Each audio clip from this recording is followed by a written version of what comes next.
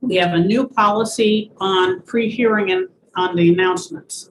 The sign-in sheet will not take new entries to allow them to speak after 8 o'clock in the morning. If you sign up at the end of the hearing, however, the chair will provide an opportunity for you to speak after all registered names are called. At that time, raise your hand to be recognized. The sign-in sheet will close for purposes of registering your opinion at 11:59 the day of the hearing. And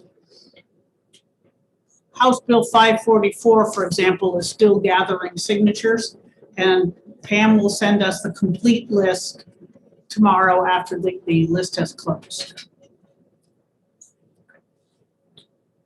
So as chair of the House ED&A Committee, I find that due to the state of emergency declared by the governor as a result of the COVID-19 pandemic, and in accordance with House Rule 67, the Governor's Emergency Order 12, pursuant to Executive Order 2020-04, this public body is authorized to meet electronically.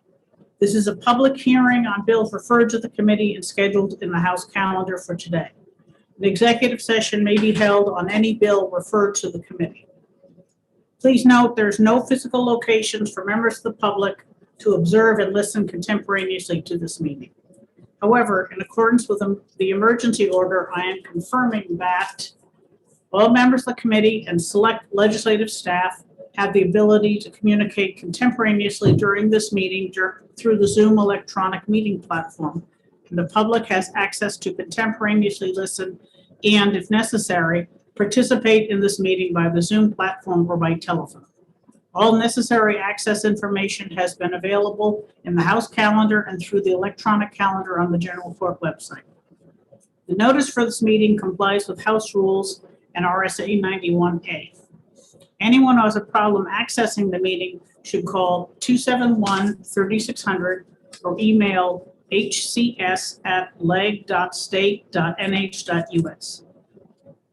In the event the public is unable to access the meeting will be adjourned and rescheduled. Please note that all votes that are taken during this meeting shall be done by roll call vote. We'll start the meeting by taking a roll call attendance. When each member states they're present, please also state whether there's anyone in the room with you during the meeting, which is required under the right to know law.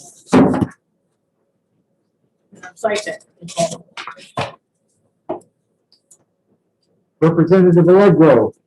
Present in the room. Representative Bailey.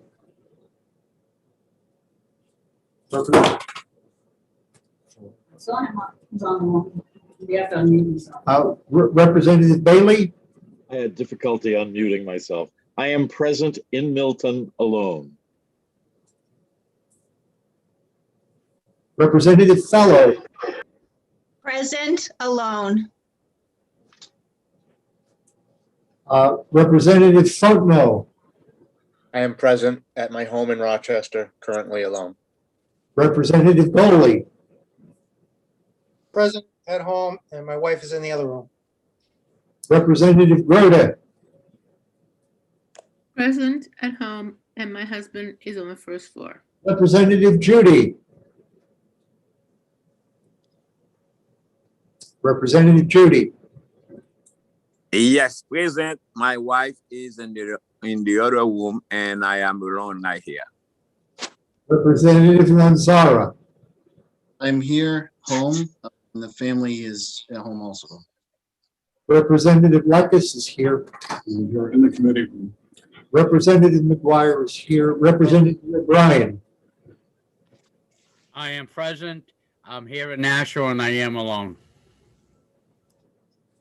Representative Pearson is expected. Representative Roy. Here. Representative Santo Nastasso. I'm here in Ringe and I'm alone. Representative Schmidt. I'm here in my home office in Dover. I am alone. Representative Schuett. I am here in my home in Pembroke alone. Representative Schultz. Good morning. I am in my residence in Concord, and my husband, Gene Taylor, will be in and out of the room. Clerk is present. Representative Yakubovich. Present at home, alone in the room. That is the roll, all but Representative Pearson expected. All right, excellent. Glad you're all here. Resuming the hearing on House Bill 85, I call Scott Yates.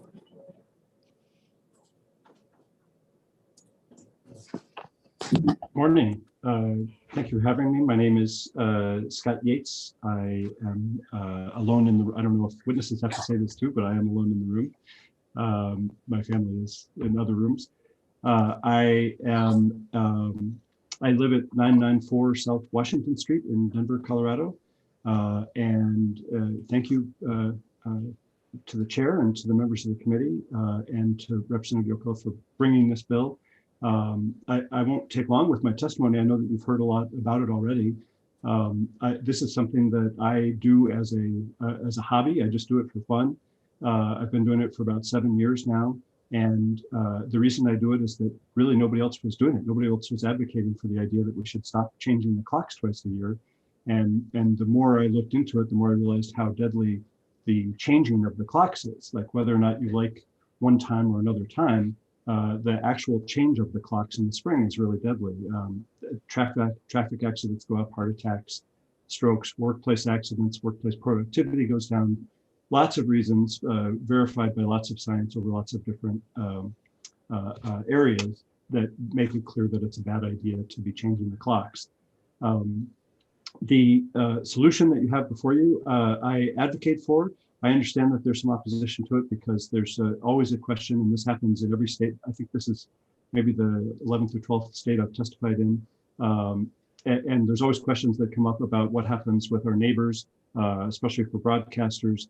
How do we end, we don't want to have more confusion. And that's a legitimate issue. It's why we operate under what's called the Uniform Time Act of 1966, because the federal government wanted to make sure that individual jurisdictions weren't changing the time every year or so, because there were a couple of dozen states a year between World War II and 1966 that would change their time.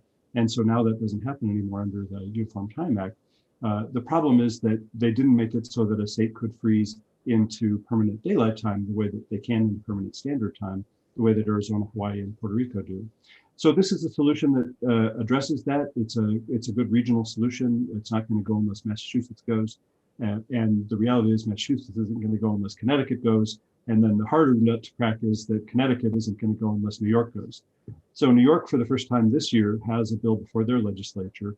I would say that overall, and then I'm happy to take any questions, I'll end on this point.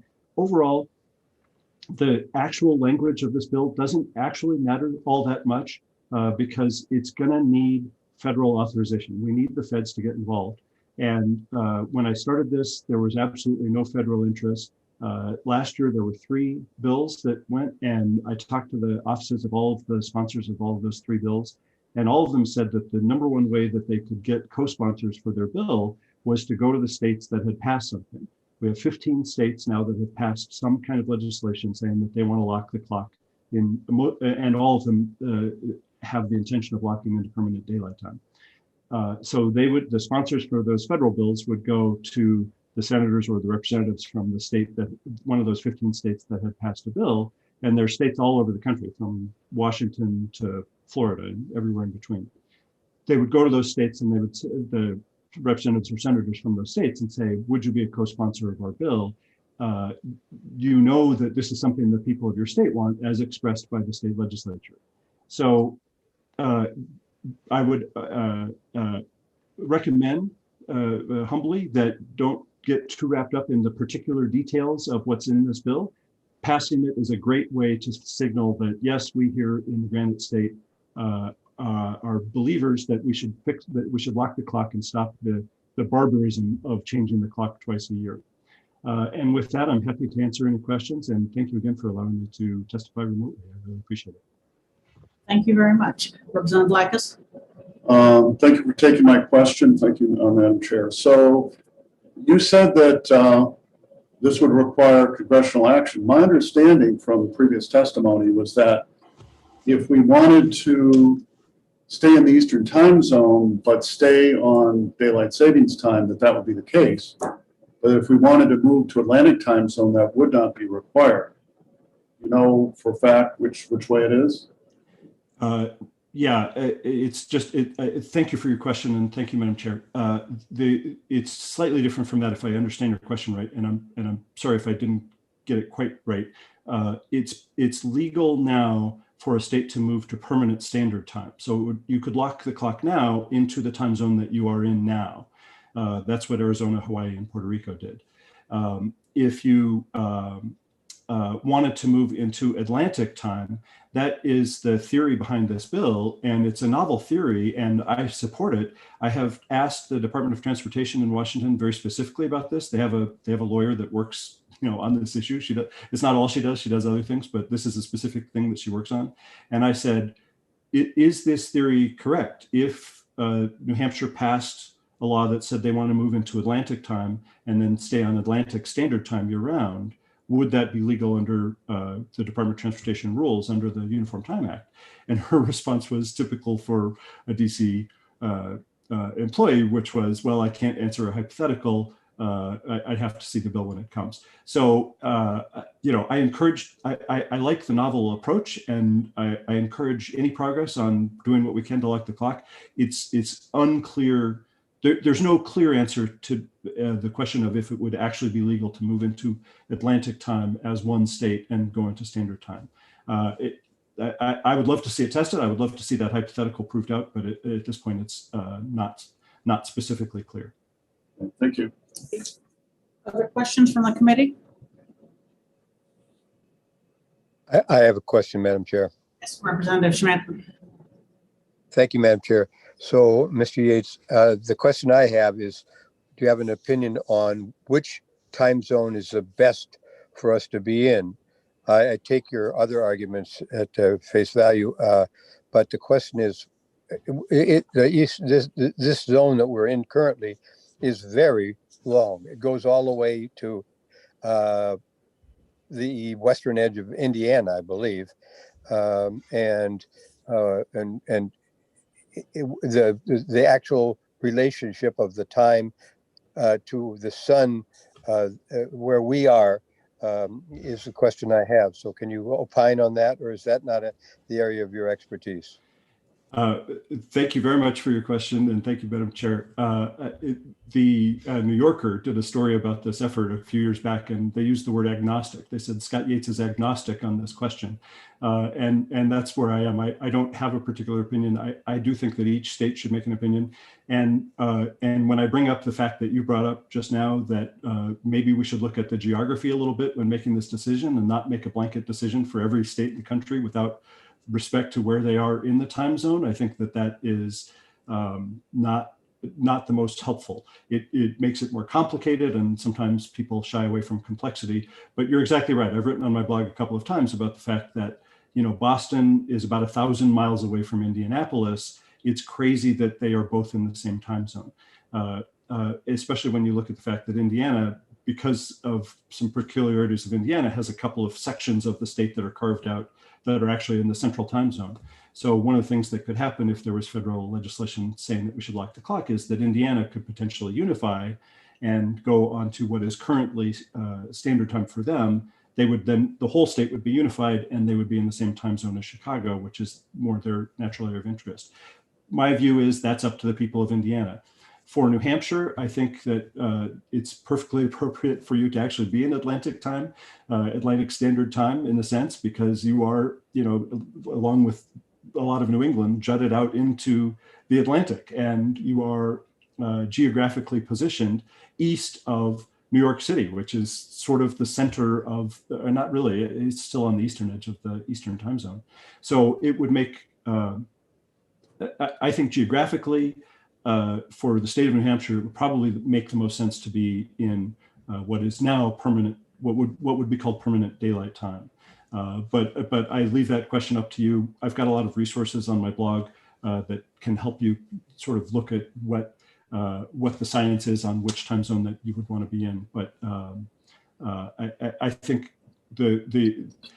and I would say just one more thing to answer your question very briefly, which is the trend of the states, all of those 15 states that have passed something, and nearly all of the states that have something proposed for this year, have proposed moving into daylight time. There hasn't been a state yet that has taken any action to move into standard time. So, and that I think is an expression of the constituents of the lawmakers that have brought this forward, which is they want to see, their constituents all want to see permanent daylight time. Thank you again for your question. Thank you. Thank you Representative for your Paul. answer.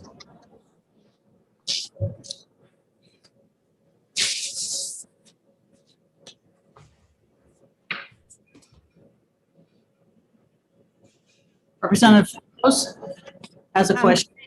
Thank you, Madam Chair. Mr. Yates, you have, there's a long list of states that have passed something, although they're, different.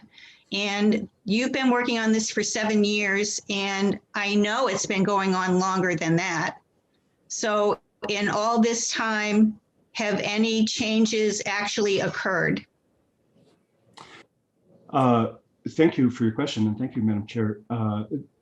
No, I mean, this is one of those funny things about momentum. When I first started this 7 years ago, there was talk about it and people complained about it, but there wasn't any state that had actually passed anything. There were maybe 10 states that even had a proposed bill.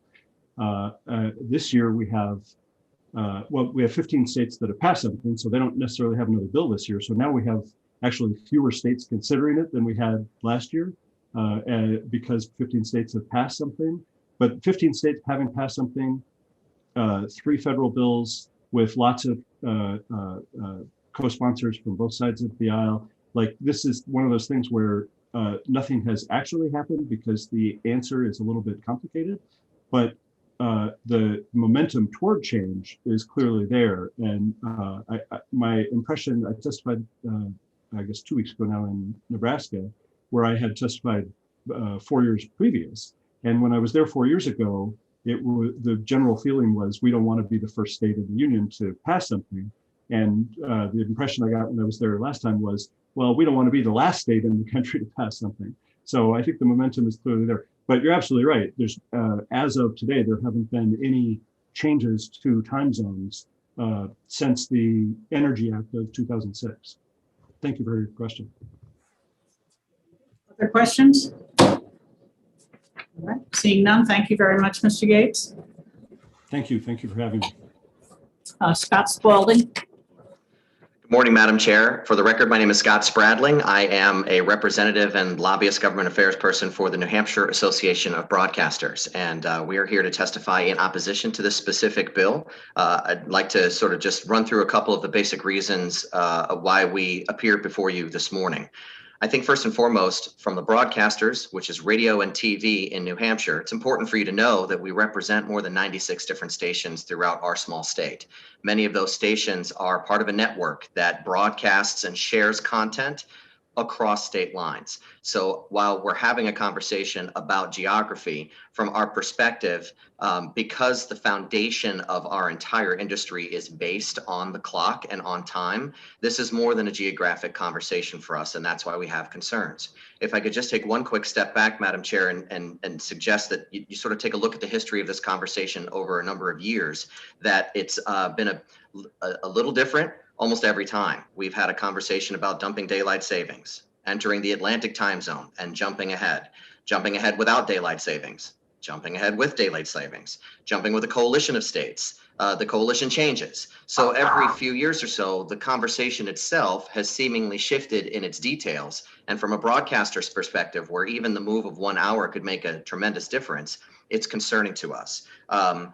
We believe right out of the gate, it's important for you to understand from our association's perspective, we don't dispute the merits of this conversation. What Scott mentioned before, what the prime sponsors talked about in terms of the benefits, what Representative Schultz, who's a co-sponsor, we understand that conversation.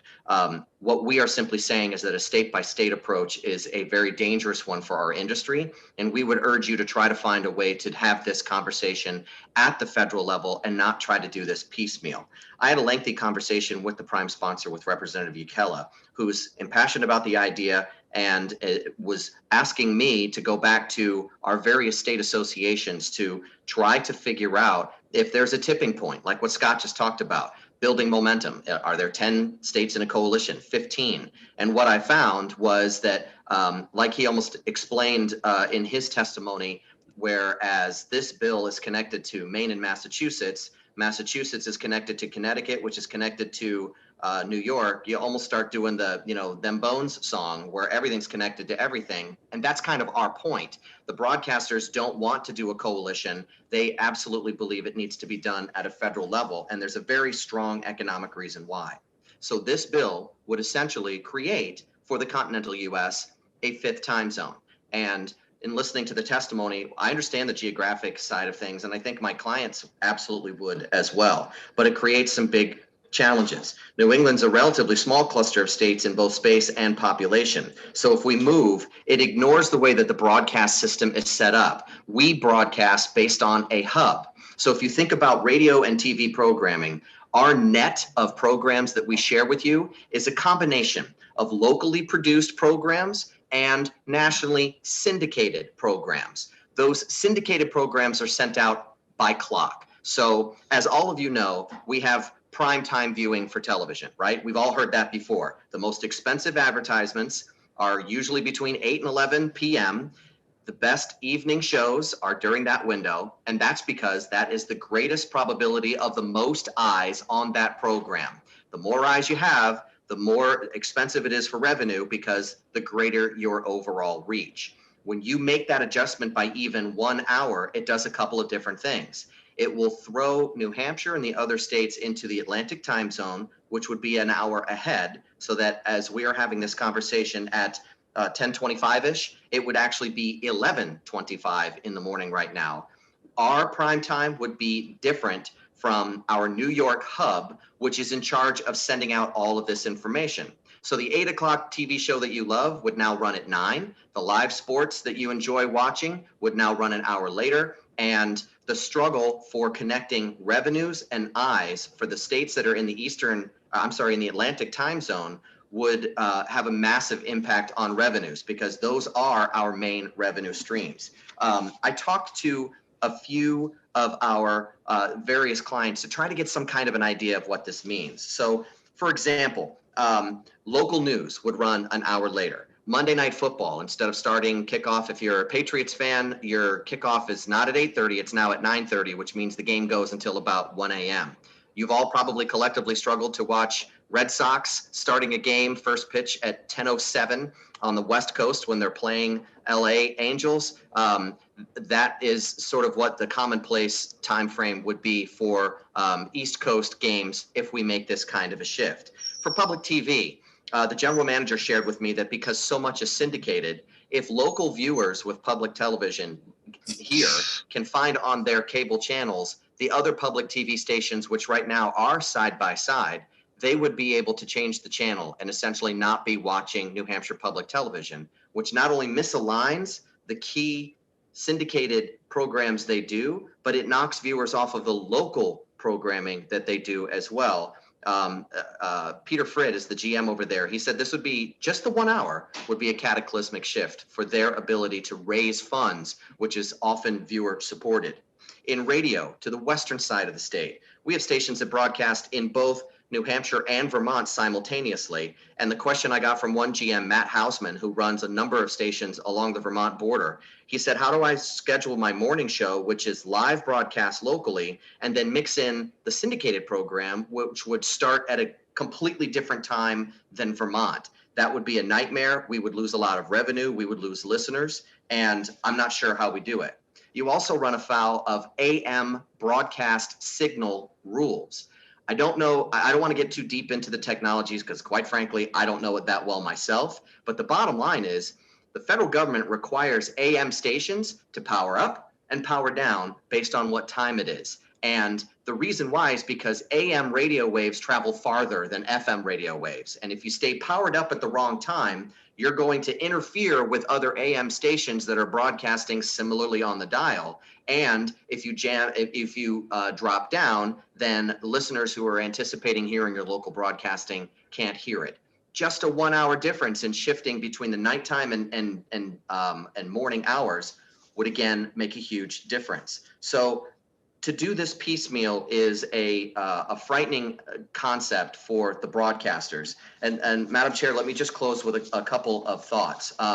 I wish Representative Yukela was here. I don't know if you recall, but when we were opening the testimony last week, you asked him, so what time would it be right now if we were having this conversation? And he mistakenly said, well, it would be 9:20, when instead it would be 11:20. I only raise that, this is not to criticize him at all. I only raise that because one of the points that was made in supporting this is we're going to eliminate a lot of confusion. Actually, no, we're not. Not only are we not going to eliminate confusion, but if you don't do this from a federal perspective, let's say the bill passes, hypothetically, and Maine and Massachusetts do it too, and we're the 3 states that bolt. The other states around us not only will have different times, but they're also recognizing daylight savings. So for 4 months out of the year, we're different, 8 months we're the same. That's not a resolution to the confusion of our current situation. At least all of us are in this together on the Eastern Seaboard.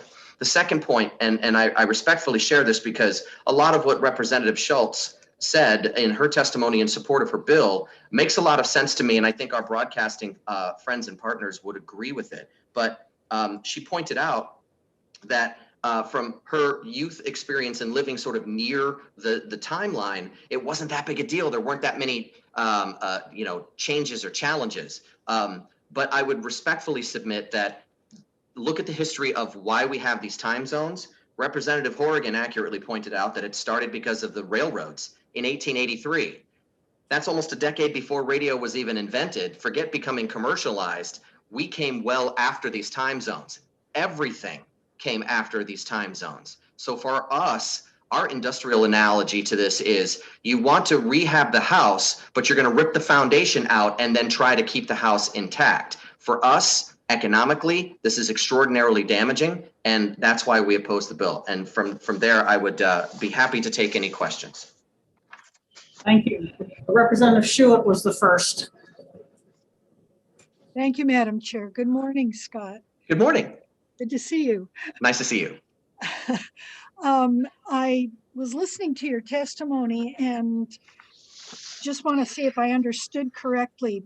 You're basically saying that because the states that jut into the Atlantic, Maine and New Hampshire, are a smaller market for these programs, that would put us at a disadvantage both economically and trying to negotiate for perhaps getting programs sent to us in what we would consider prime time. Did I get that right? Yes, ma'am. So we'll sort of explore it this way. So if you watch, so MUR, right? ABC, the local station. So syndicated programming, Ellen DeGeneres runs at 4 o'clock. Like I said, with the prime time, the shows that run at 8 and 9 and 10 o'clock before the 11 o'clock local MUR news kicks in on the ABC channel, those would all have to be given to us earlier for our Atlantic time zone to be accommodated, meaning they would have to send a different syndicated feed to our states and allow us to run it an hour ahead of the Eastern time zone. And my GM from WMUR, Jeffrey Bartlett, has said that's not going to happen. They won't do that for 3 states. Even with Boston being in that market, it's not enough people in the population to essentially create this time zone for 3 states. It would have to be done at a federal level with a much larger conversation of how this network looks like. The other practical aspect to this, when I talked about the how we're all connected to this. So Connecticut with New York, we connected with the Pennsylvania Association of Broadcasters, and they said they would never leave without New York. And they would, the Philadelphia and New York City are so close together and their broadcast schedules overlap. That's a problem. Now you're bringing Pennsylvania into the conversation, and now Washington, D.C. becomes a component of the conversation because of how the broadcast markets overlap. So it's kind of like dominoes with super glue, the way that the broadcast network ends up working. And so for 3, I'm going to use a terrible word, three rebel states to jump out. I love our live free and die state, and our broadcasters do too. But from an economic and revenue perspective, you'd be chasing eyes to other market broadcasts. And with the invention and advent of things like Hulu and other things, our viewers could stay in the Eastern time zone even as we're in Atlantic, and that would be a crushing blow to the revenue streams for our broadcasters. Thank you very much. Sure, thank you. Thank you. Representative Pearson. Thank you, Madam Chair. Mr. Spradling, longtime listener, first-time caller here. So I'm going to ask you a rhetorical question. They do broadcasting in Canada, right? They do. Yes, they do. Okay. Canada has more time zones than the United States does already. That's right. In Canada, they have found a way to handle this. Yeah. Okay. So I don't see this as something where you guys are going to have to reinvent the wheel here when the Canadians are already, in essence, doing that. Now, you brought up an interesting, use the word Hulu, but, I was thinking about a specific program to use as an example here. And I know you're not going to like to hear this, but I have no clue what network any of them are on because I watch them all in a DVR. I don't watch anything live, frankly, because one, I don't have the time, and two, I'm not going to sit through commercials if I don't have to. And I know that that's your bread and butter, but that's reality. Okay, I couldn't even tell you what day some of my shows are on. They just show up on the DVR, and here we go. So I think the way that television works now has certainly changed beyond just the aspect of a time zone and a market, because we have the ability to I decide what my time frame is. I decide what my timeline is, and I decide when and how I choose to watch things. And, I do it through a satellite service that has told me that they have the ability to track what I record. Case in point, with our little slip in the Super Bowl years ago, it was the most rewound thing on a DVR in U.S. history. So that we know that they can track that sort of thing. So certainly your base of revenue off of viewed items has a correlation to that because it's trackable. So I guess my question for you overall here is, we already have a state, Arizona, that doesn't necessarily jive with everybody else. And you guys are finding a way to handle that as well. Why would the hub of New England coming off in the various states that would be tied to the Boston market really truly be so devastating when you in fact have two Canadian time zones that you have to deal with in correlation? So I'm trying to buy your argument here, man, but I'm having a hard time. Okay. I understand. The Canadian time zones also predate all of us, so I think the argument about time zones actually stands from our purposes. Geography also matters because New England is a relatively small geography compared to the broader expanse of Western states. I think the conversation that we're having here, we're not so far apart on reasons why you would have this. Again, our clients, my clients, our broadcasters don't dispute the merits of having this conversation. And we recognize exactly what you're talking about with the geography of this. Our entire point is that our broadcast clock is connected to the entire Eastern time zone.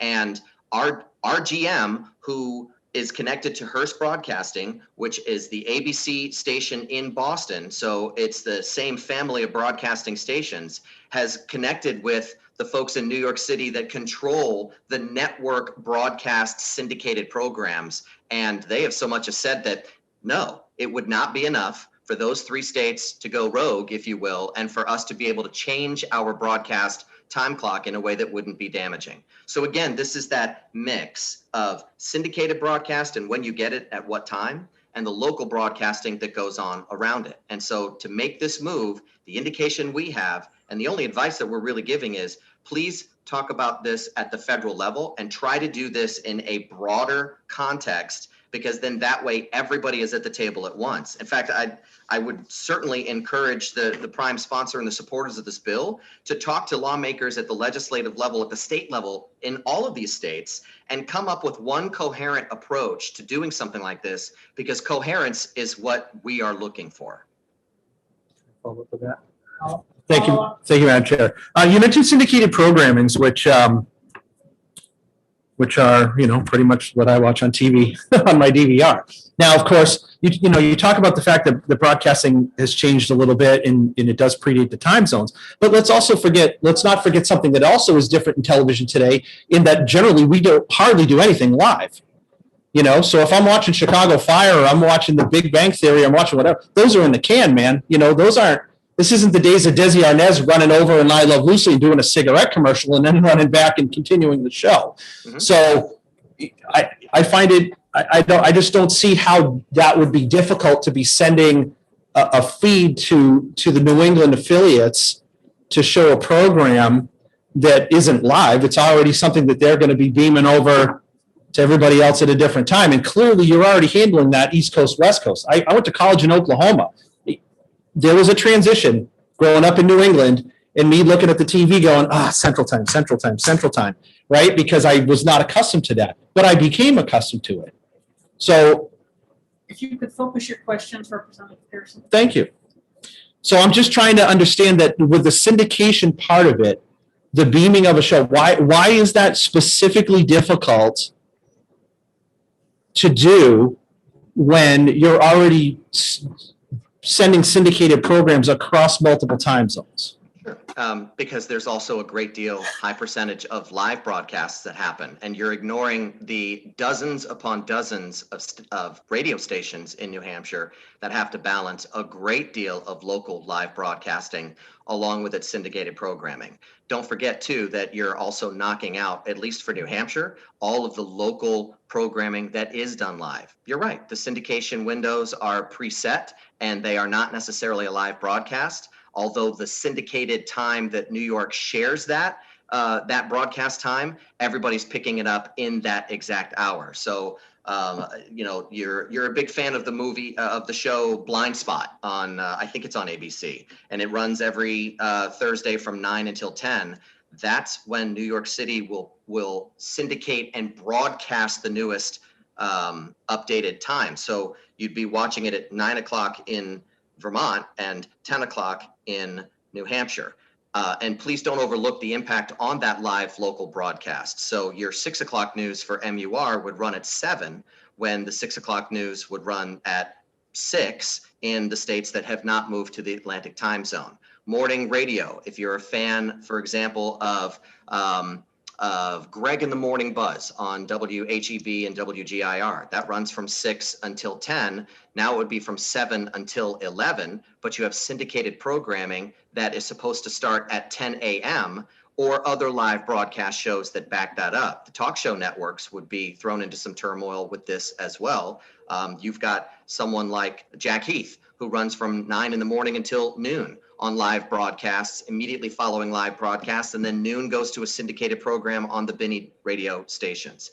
It is a very big challenge, and there is potential revenue lost when you are throwing us off an hour from the rest of the region. Thank you.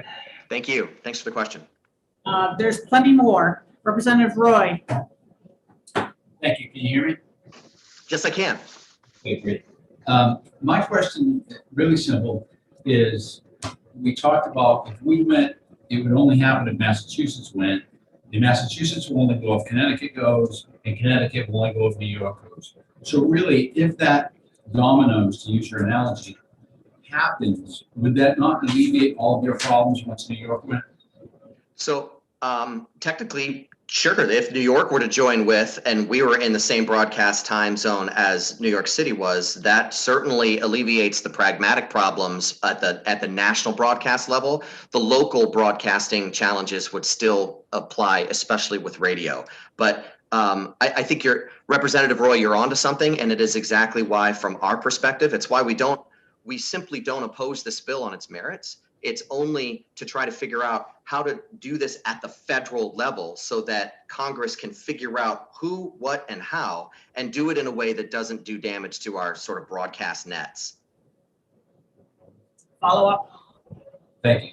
So just a real quick follow-up question. Isn't that the way, though, that we get federal legislators to move, is by doing things like that? So if we do this and ours doesn't really take effect practically unless New York does, Now you've got the actual geographic Northeast, not just New England, saying we're changing. Well, that would certainly be an impetus for the federal legislators to take action. It's kind of like the Supreme Court doesn't act unless different courts have different decisions on something. So I just feel like if nobody ever does it, it's not going to happen.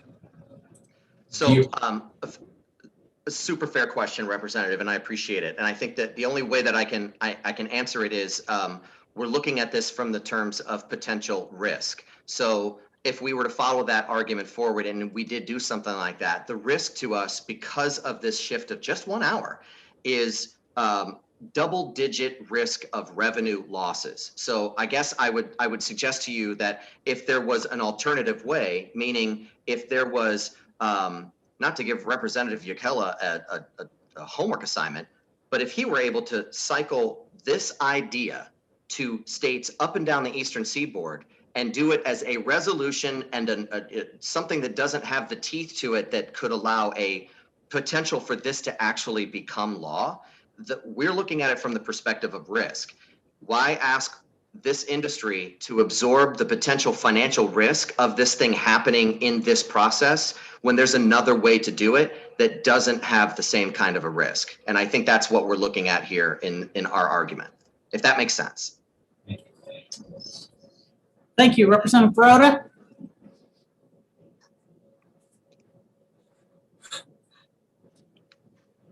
I think you're still on mute. I'm sorry. Thank you. That's Madam. okay. I think Mr.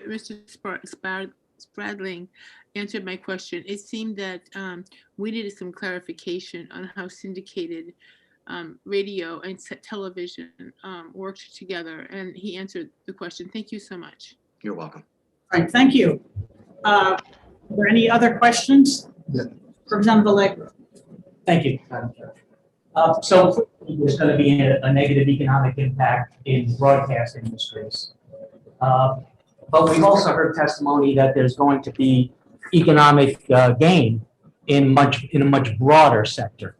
So my question is given that there's a growing constituency that, to use the popular term, has cut the cable, period, how do we justify to them the interests of one or two industries versus the much broader impacts that we'll see in other areas? Thank you. Sure, it's a fair question, and for people that are okay robbing Peter to pay Paul or making it a non-zero sum game, that's fine. You're picking winners and losers by doing that approach, and that's why, from the association perspective and the associations from across the region and different states, the National Association of Broadcasters has taken the same advice to say, let the federal government do this. So I think our perspective would be, there's just a better way to have this conversation than doing this piecemeal, which brings forward a financial risk to our industry. We don't dispute those claims about there being benefits economically that could be very broad, but I think that you're damaging one to create opportunity for another, when I don't think you have to do it that way.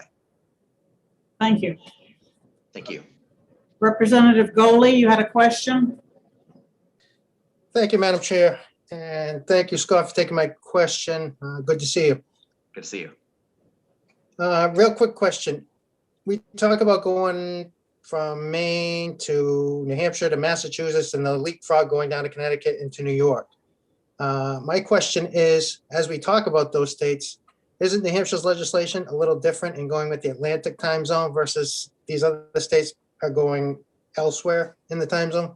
Yes, sir. That's part of the challenge. I think Scott Yates, who testified before, gave a good cross-section. You have, like I said at the beginning of my testimony, you have different approaches to this conversation. Some, like ours, are looking at moving to the Atlantic time zone. Other states have multiple proposals in front of them to talk about just eliminating daylight savings, which would keep them in the Eastern time zone and not do the shift.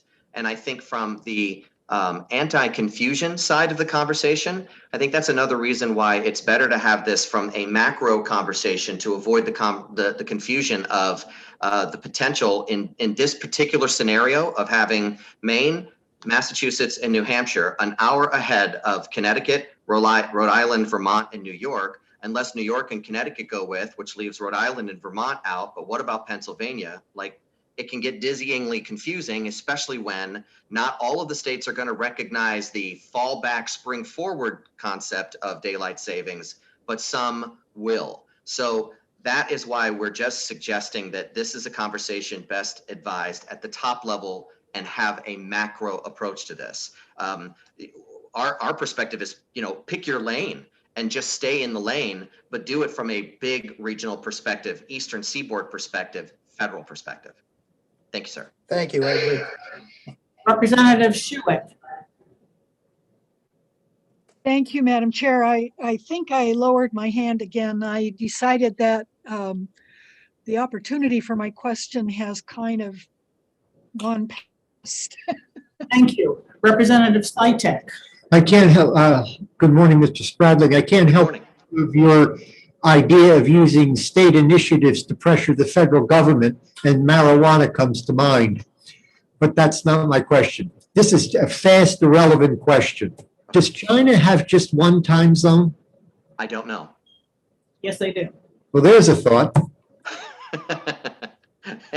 Fair enough. And I do appreciate that Representative Yukela has that sort of sense of frustration and limited faith in the malleability and quick response of the federal government to jump in and do something about this. So I completely get that and respect it. We're just worried about the economic impact on broadcasters and how it could be damaging. Thank you. Representative Schultz. Hello, Mr. Spradling. Great to Good see morning. you. Likewise. Great points. You probably heard my point from last week, and I'm just curious, since there are media markets that do cover would cover probably at a max 2 time zones, would that be a way to help understand the best approach for media markets that would deal with? Excuse me, Representative Schultz, you're a co-sponsor. You can't ask questions. You are right. I am so sorry. That's quite all right. We will move on. We have 2 other people to testify. Mr. Emswiller? Hi, can you hear me? Yes, thank you.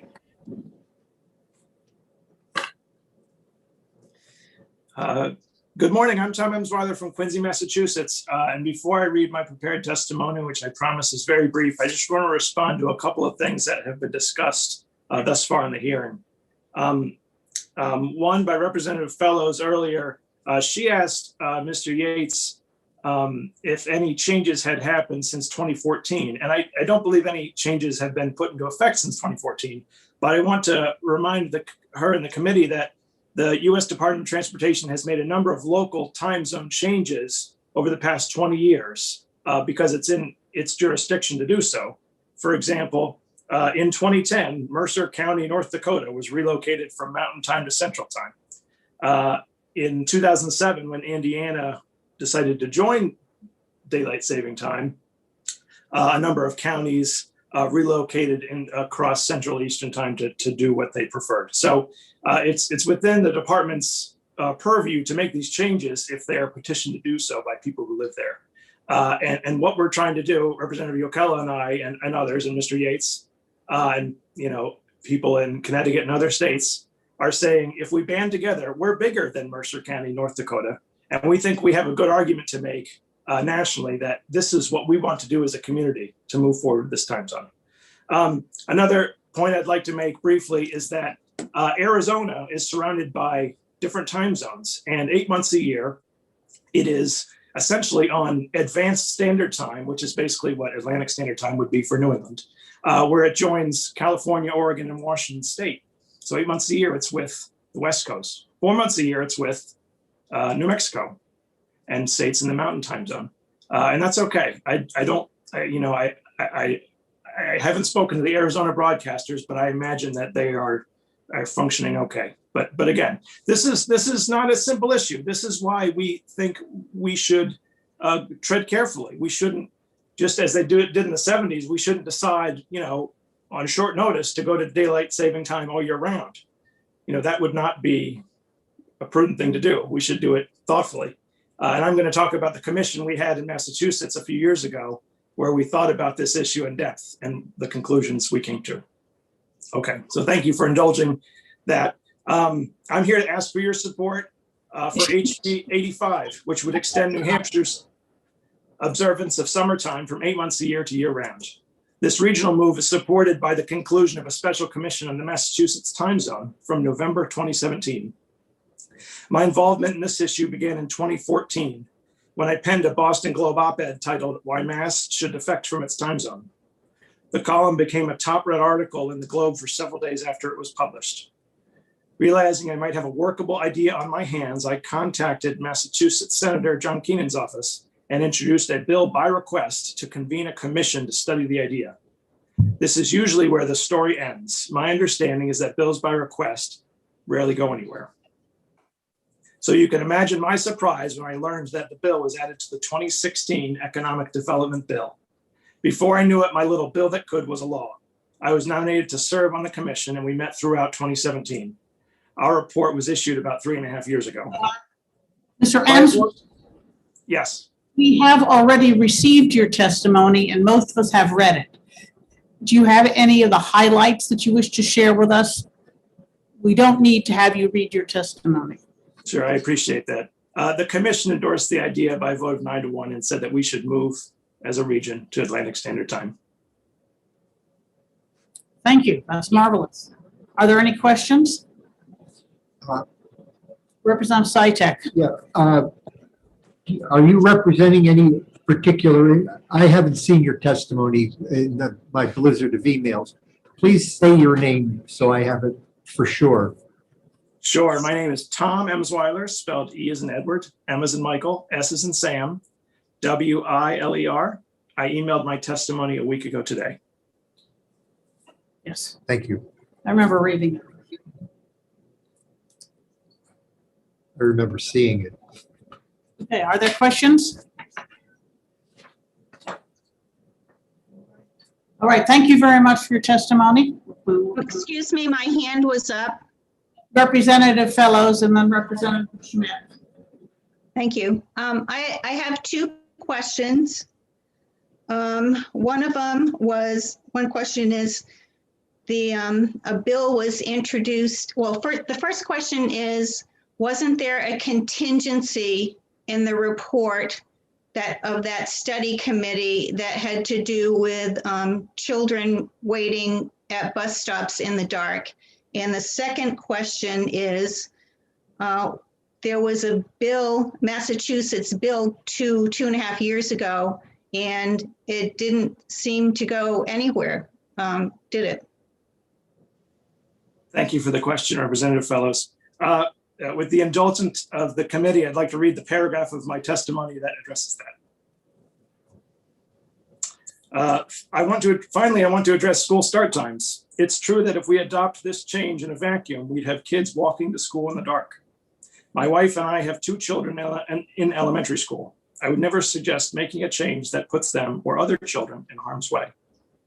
We learned that pediatric sleep experts, including Dr. Judith Owens of Boston Children's Hospital, who served on the commission, recommend that school not start until 8:30 a.m., well after an Atlantic Standard Time sunrise.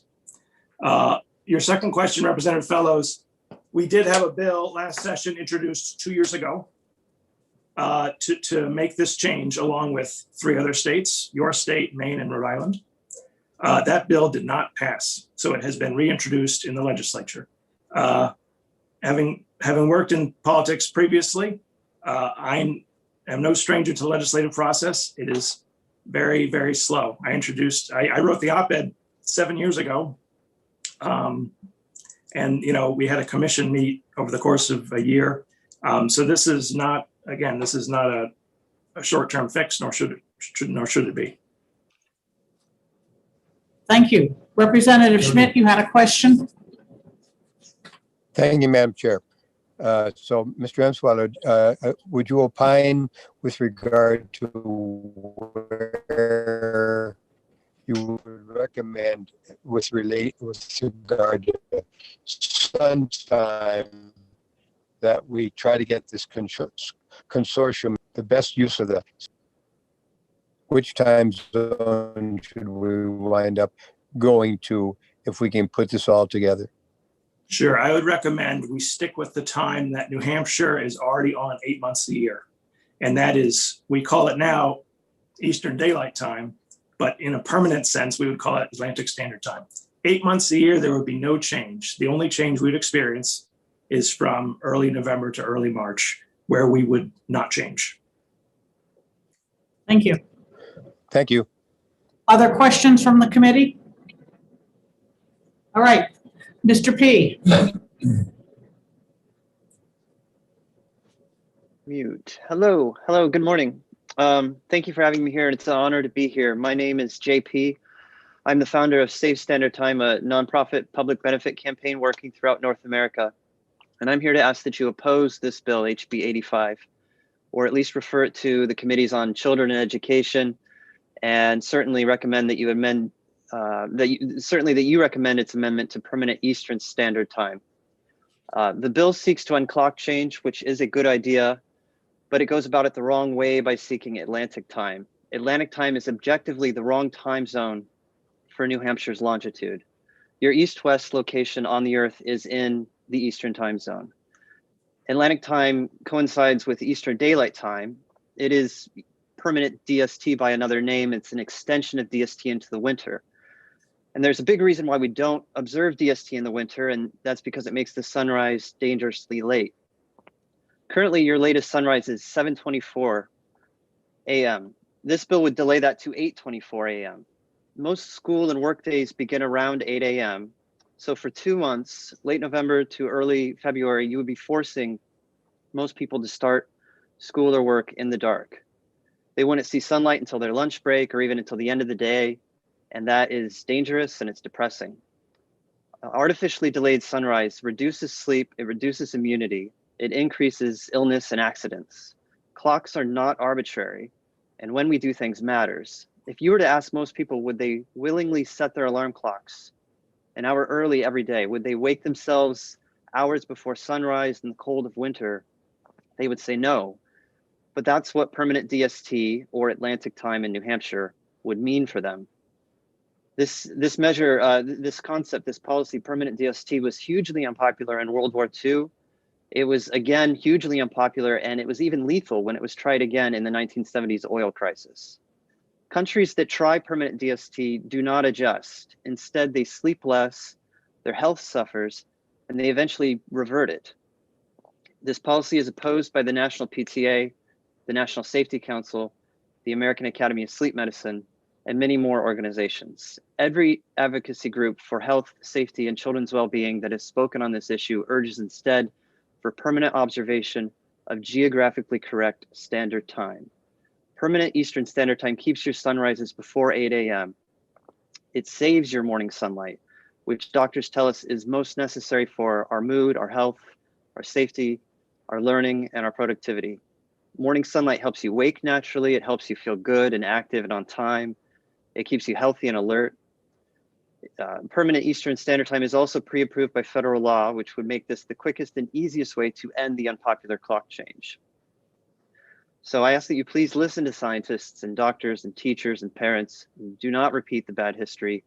Stop this bill until it is amended to permanent Eastern Standard Time. And I thank you very much for your time and your service. Thank you. Are there any questions for Mr. P? Representative Pearson. Yeah, I have a question about something you just said. You said that the federal government has already pre-approved the dropping of daylight savings time for the East Coast? For every state, the 1966 Uniform Time Act requires that you observe your proper time zone, and it asks that you change your clocks only on the specified dates or not at all. So that's the route that Arizona and Hawaii and all US territories have taken, is that they just do not spring forward, they do not fall back, they stay on their standard time. So for you in New Hampshire, that would be staying on Eastern Standard Time. And how you decide that is an internal matter within your state. Thank you. Other questions? All right, seeing none. Is there anyone else who wishes to testify on House Bill 85? Okay, seeing none. Thank you all. I'm closing the hearing on House Bill 85. and reopening the hearing on House Bill 499.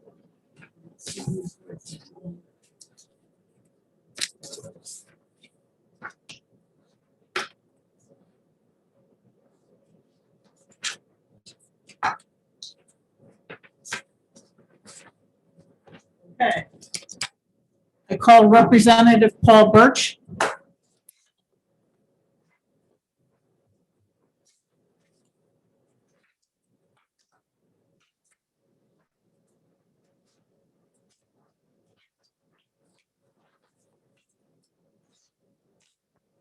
Representative Birch. Yes, and good morning. Can you, as they say, can you hear me? Yes, of course.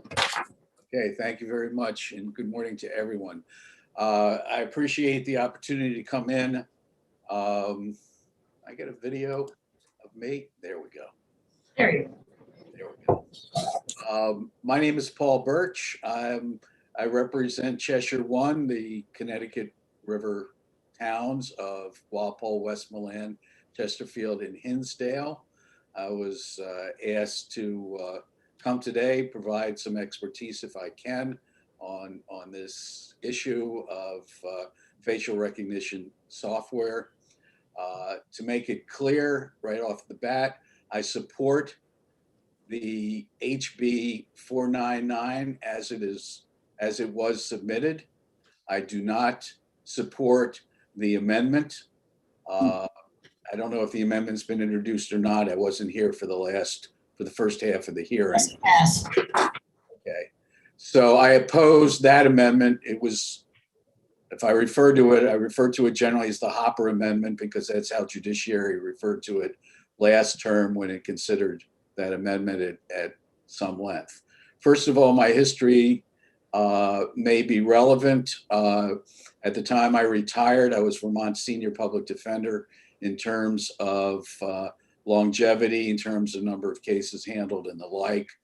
So I represented criminals, alleged criminals, as well as in family court, others for 34 years, including sexual offenders against children and the like, which will be relevant today. I know how search warrants work, arrest warrants work. I've handled hundreds, if not thousands of such documents. I've litigated them and the like. I know how sexual offenders against children operate, how they meet, how they find victims, and how they use the internet. And frankly, the internet has been the best thing around from a pedophile's point of view.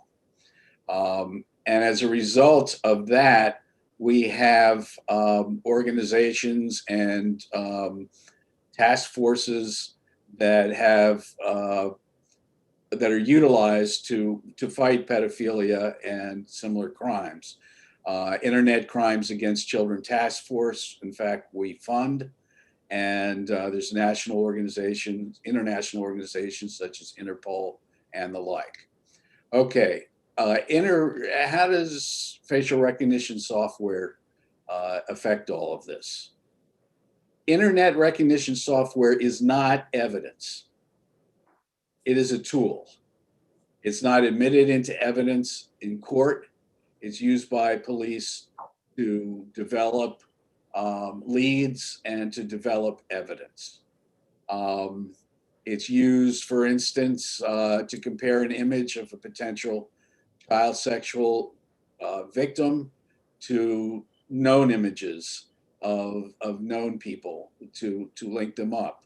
It's used to compare a picture taken at a crime scene to a database of mugshots to identify potential suspects. It's used to compare a cell phone image of an unconscious victim to get an ID to notify family or develop leads. So let me start with a simple hypothetical average case. A law enforcement officer legally has 1,000 images of what may be children in sexually suggestive poses. You don't know if it's a child or not because you don't know who that image is of. If it's an adult, it's not a crime. If it's a child, it could be a very serious crime. So the law enforcement officer contacts Interpol or other similar organizations that have these huge databases and sees if there's a match. And that's what facial recognition technology uses. And they will go and say, bing, we've got a match. And that picture there of this unidentified person on this computer matches up with a picture we have in our file. And we could tell you that's a picture of Grace Jones. And Grace Jones, that picture, she was 14 years old at the time. And the picture is 2 years old. Now the law enforcement officer has evidence, probable cause to say a crime has been committed, goes to the court, gets a warrant, and proceeds from there. That's kind of your standard operating procedure. What the amendment does here,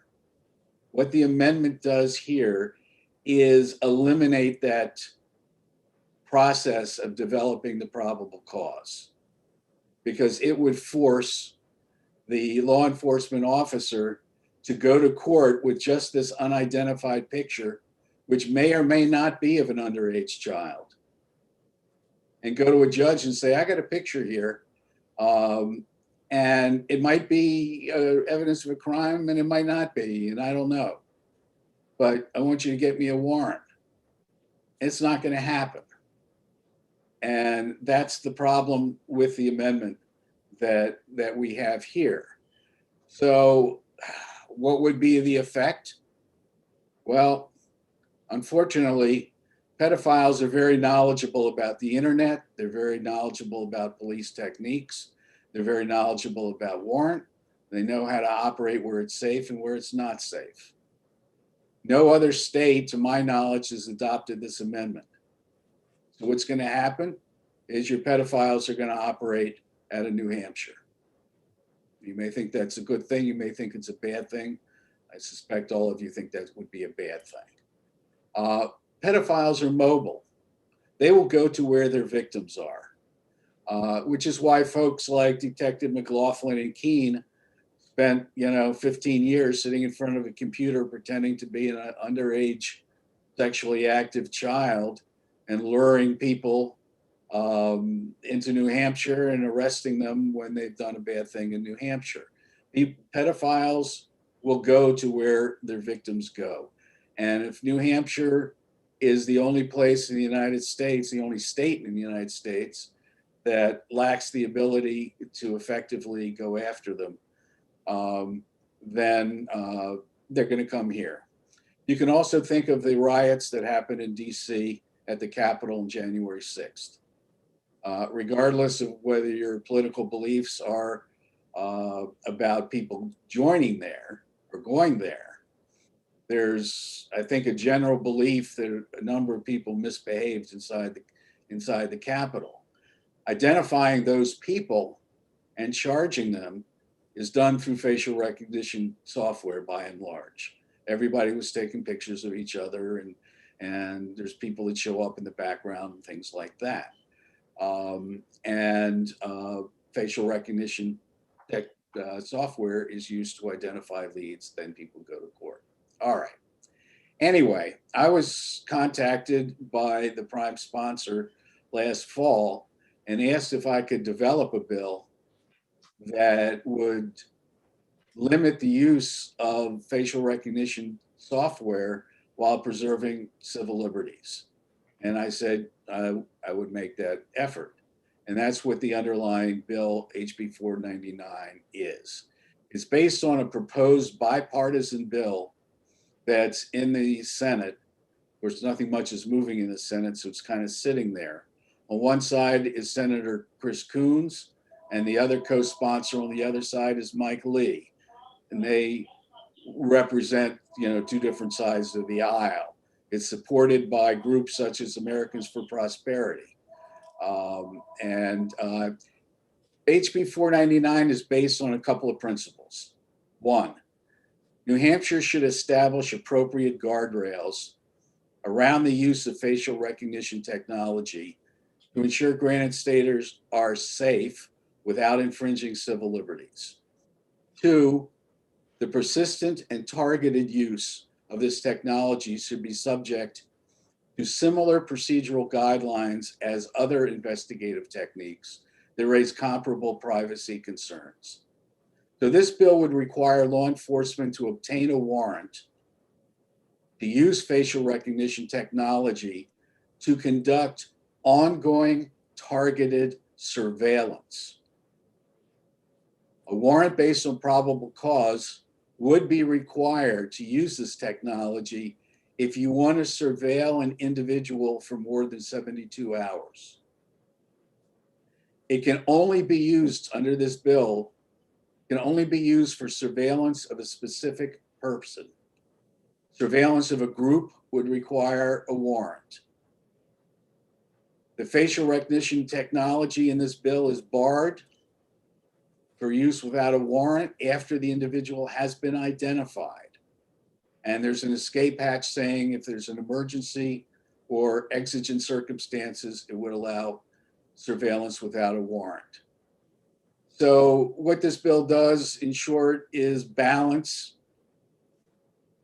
civil liberties by limiting its scope, limiting its duration, limiting who can be surveilled, and still allows the police work necessary to develop the probable cause to go to court to get the warrant. So it shouldn't harm decent police work, and it balances that with civil liberties.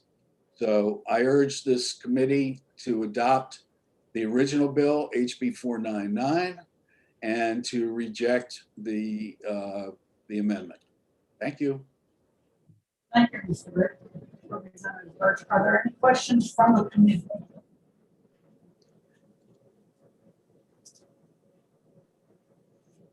Representative Fellows. Yes, Representative Burt, I'm just wondering if you think there's any middle ground between the original bill and the amendment?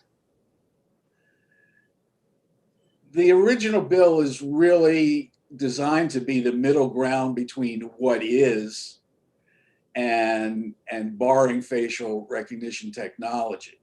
So the original bill is the compromise between the two. What we're talking about here and why there really isn't a middle ground is we're talking about at what point do you get the warrant? And the amendment says you get the warrant, you have to get the warrant basically at the very, very, very beginning. And warrants just aren't going to be granted then.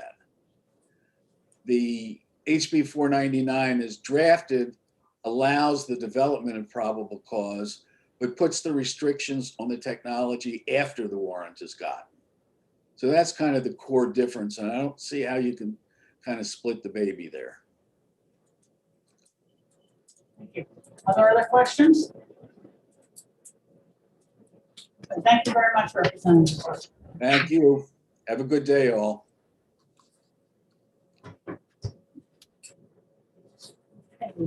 I'd like to call Jules DeSonet from the ACLU. Good morning, Madam Chair. This is Jeannie Hareska. I'm going to testify on behalf of the ACLU on this bill, if that's okay. That's fine. I just thought I got enough from saying That's on the later bill. I'm sorry for the confusion, but good morning. My name is Jeannie Hareska. I'm the political director for the American Civil Liberties Union of New Hampshire. And I really appreciate this committee's work on facial recognition technology. I want to start by saying the ACLU actually supports a ban on this technology. We are deeply concerned about how invasive this technology is in terms of privacy rights, and are concerned about the fact that this technology is inaccurate. It is particularly inaccurate in identifying people of color, young people, and older people. It's essentially a good technology if you're trying to identify middle-aged white guys, but this is not a reliable tech otherwise. And so we actually start from the premise that we should ban it completely, which is actually what this committee did last session when it passed a bill that would have banned the state's use of this tech. So we oppose the current version of this bill that is being presented this session because HB 499, as it's written, is pro facial recognition. It allows unregulated use of this invasive, inaccurate technology for up to 72 hours. So in responding to one of the questions previously asked, we actually think the amendment that Representative Smith proposed last week is the compromise, because it allowing facial recognition technology to be used with just a warrant is certainly a compromise from where we stand in terms of our ideal of prohibiting the tech. But we accept that compromise may be just that. It's a way to split the baby and at least require police to get a warrant before using this technology. I want to note that facial recognition, when it's inaccurate, it's not that it fails to identify you, it's that it identifies you as the wrong person. So there have been multiple instances across the country of people being wrongly identified by facial recognition technology and being arrested for something they didn't do. The police show up on somebody's doorstep and says, you know, facial recognition identified you as the person who did this crime, when lo and behold, it's the wrong person. And yet somebody's being arrested, they're being taken in simply because this technology wrongly identified them. That's a concern that really needs to be safeguarded against. And at a minimum, at least a warrant is some measure of a safeguard. And again, I want to note that other jurisdictions, in response to the Representative Birch's concerns about whether criminals would come to New Hampshire, other jurisdictions are banning this technology. There have been a number of cities across the country that have banned this technology. Even Amazon has actually imposed a 1-year moratorium on the use by law enforcement of its facial recognition technology. So again, the amendment is a compromise. The amendment is a middle ground between complete unregulated use of this technology and creating some measure of a safeguard. So I'm happy to answer questions. I have submitted lengthy written testimony, and I don't want to bore you with it all. But we strongly support the amendment and really encourage this committee to take the opportunity to build a safeguard. I'll just note one last point. We are concerned about facial recognition becoming in abundant use and only then having the legislature try and regulate it. I would note GPS tracking technology, which is in widespread use right now, right? By law enforcement, by security companies. And there are a number of bills every single session that try and create guardrails after the fact regarding GPS tracking technology. And it's simply too hard to put the genie back in the bottle once a technology is in ubiquitous use. So this is an opportunity for this committee to be proactive and to build safeguards around a technology before it's in ubiquitous use. So your timing is exceptional right now. And with that, I'm happy to answer questions. Thank you. Representative Roy? Thank you, Madam Chair. Thank you, Ms. Ruska. My question is, you mentioned several jurisdictions across the country that have banned this technology. Do you share those with us? Sure, I'm just pulling it up on my testimony. So facial surveillance technology has been banned in San Francisco, Oakland, Portland, Maine, and several towns in Massachusetts, including Boston. The Massachusetts legislature actually passed legislation last year that would have banned this technology by the state. So this part of it is there's been real momentum to ban this technology since last summer. Because of how inaccurate facial recognition is, specifically in identifying people of color.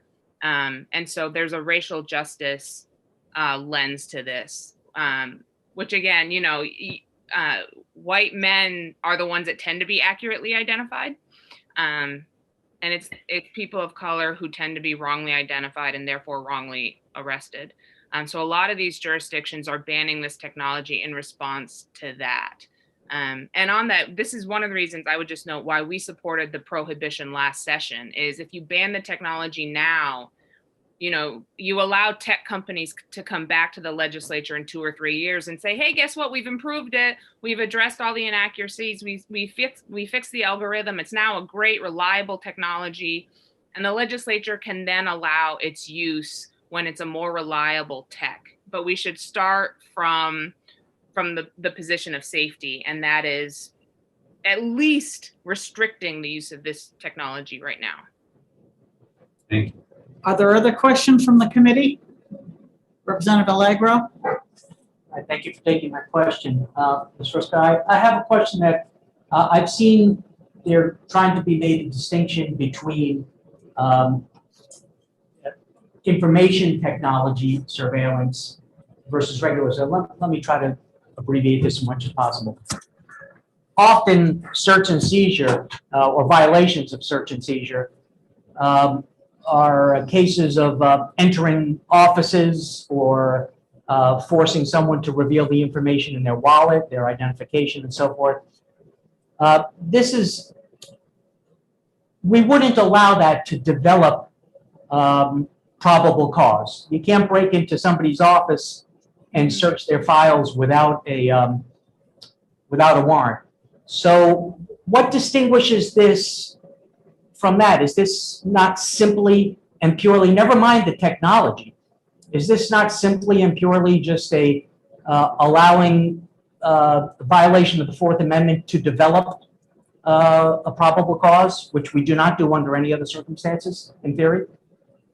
I want to make sure I'm understanding the question. Are you saying in the absence of this legislation, would facial recognition constitute a violation of the Fourth Amendment?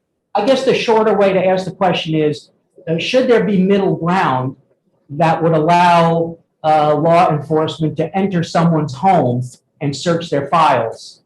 And if not, why should there be middle ground for someone to use facial recognition technology to develop probable cause without a warrant? I mean, I think I'm understanding where you're going, which is, I think where you're coming from is where we're coming from, which is this technology is dangerous from the moment you start using it, right? If you allow 72 hours of use, all of the dangers of facial recognition technology will be experienced in those first 72 hours. Like the dangers of this tech don't suddenly multiply at the 72-hour mark. This technology is invasive in that if it is used to identify you, right, somebody can run your face through a facial recognition software and produce some identity, whether it's accurate or not is a question, but come up with some name very, very quickly, within minutes potentially. That is still a violation of privacy that they have done that. And so there should be a warrant at the onset, like before they use the technology. There shouldn't be this like 72-hour window where you can do all sorts of surveillance and only at 72 hours do we start to regulate it. Thank you. That did answer my question, even though it wasn't put quite so clearly. Any questions? Seeing none, thank you. Oh, excuse me, Representative Schmidt has a question. Thank you, Madam Chair. Good morning, Gene. So you heard Representative Birch's testimony, I presume, and he says you ain't going to get a warrant under the circumstances that the bill foresees. Mm-hmm. What is your response to that? Yeah, I'm afraid I'm going to have to respectfully disagree with Representative Birch on that. I think if you went to a court with a photograph in the instance that he described, where you're simply trying to ID somebody in the photo, I think the court would give a warrant in that instance. But again, it's a case-by-case situation. I think the struggle with that example is, you know, police don't stumble across a photo on the sidewalk and go take it to a judge. There would be some reason that the police would believe that that photo is relevant. So I certainly think that if in that kind of flushed out hypothetical, I think a search warrant could be obtained. Follow up? Follow up? Thank you, Madam Chair. Thank you for your answer, Gene. So what is your response to the obviously very significant child sexual predator issue that we confront in this country, and of course we have it here in New Hampshire as well. So, could you comment on that aspect of his testimony? I'm not, I mean, I don't want to get into how do we address that issue broadly. In terms of facial recognition, I guess I would say two things. We've been fighting that issue long before facial recognition technology came along, right? There's always these references to the toolbox, to the broad number of tools that police have, and they still have access to that broad number of tools. So I don't think this issue makes or breaks law enforcement's ability to address child abuse and child pornography or child trafficking. So I don't think this is going to be the make or break issue. And also, I don't think requiring a warrant is a hurdle. Warrants are very standard law enforcement tools, and they are used exactly in this scenario where you are balancing law enforcement's duties and responsibilities with the civil rights of the public. And I think a warrant, it is used in so many situations that it's just natural to extend that to this technology. Thank you. Thank you. Other questions? Seeing none. Oh, wait a second, Representative Fellows. Yes, thank you. I just wanted to ask, are there any controls on the FBI or federal agents using facial recognition? And if not, are there any proposals out there to do so? Representative Fellows, this is New Hampshire. We have no control over what the FBI does or what they do, they accept in federal courts. What we have to deal with is what's acceptable in state courts. Yeah, we can't, the FBI is not under our jurisdiction, I'm sorry to say. That is right. The only thing I would add to that, Representative, is that there are national conversations right now about the federal government's use of this technology. Because again, the same concerns about the state using it apply to the federal government using it. So the conversation that we're having right now is happening in other states and is happening in Washington. Thank you. Are there other questions?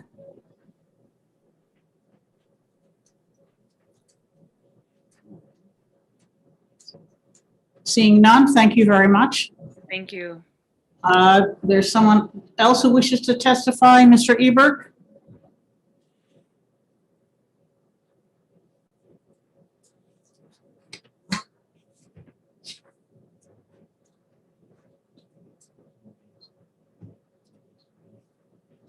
Okay, you should be able to speak now, Mr. Ebert, if you unmute yourself.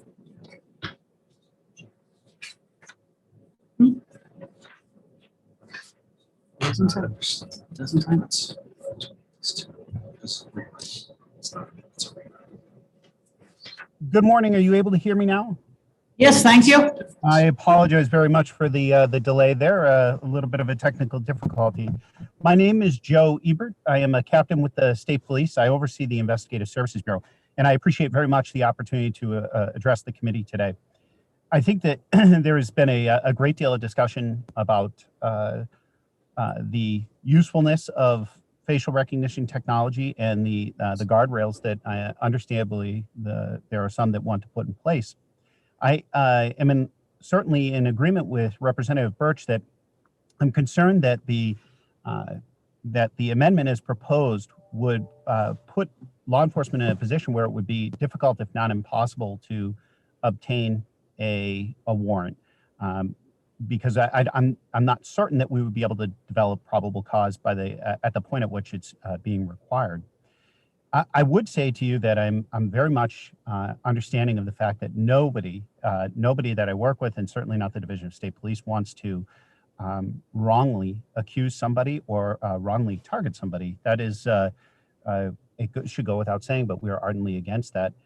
But this is, we have found that facial recognition is a piece to an investigations that we've done here in the state of New Hampshire by utilizing outside agencies when we have joint investigations. And, I think that it's very important to highlight that facial recognition in and of itself should not be the only determining factor as to who an individual is, but to prohibit it as a tool to working toward discovering who an individual is really puts, for lack of a better term, handcuffs on law enforcement. So I would just encourage you to give great consideration to the fact that this is, as has been said before, this is a tool that we utilize, and we have found that even in cases here in the state of New Hampshire, one that comes to mind specifically was a DMV case, an investigation that took place where we utilized this technology in accordance with our partners in other states. And what we found was that there were individuals who were fraudulently obtaining driver's licenses here in the state of New Hampshire.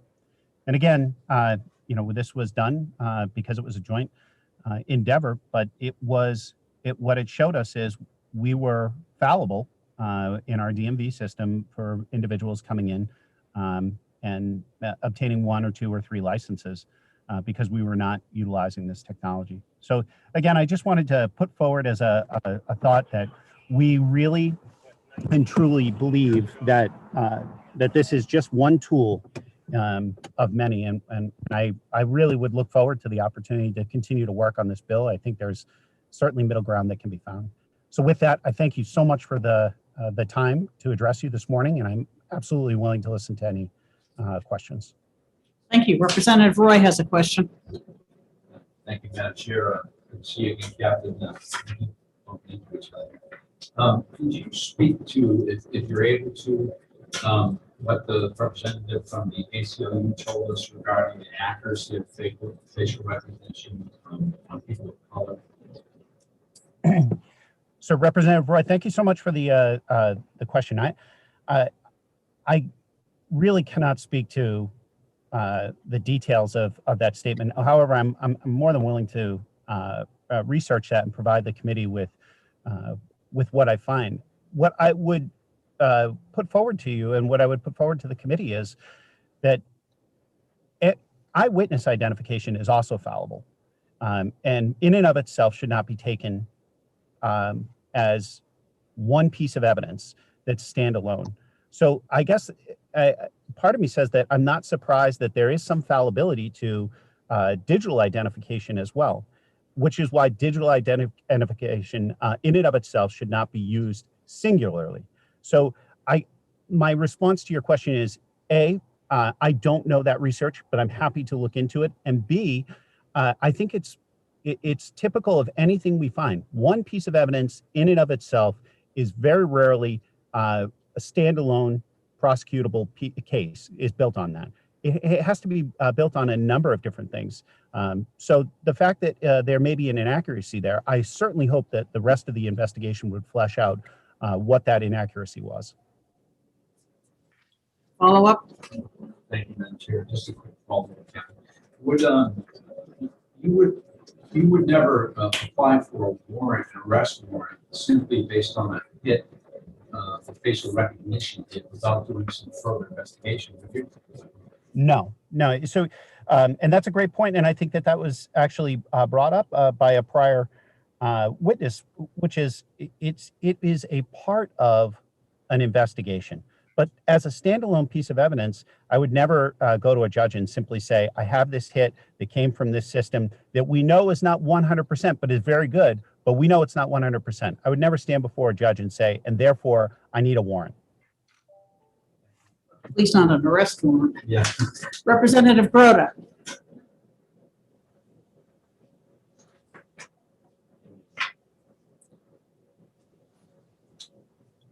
Representative Broda, you're still muted. My apologies. Thank you, Madam Chair. Mr. Hebert, could you please tell us how this bill, and with or without the amendment, would change the way the state police or the law enforcement is operating in the United States now? And if you can't answer the question, could you please get us the information? So my question is, how would things change with the bill, and how would it change with the bill and the amendment? Can you compare those two to what you're doing now? I can try, ma'am, and I will, and I absolutely commit to getting you further information on an analysis of that. I think the original bill, as it stood, when I reviewed that bill, my concern with that bill was in the subsection, I think, was evidence admissible, where it talked about utilization of an outside entity's facial recognition system would have to be in compliance with the New Hampshire standards. I think that that bill, as I look at that, would certainly change the way that we are operating now, because it's very hard for us to impose on, say, the federal government or another state our rules and our regulations. As it deals with the amendment is asking for a search warrant to be in place, which is not currently what is required now. So I think the amendment's a little bit easier. And again, my interpretation of the original bill, I very openly tell you may or may not be accurate, but that was my takeaway under that evidence admissible portion, that was what would change our operating structure as it stands now. I hope that's answered the question. Yes. Follow up, please. Follow up. Thank you. And but the amendment doesn't do anything, doesn't really change anything about the admissible evidence, correct? Well, I think it does. And again, ma'am, I ask you to, I don't have I have the screen up of the hearing and not the bill itself, but I would ask you to look under that admissibility, where there was a statement in the original bill, which I think said something to the effect of utilization of evidence derived from a system that was not compliant with the state of New Hampshire's would not be admissible, as opposed to the statement that's in the current amendment, which actually in the language in the current amendment is a little bit more agreeable, which says the utilization of the state's own utilization of facial recognition. So I think that's the difference. Yes, and I'm sorry, I do see that in the bill now, in the amendment. I didn't earlier. Thank you. Representative Schmidt had a question. Thank you, Madam Chair. Captain, thank you very much for being here today.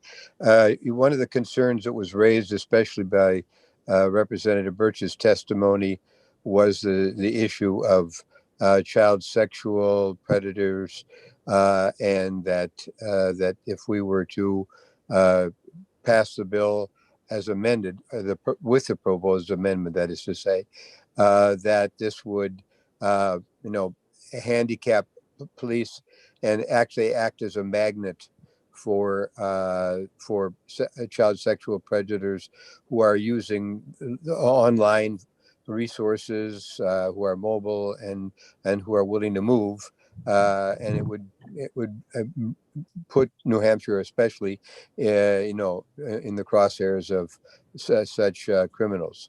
So, can you comment on that aspect? I can, in a general sense, Representative Schmidt, and here's what I can tell you from my experience. The Representative Birch, I listened to his testimony very closely when he talked about the sexual predators and their ability to keenly be aware of the laws in each state. So the extent to which this would open a portal or create a loophole or make more difficult the investigation into sexual predators, I can see certainly where he's coming from on that, and I have some level of agreement with that as well. Whether or not that would attract people to the state of New Hampshire, that's a much more difficult question for me to truly give an answer to. But anecdotally, I will tell you that it's been my experience that individuals, especially those who are sexual offenders, gravitate toward the states that have the lightest sexual offender requirements. So I do think, do I think it would be a mass movement all at once upon passage of the bill? No, but I do think, unfortunately, this information is shared in the forums in which they visit, and could very well lead to more predators visiting the state of New Hampshire based upon a notion that they believe that it is safer to operate within the boundaries of the state. Thank you very much. I'm reminded of the case of Jeffrey Curley, who was brought up to ultimately remain. Thank you. Are there other questions from the committee? Seeing none, I see that Professor Scher wishes to speak again.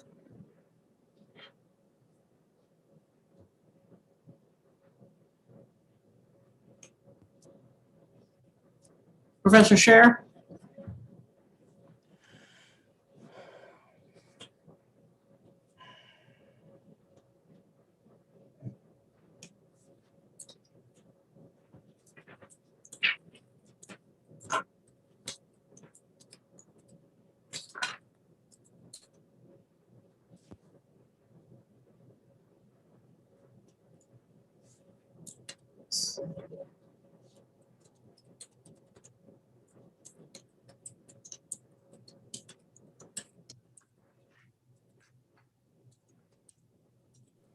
Hello?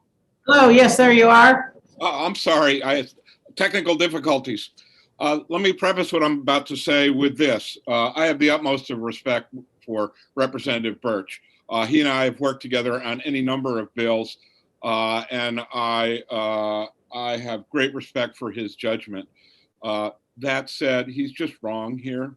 If the police, as to the sexual offender issue, and the sexual predators issue, if the police have a photograph or an online video of an individual engaging in sexual conduct with somebody who may be underage, every judge I ever practiced in New Hampshire, and all the judges I've talked to and trained, and all the students I've had who are now judges, if they had a police officer come to them and say, we have a picture of this sexual conduct occurring, the person in there may well be underage, appears to be underage, I'm not certain about that, I want a search warrant to use facial recognition technology at Interpol or wherever.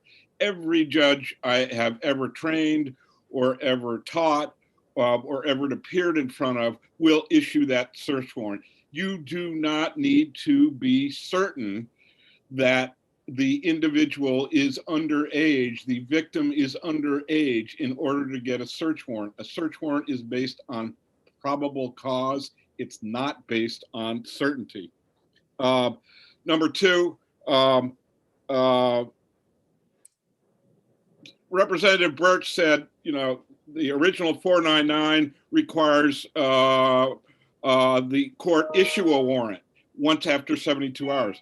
It doesn't say that. The word warrant is never issued in the original, never used in the original 499. It talks about a court order. It doesn't say whether there's probable cause needed for the court order, reasonable suspicion needed for the court order. None of that is mentioned.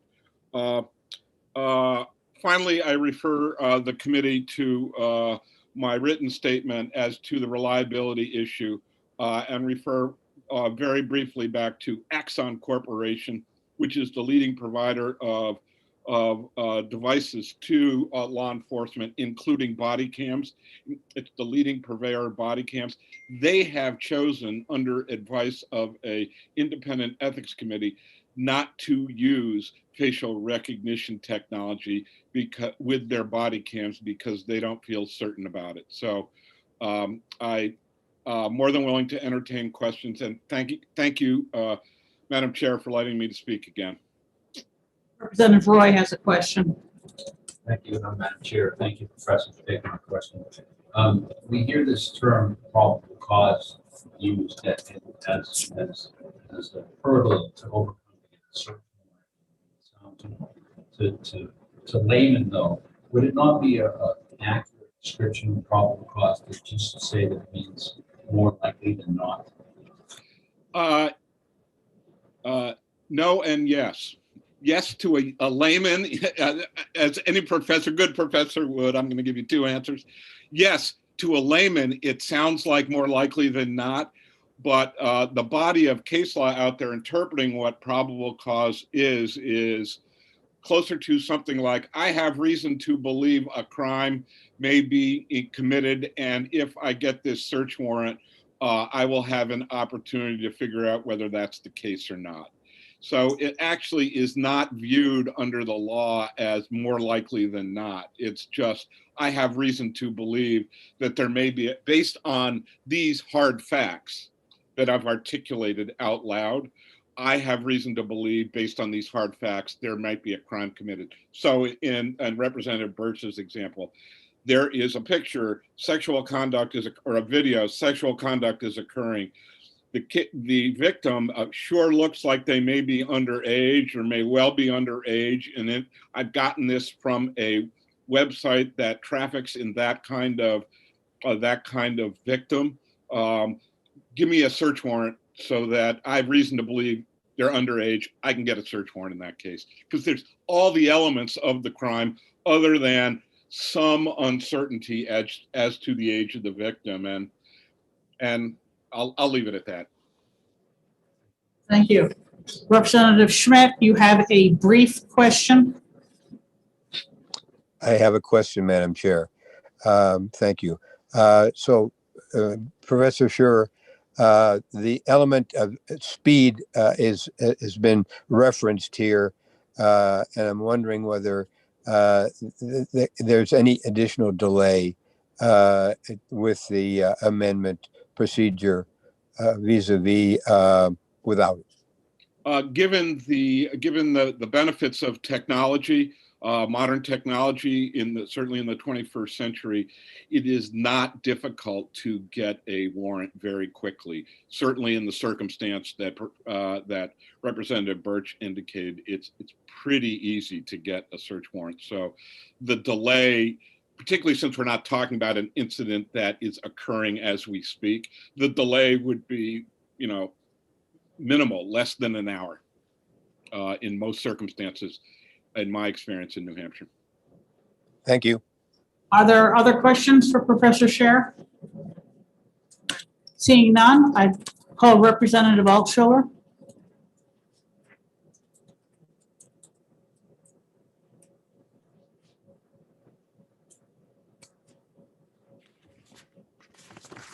Great, thank you. Thank you very much for taking my testimony. And I want to address, I think that we're only talking right now, and correct me if I'm wrong, Madam Chair, about the amendment.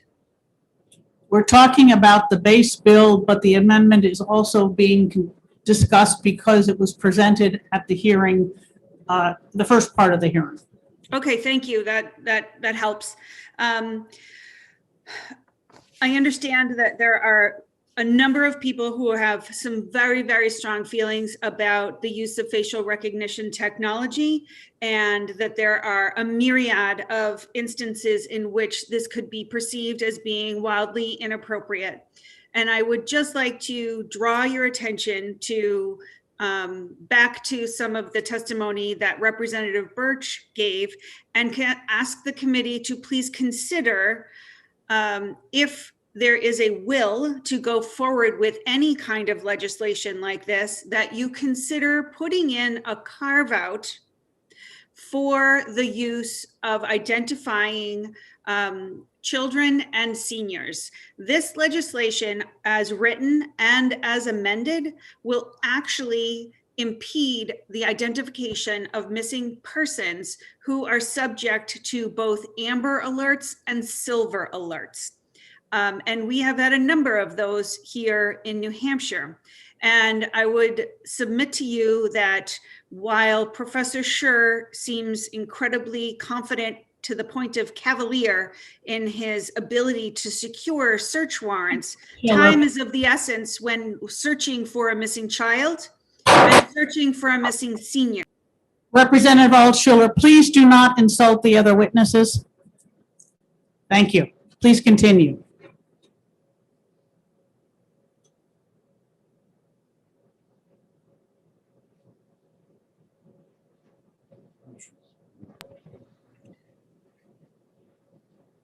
My apologies, Madam Chair. I will say that in my opinion, Professor Scher is wrong. And the acquisition of a search warrant to use cameras while searching for a missing child through an Amber Alert, missing senior through a Silver Alert, and a child who is in transit with somebody who is subject to an alert through the National Center for Missing and Exploited Children. We know that in those 3 instances, time is of the essence. And respectfully, I ask you to make sure that there is a carve out, if the committee insists on going forward with this, for those instances. Our Internet Crimes Against Children Task Force needs that. Our child abuse prevention advocates request that. And our children who go missing in New Hampshire need that. And I thank you for your time. Thank you very much. Are there questions for Representative Altshuler? Representative Sytek. Carve out in what sense? Thank you very much, Representative Sytek. When this bill first came around, in the last session, it was amended to include a carve out or an exception for the use in the cases of missing children and child exploitation. I'm respectfully requesting that we also add in Silver Alerts because that is of a new concern, and that be added into the legislation should this legislation go forward. Be assured, my intention is that I don't think this legislation should go forward at all. But if it does, respectfully put in an exception for the use in those instances. Thank you. Representative Allegro and then Representative Schmidt. Quick question. For Amber Alerts and Silver Alerts, should we build in a carve out allowing police to kick in the door of an office without a warrant to gain information in a hurry? I don't understand the connection. I'm sorry. The question Representative Allegro, please don't argue with the witness. Oh, no, I'm actually asking, I'll try to rephrase it. Thank you. We have the same situation if a child is missing or an elder is missing, and the police law enforcement believes that there's information in someone's office that they need in a hurry. And so my question is, should we allow violations of the Fourth Amendment under those circumstances as well? I hope I asked that in a better format. Specifically, and I'm sorry, who am I speaking to? I'm sorry, this is Representative Allegro.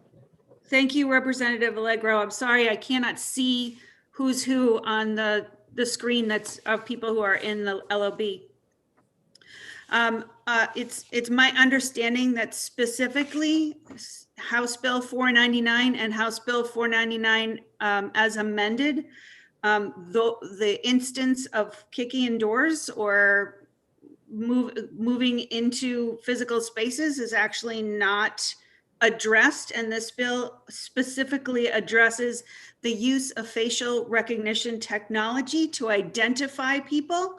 And my request is that when we're looking to identify children who are exploited, children who are missing, seniors who are missing, that if we can make that an easier task to do so that we can protect the public safety for those people, that we allow for that technology to be used and not have New Hampshire become kind of a technological dead zone for being able to use that technology. I certainly would be distressed to have a child cross through the tolls at Route 95 who has been kidnapped and is being exploited and is the subject of an Amber Alert, and be able to be transported all around the state, and we can't identify them because we're working with a 72-hour probable cause search warrant when we might be able to see them at a toll. We might be able to see them at a gas station. So when we're looking for senior citizens who have, who are in danger and are the subject of silver alerts, I'd like to see all tools be able to be used to get them home safe. Thank you. Thank you. Representative Schmidt, do you have a brief question? I do. Thank you, Madam Chair. So Representative Altshuler, do you have proposed language or an amendment to effectuate the carve-out you've referenced? I would be happy to provide that to you, Representative Schmidt. I only became aware of the amendment a short while ago, so I did not realize I am coming to you on the quick, but I would be happy to provide that carve out if that is something that you would be interested in proposing. Thank you very much. You're welcome. Is there anyone else who other questions for Representative Altshuler? Seeing none, thank you very much. Is there anyone else who wishes to testify on House Bill 499? Ross Connolly.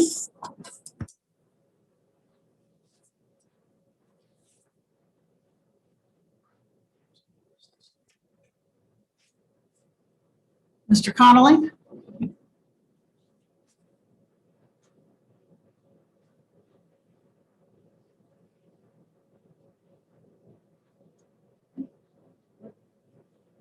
You have to unmute yourself.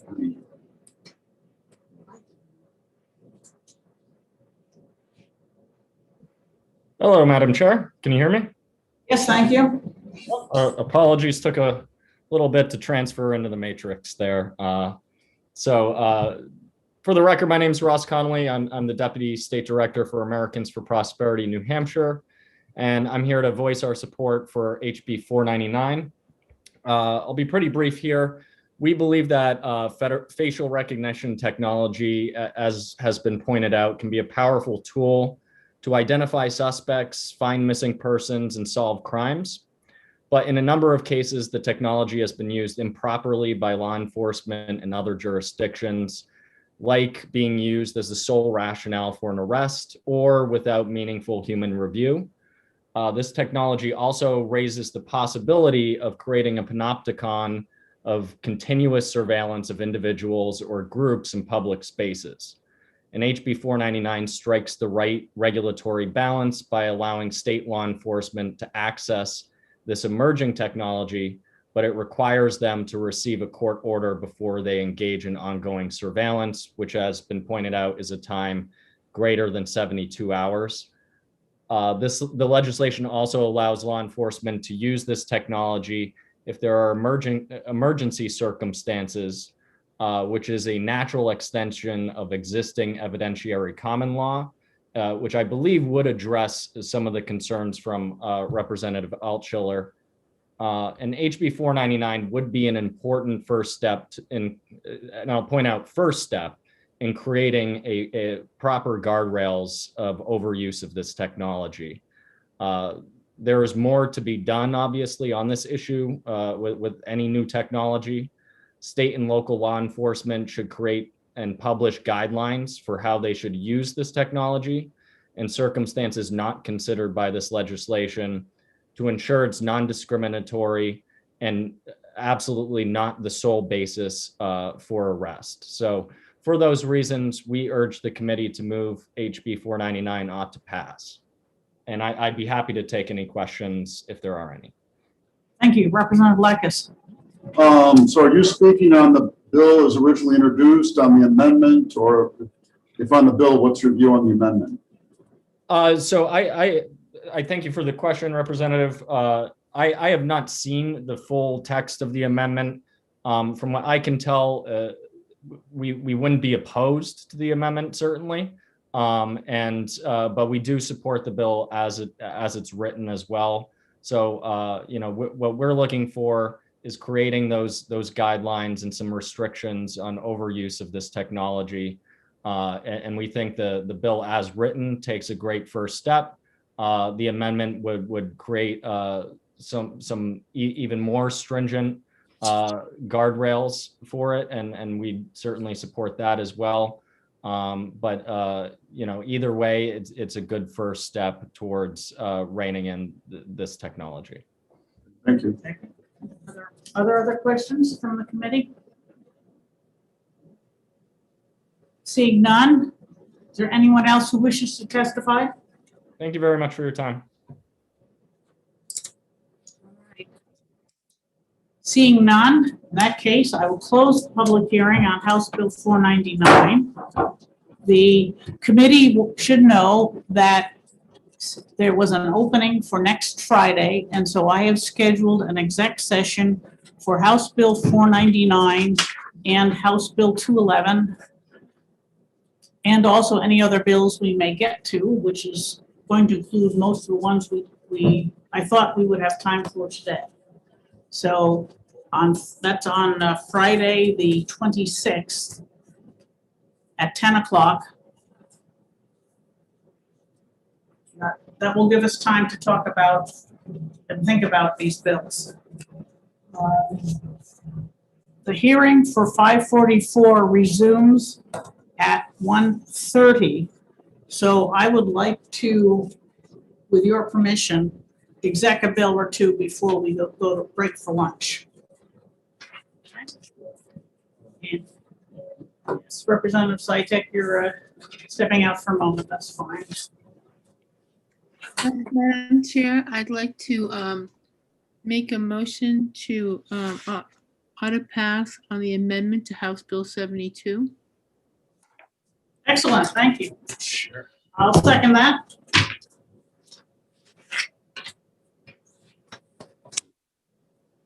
I'm sorry, Madam Chair. What was the motion? I just missed it. I'm sorry. Ought to pass House Bill 72 with amendment 0304.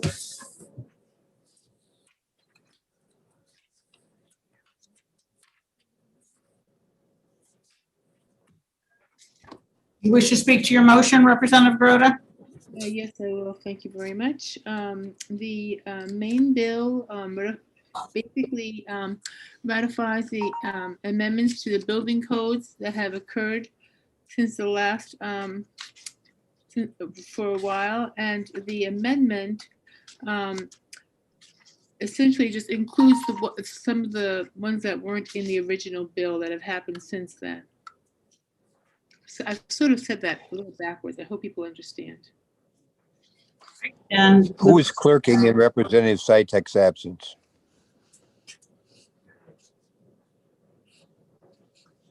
Representative Lakis will take any note of any motions and do any roll calls if necessary. If we get that far. Thank you. Sorry. The motion, I'd like to speak to my second and say that the amendment was a request of the fire marshal, and it includes things like amending the fire code to enforce the new that sprinklers are not required in one or two family houses, that the historic houses code should be used rather than the basic new house code for a lot of the fire code issues, and in other ways makes the fire code more appropriate for New Hampshire.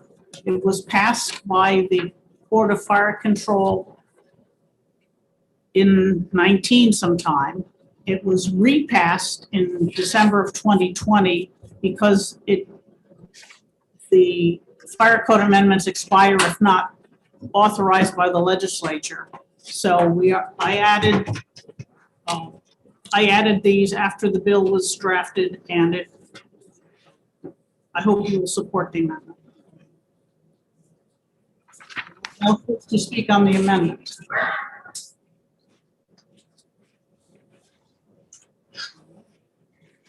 Seeing none, in that case, Representative Sytek is back. The motion is ought to pass on amendment 0304 to House Bill 72, made by Representative Grota, seconded by me, and they call the roll.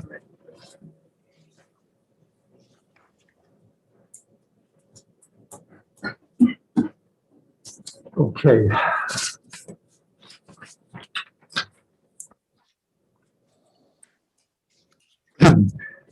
Let me make sure we are voting on the adoption of Amendment 0304H for House Bill 72.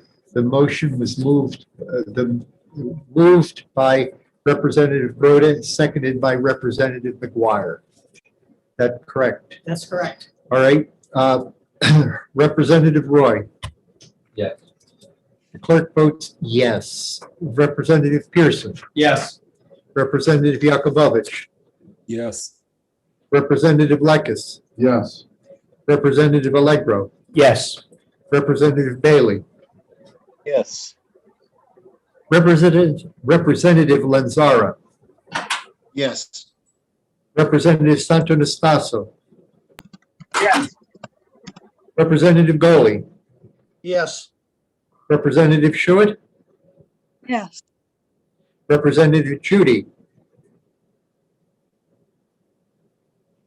Representative Judy? Are you there? Yes. Okay. Thank you. Mm-hmm. Representative Schmidt. Yes. Representative Schultz. Yes. Representative Fellows. Yes. Representative Fontenot. Yes. Representative Groda. Yes. Representative O'Brien. Yes. And the chair. Yes. 19-0. Person Broder, do you have a further motion? Yes, I do, Madam Chair. I'd like to move to pass with amendment on House Bill 72. Yep. I'll second again. Do you wish to speak to your motion? Yes, I will. Thank you. This House Bill 72 includes the ratification of amendments that have been made by state building codes and state fire codes. This is a bill that passed last year and did not make it through the House. I mean, made it through the House, but didn't make it back based on an omnibus bill. So, and I think that this bill will bring New Hampshire up to current code in law. Thank you. Anyone, Representative Lekis? Yeah, either for Representative Groder or for you, and just give me some idea of the nature of the changes. I mentioned the fire code changes are things like. Only by next week I should have an answer. I'm sorry, speaking. I don't know to actually get the vaccine. That's what I heard. I don't know who's speaking. I don't either. It's in the background. Yes, if you're not speaking, keep yourself muted. The building code changes include things like alternate methods of building structures and reinforcing floors for fireproofing, or actually access to firemen. They limit some of the extremes of the energy code to address the fact that we have a lot of houses that don't have mechanical ventilation. Those are the ones I remember, but there are other issues. Yeah, but most of them are simplifications or cost savings for building. Okay. And they've been exhaustively fought over by the Building Code Review Board, which includes the architects, the Office of Energy and Planning, the builders, et cetera, et cetera. I agree with that. It also involves thermal values and having to do with the construction of homes that are built in this certain climate zone and relative to our values. Yes. The other thing is that these are changes to the 2015 building code, which is what the state is at. We have not yet adopted the 2018 building code, which is the current version, more or less, but we will probably consider doing so next year. when it's, when the bugs have shaken out. If I might add, I think this committee discussed that, and the agreement was that we would adopt the codes 2 to 3 years after they'd been in effect. Yes, there's always some errors and omissions in the code that have to be shaken out by experience. Anyone else wish to speak? In that case, the motion is ought to pass with amendment on House Bill 72, and the clerk can call the roll. Representative Roy, Yes. clerk votes yes. Representative Pearson, Yes. Representative Yakubovich. Representative Yakubovich? You were here a minute ago. Yes, thank you. Representative Lekis, Yes. Representative Allegro, Yes. Representative Bailey, Yes.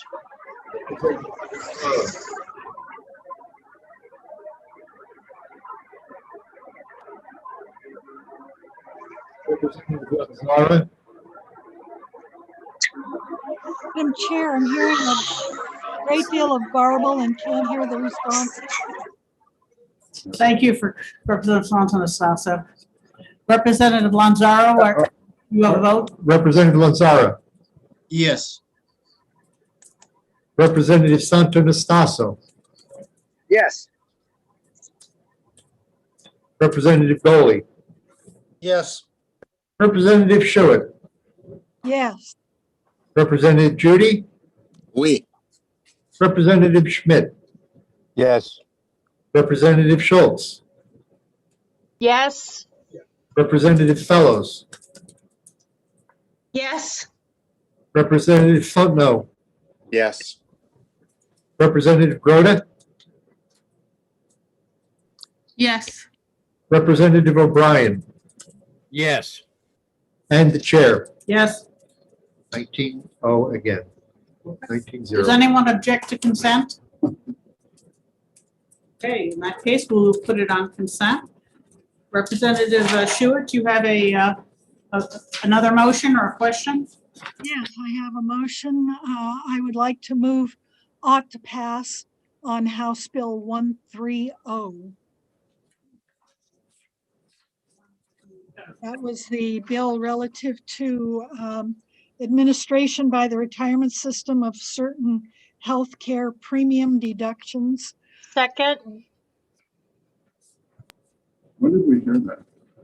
That was the issue as to whose deductions should be taken out of a retiree's benefits first, the retirement system or DAS.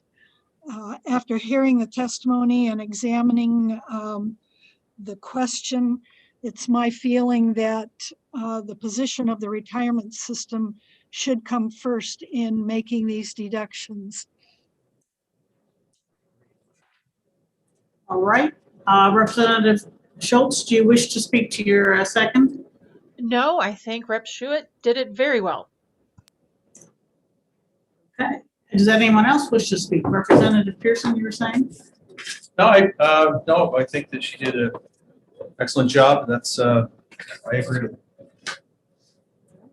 I actually was convinced by DAS that they had the better case, but I've asked them to provide us with an amendment that says, presents their case, and they haven't. So that's a concern. Does anyone else have a position? Or question, comment? Trying to find it, but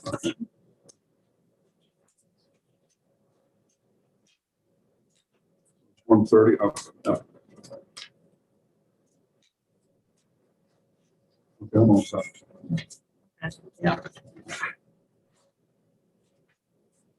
I would agree with Representative Schuett and Representative Schultz that the most important thing is that we settle the issue rather than which way it goes. Any further discussion? Seeing none, the motion is ought to pass on House Bill 130, made by Representative Schuett. When ready, the clerk can call the roll. Representative Roy, Yes. clerk votes yes. Representative Pearson, Yes. Representative Yakubovich, Yes. Representative Lekis, Yes. Representative Allegro, Yes. Representative Bailey, Yes. Representative Lanzara, Yes. Representative Santo Nastaso, Yes. Representative Goley, Yes. Representative Schuett, Yes. Representative Judy, Oui. Representative Schmidt, Yes. Representative Schultz, Yes. Representative Fellows, Yes, Representative Fontenot, Yes. Representative Groda, Yes. Representative O'Brien, Yes. the chair, Yes. 19-0. Any objections to consent? Okay, hearing none. Representative Fellows, do you have a motion? I do. I'd like to move ITL on HB 444 relative to the Board of Pharmacy. Is there a second? Second. Representative Pearson seconds. I heard him first from the other people clamoring for attention. Who was second, Pearson? Why not? Representative Fellows, would you like to speak to your motion? Yes, Madam Chair. This is at the request of the sponsor. When we heard the bill, we recognized that there was a difference between what we saw in the bill and what the sponsor thought it said. And also the sponsor has requested an ITL because it will give him more time to work out the differences between the Board of Pharmacy and the Board of Medicine.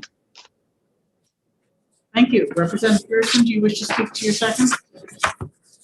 Just to go along with that, thank you, Madam Chair. Just the idea that the various medical boards really do need to work this out amongst themselves and come before this committee with something that's a little less than a turf war. That's all I have. Thank you. Is there anyone else who wishes to speak? Representative Sytek. Didn't we just want to get rid of section 2 for starters? The rest of the bill was okay, wasn't it? I believe the other parts are the part that aren't quite the same as you. I'm sorry. All right, no, fine. Representative Schmidt. Thank you, Madam Chair. I think we recognize that there are issues with the bill, but I'm not going to vote for ITL because I think that that this is an issue that needs to be resolved. To the degree that we retain the bill, we could, that the sponsor and the other medical specialties can work on it with our blessing, and we can have some involvement as well. If we ITL it, we're knocking it out for next year, at least potentially. Thank you. Anyone else? Madam Chair? Yes, thank you, Representative Goldie.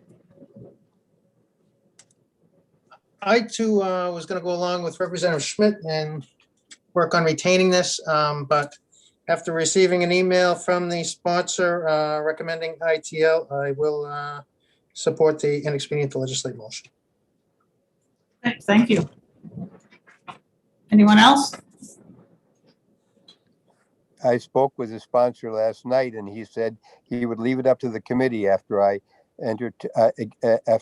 engaged him on the very aspect that I just spoke to the committee about. He said he would leave it up to us. Okay. In that case, we are going to vote on it. The motion is ITL on House Bill 444 by Representative Fellows, and the clerk will call the roll. Representative Roy, Yes. clerk votes yes. Representative Pearson, Yes. Representative Yakubovich,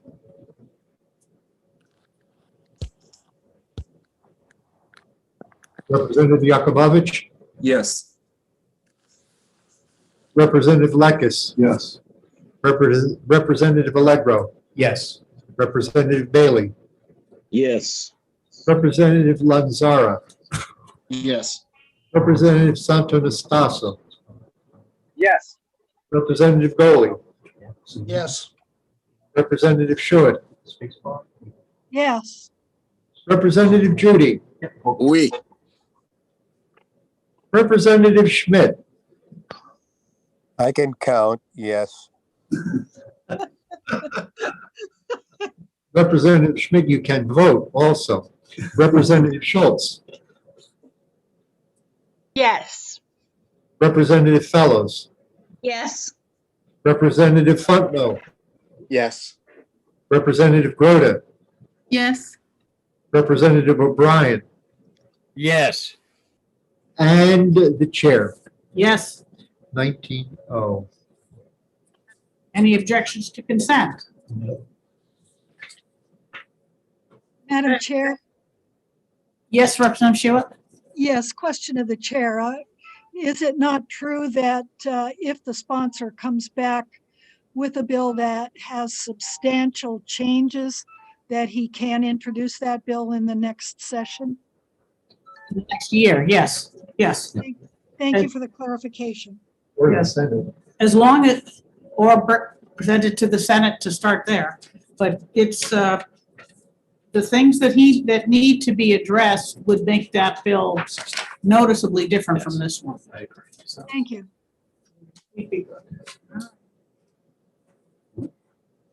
Anyone else?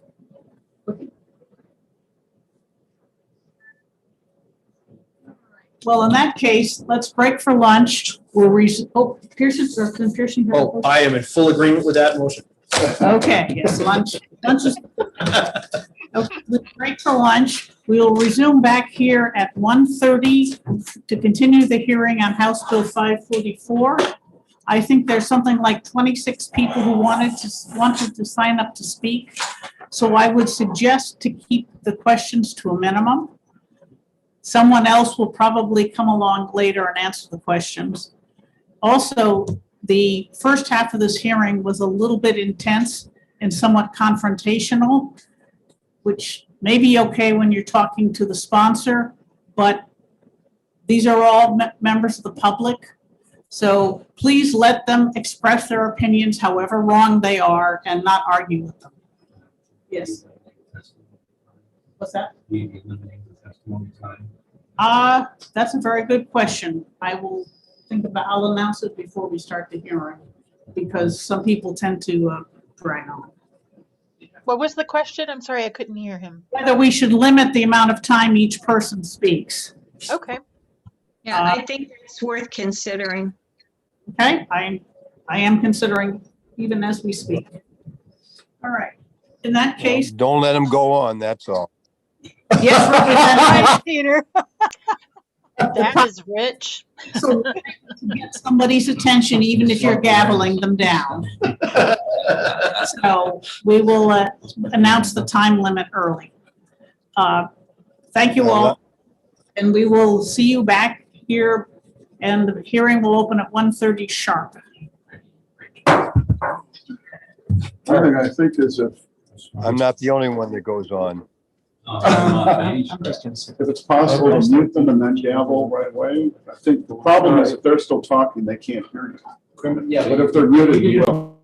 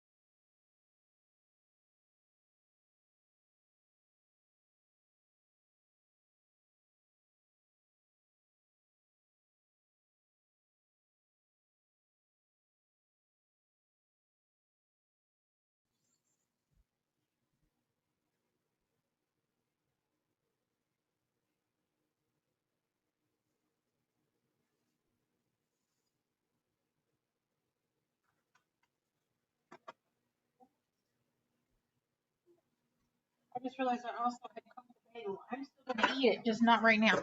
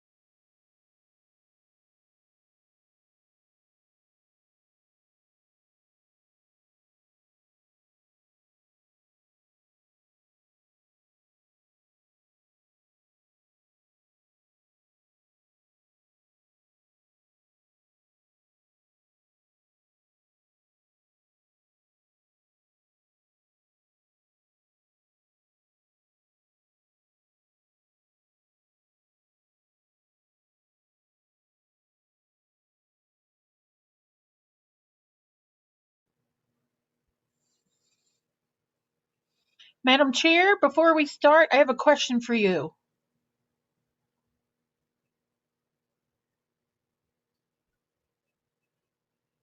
Or I could just say, read the email I sent you with the question. It's really,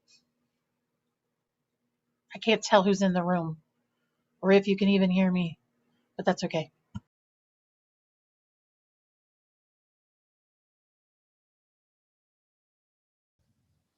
Look under participants.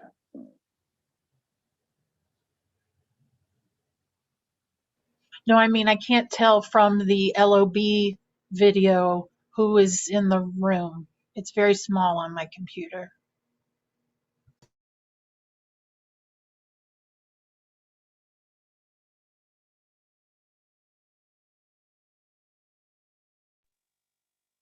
Chris, if you click on it, it'll enlarge the picture.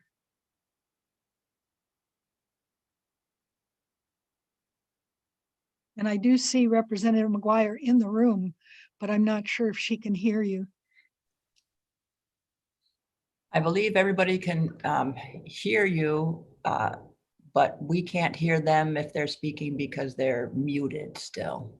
Okay, thanks, Pam. Sure. I just had a few minor questions that I've been asked that only the chair can answer. That's all. Nothing, earth shattering. Okay, we are now unmuted. Thank you for noticing that and mentioning that, Pam. We didn't realize it. I got your email. The answer is I do try to alternate pro and con, but this is the first hearing where we've actually had enough people from both sides that we can do it. Most of the other hearings were very one-sided. And the people that didn't sign up before 8 o'clock this morning or signed up last time, I will be calling for other speakers at the end of the people who have signed up for today. So they will have a chance to speak. Thank you. So to the people who are here wishing to testify, we're going to try and limit the amount of time we give to each person so that every person will have a chance to speak. We want to hear from all of you, but in order to do that, we need to cut you short if necessary. In support of that, I will mention that it's a well-known fact that if you've been speaking for longer than 3 minutes, a large number of legislators will start tuning you out. So we want to prevent that from happening. Get your points up front, and if necessary, we will mute you after 3.5 minutes. But hopefully you will have finished your testimony by then. And let's see.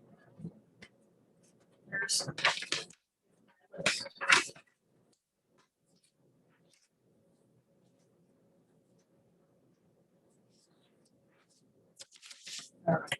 Representative Horrigan asked to speak. We'll call on him first and then go on from there.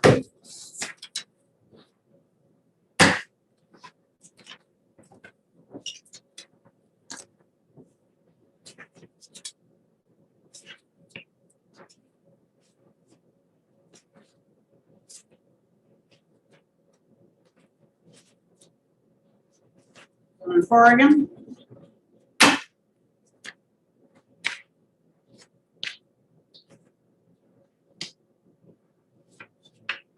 He's not there. We'll ignore him.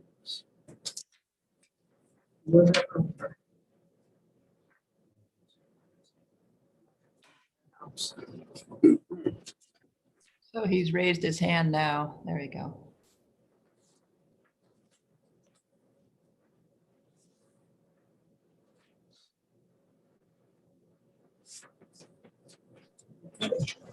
Yes, sir.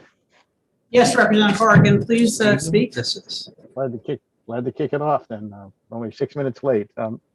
Sorry. My name is Resident Timothy Horrigan. I represent Stratford County District 6, which is the towns of Durham and Madbury.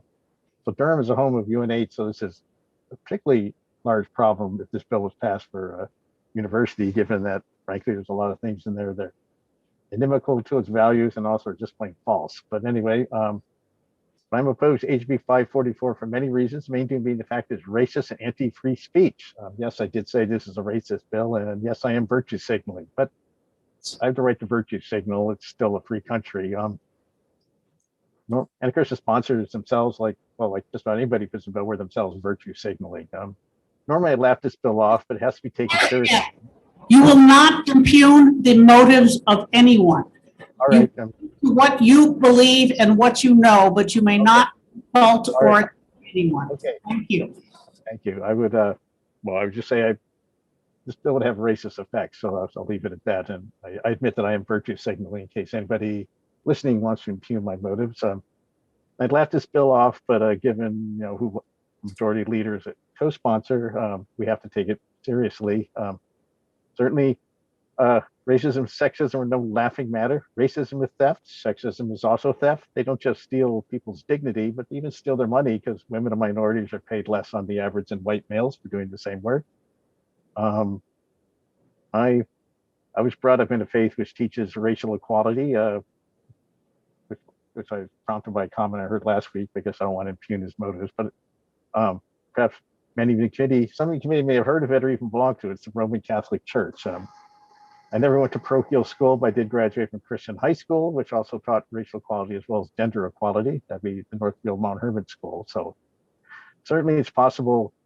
I don't think I'm a racist. I hope I'm not. I've done unkind things, said and done unkind things, which I now know to be wrong. But it's certainly possible for me, a racist. Both my church community and my school community both had and still have racists within their ranks. So my high school is in another state. It probably did little of any business with the state of New Hampshire.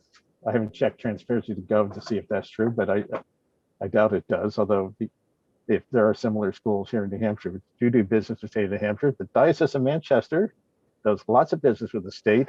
They would do even more if certain bills are passed, which are not passing this year. But they do lots of business with the state. And I'd say probably all of the stipulations in HB 544 are incompatible with the church's value. In fact, I think the stipulations in HB 544 are incompatible with the values of just about every institution in the state of New Hampshire, including the business community. And also, as I said, I guess also citing the fact that there's lots of just incorrect facts here in the beginning of the bill. And it's also probably totally unenforceable, because there's really no way for the state to know what sort of internal personnel practices even a nonprofit or corporation or even a business that they do with. And this would force them to meddle in the affairs of just about every institution, including private businesses, that has any contact with the state government whatsoever. So it's but on the other hand, there's also no enforcement mechanism. There's no fine or anything. So anyway, this is a very bad bill. So I'm sure I'm not the only person who's going to say that. So I would urge you to ITL it as soon as possible. So thank you. I'd be happy to take any questions should anyone have them. Thank you. Are there questions for Representative Horrigan? Seeing none, I call Jim Lindsay. Thank you.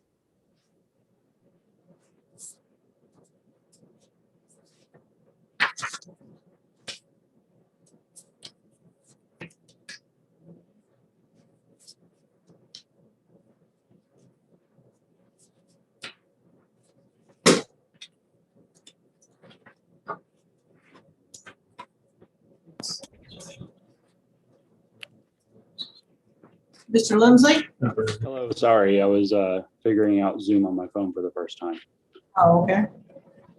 Unfortunately, I'm joining you from a hotel in Los Angeles today. My name is James Lindsay. I am an expert in critical race theory. In fact, I'm one of the very few experts in critical race theory that does not subscribe to the ideology underlying critical race theory. And I wanted to testify in support of this bill. I think this bill is a crucial maneuver for essentially every state, especially since there was an executive order of this type federally that then was rescinded by the current sitting president. I want to kind of start my testimony. I'll try to stay brief by saying that I receive thousands of messages from people all over the country because I am recognized as a kind of world level expert in critical race theory, from parents of students in schools, people in workplaces, begging me for solutions that they can bring to their workplaces, to their children's schools, to try to deal with the problems that follow from this ideology. A lot of people don't understand critical race theory, and we can talk about that briefly in a moment, but I want to talk about the bill itself first, as it's modeled after the executive order that President Trump issued in September. And it doesn't even technically ban critical race theory. It certainly doesn't ban the teaching of critical race theory. It certainly doesn't ban diversity or anti-racist or racial sensitivity training, and people should be clear about that. So it's not shutting down the ability to have diversity training or education or to cover these subjects in an academic manner in school. So it should be made clear. On the other hand, it does ban things that are central to the United States. It bans, or central to the opposite of them is central to the United States. It bans racial scapegoating. It bans racial stereotyping. It bans racial discrimination. It bans naming the country or state, in this case, as being intrinsically evil or racist or sexist. It bans the same things for sex and race. Racial scapegoating, sex scapegoating, racial stereotyping, sex stereotyping, and discrimination for both.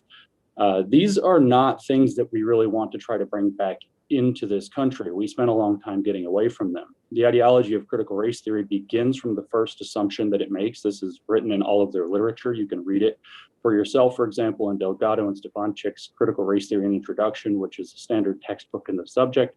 It says that it begins from the assumption that racism, and it would be parallel for sexism, is the ordinary state of affairs in society. It is the normal science of society. It's not an aberration. That boils down, in the name or in the words of other scholars, to the question is no longer did racism take place, but rather how did racism manifest in that situation? The people who are equipped to find the racism that's apparently hidden in every possible situation, every interaction, every student-teacher interaction, every employee interaction, every boss-employee interaction, every single one of those has racism in it. The people equipped to find it are called critical race theorists. What this training, or what this bill is supposed to ban, is training people to think this way, and mandating them in their workplaces and in their schools to have to think this way. This is a divisive, dangerous way to reintroduce race salience and sex salience into our institutions. It's from the thousands of messages I receive from panicked parents and employees all over the country all the time.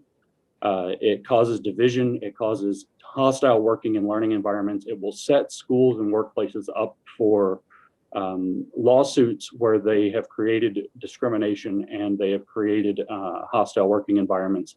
And it's virtually certain also that it will open the door to the people that are providing these trainings for being sued for providing a fraudulent product that does not provide what it claims to provide. There are already attorneys general in some states looking into how to do that because the evidence is opposite of what these training materials say that they do. So in that regard, I'll wrap up. I think that this is a very dangerous situation that we find ourselves in the United States and in the state of New Hampshire right now. And I think that it is in the best interest of every state possible to make a stand on this and say, no, we are not going to reintroduce race and sex scapegoating, stereotyping, discrimination, or billing our nation or states or institutions as intrinsically evil, racist, or sexist. So I have to support this bill as I supported the executive order that President Trump issued in September. Thank you. Thank you. Are there any questions from the committee? Representative Pearson. Thank you for taking, Madam Chair, and thank you for taking my question. Historically, worldwide, has there ever been a nation that has taught critical race theory to its people, and if so, what were the effects of that, if you're aware of any? Thank you for your question. The answer to that question is no. Critical race theory began in the 1970s, but it really was developed in the 1990s and has only come to prominence in the last decade. And it is almost a wholly American invention. It was developed at Harvard Law by Derek Bell and Kimberly Crenshaw, who you can check out their scholarship if you want for yourself. And the closest parallel to what critical race theory teaches and preaches that's been installed at the governmental level is the government of South Africa. You've seen, if you want, you can look up the equity task force that Governor Inslee of Washington installed in about a year ago, a little over a year ago in the state of Washington. And they have an entire section in which they speak that part of the goal of their task force, which is using the same ideology, is to move the government of Washington in the direction of the government of South Africa. So if you can look at what's going on in South Africa right now and think this is the direction that for my state, this is the direction for the United States, that's the closest parallel that you'll find. But critical race theory is an American invention. It's quite new and it has not yet been installed, except that it has kind of taken over in places in the United States over the past, 8 months or so, pretty significantly, leading to President Trump issuing that order. Thank you. Representative Schultz, you had a question? Yes, Madam Chair. Thank Thank you for taking my question. I think I know who you are. Are you the same James Lindsay that is on Twitter as @ConceptualJames? Yes, that's me. Okay, Madam Chair, I know that this is going to be a difficult question, but I'm asking it since he claims to be a national expert and mean no offense to the committee in my question. But Mr. Lindsay, isn't it true that you have been, I guess, examined as someone who has issued death threats against the Jewish community and prominent Jewish activists? That is not relevant to this bill. And I mean, I'll speak to that because it's false, and my name is Dr. Lindsay, if you don't mind. And you're a math professor, correct? Not a sociology professor? I am a PhD in mathematics who's been studying the relevant academic literature full-time, 16 hours a day, most days of the week for the past 3 years. And isn't it true you're affiliated with a national white? Representative Schultz, I've muted you. That The question. answer to that question is also no. I am affiliated with absolutely nothing of the sort. I can name the organization she's probably trying to insinuate bad things about to try to impugn my motives, but that organization is neither white nor nationalist. It's in fact run by a half Cuban and half of its board is Asian. Thank you, Madam Chair, I just want to say that because many of the proponents of this bill are claiming that those who oppose this are racist, isn't it important to understand, since this is all ideologically driven, if someone is actually affiliated with a group that is believed to be by the Southern Poverty Law Center a white supremacist group? Representative Schultz, not necessarily, and I think we will not. I do not believe that either the supporters or the proponents of this bill are racist, and I would not make that assumption. Thank you very much. May I have one moment to say something about that because it is germane? It's germane. Yes, so it is important to understand that one of the beliefs of critical race theory is that all criticism of critical race theory comes from a place of racism or white supremacy, whether that's intentional or unintentional. When it's unintentional, they call it willful ignorance. They suggest, and I can give you a list of citations a mile long. We could talk about Barbara Applebaum's Being White, Being Good. We could talk about Robin DiAngelo's White Fragility. We could talk about Allison Bailey's paper about privilege preserving epistemic pushback. The belief in critical race theory is that any disagreement with critical race theory must come from motives that wish to support white supremacy and racism. And in fact, they say that people who benefit from that by virtue of the color of their skin or because they are selling out if their race is other than, say, white or what they term white adjacent, have little motivation to disrupt their own racial comfort. That's their words. And therefore have strong motivation to oppose critical race theory for self-beneficial, ultimately racist reasons that help to uphold that alleged racist white supremacy system that they claim is the ordinary operating system of society. So it's very important to understand that it's impossible to disagree with critical race theory without being accused of being a racist or a white supremacist. And you get used to it after a while. Thank you. We will attempt not to insult anyone at this hearing. And to all the participants who are here raising their hands, I have a list of 26 people who have signed up to speak. I will be calling on them, and then I will be asking for other people who didn't get a chance. Only raise your hand if your name is called and we're having trouble finding you. Thank you. Ken Barnes.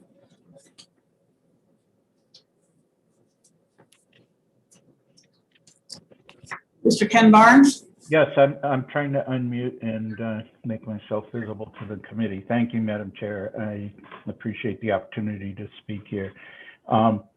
I want to oppose this bill, and I certainly agree with the chair. I do not want to insult anyone, and I will try my best not to. I have to say, just with respect to the previous speaker, Dr. Lindsay, I'm not sure what relevance it really has to even go into a dissertation about what he thinks most critical race theorists think or Please. or say. I don't think the committee should consider what any analysis of critical race theory. The bill, as proposed, does not directly challenge the theory of critical race theory. The issue is whether people who someone thinks propagate is trying to propagate unacceptable positions is going to be somehow punished or excluded. And I think that's a very dangerous concept. It's dangerous both from a free speech point of view, a democracy point of view, because who knows, well, who's even deciding if the views being propagated fall into the category of being offensive enough to warrant, to fall under the orbit of this bill, and how are the speakers supposed to know what they can say and what they can't say without falling within the ambit of this bill? And that is the essence of what First Amendment jurisprudence refers to as a chilling effect on American free speech rights. You don't, you chill your own speech, you censor your own self because you don't want to say anything that's going to be perceived by the powers that be as being illegal or not appropriate. And so the full and free conversation about public issues and the substance of public issues, we don't get to have that full and free debate because people are self-censoring and afraid to say things because somebody might find it offensive.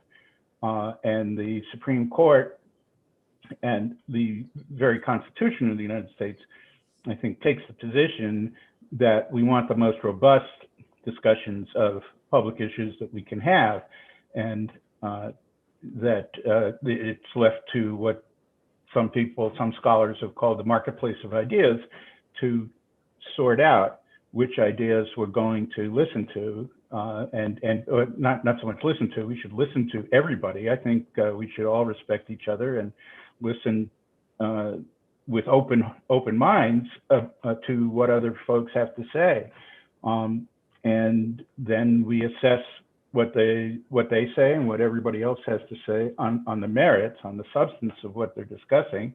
And we don't write anybody off for being, too far inappropriate, too far out there to consider what they have to say. And the only limits that the Constitution imposes on free speech are the equivalent of shouting fire in a crowded theater if you're going to be a clear and present as in imminent danger of causing violence or insurrection or something like that. So I think the bill is, again, to use a legal term, I'm sorry to use a legal term, but it's overbroad and it's vague. And both of those are reasons why the courts of the United States for 200 and some years have been striking down such statutes.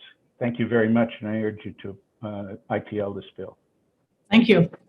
Representative Blackus?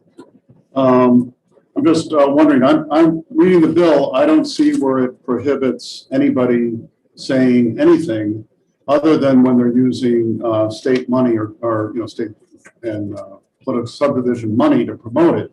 So is there somewhere in the bill where you believe that general speech or even teaching about these things in a general sense is prohibited? Well, the bill, to the extent that it cuts off state money to people who run afoul of the bill, then that means if a teacher in a school system and the school system is getting state money, they lose the state money if somebody, and it's not clear really who, I think from the bill, propagates these ideas that someone thinks are inappropriate. So that's, if you lose your funding, if you're threatened, like if you're put in jail, you can still exercise your free speech, but you're going to be put in jail. If you exercise your free speech and you're going to lose your funding, and the school system relies on its funding to educate its children, then that's tantamount to a prohibition. You don't want to do things, somebody's going to slap you down, put you in jail, or cut off your money. Thank you. Representative Allegro. Can institutions lose their public funding now for saying stuff that's inappropriate? You're asking me, I take it? I don't think so. Not that I know of. I'll be happy to entertain the idea of something that you think might do that, but I don't think saying something inappropriate is currently going to make people lose their state funding. Thank you. Other questions? All right, seeing none. Oh, thank you very much. Thank you, Madam Chair and members of the committee. I call Karlin Borisenko. Hello, my name is Dr. Karlin Borisenko. I'm an organizational psychologist and I live in Merrimack, New Hampshire. I'm testifying today in strong support of HB 544. After last week's hearing, Representative Chris Schultz tweeted the following: "A bunch of racists in New Hampshire are promoting a racist bill that says we should stop pointing out how dank white supremacy is." She also publicly insinuated that anyone who disagrees with her... Ms. Dr. Borisenko, I've muted you. Please do not attack members of the committee. Do not impugn their motives. Thank you.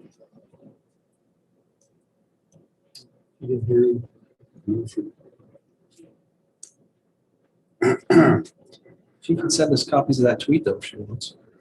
What's that? She can send us copies of that tweet by email if she wants.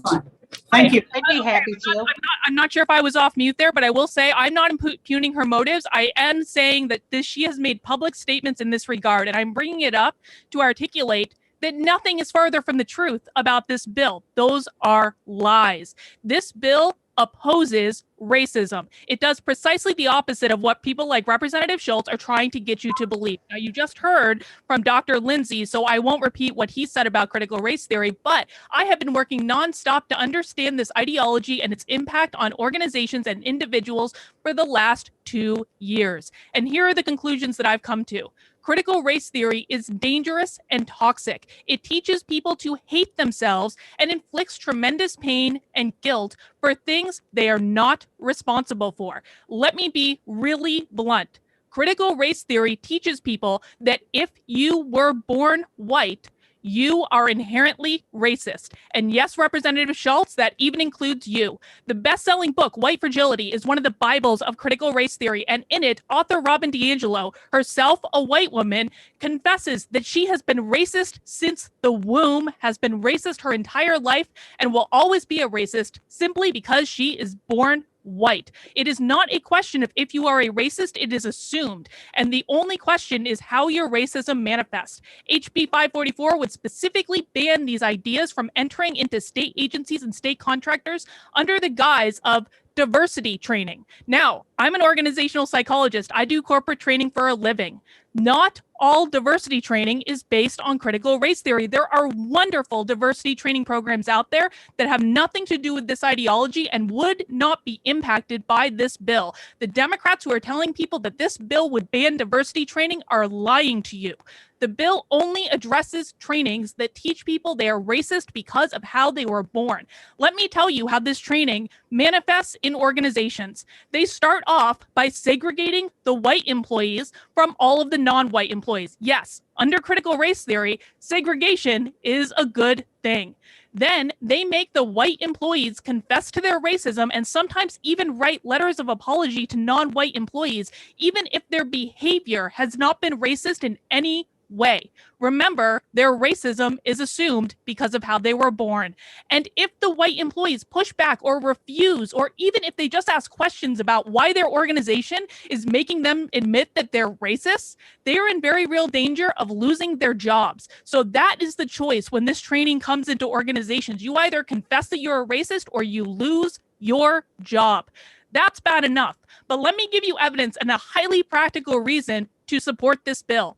There is absolutely no evidence that training based on critical race theory is effective. None, zero, zilch. And I know, I've looked. As an organizational psychologist, if something is effective in the work. Thank you, Ms. Borisenko. I think we've gotten your testimony. Do you have a few seconds of highlights that you want to add?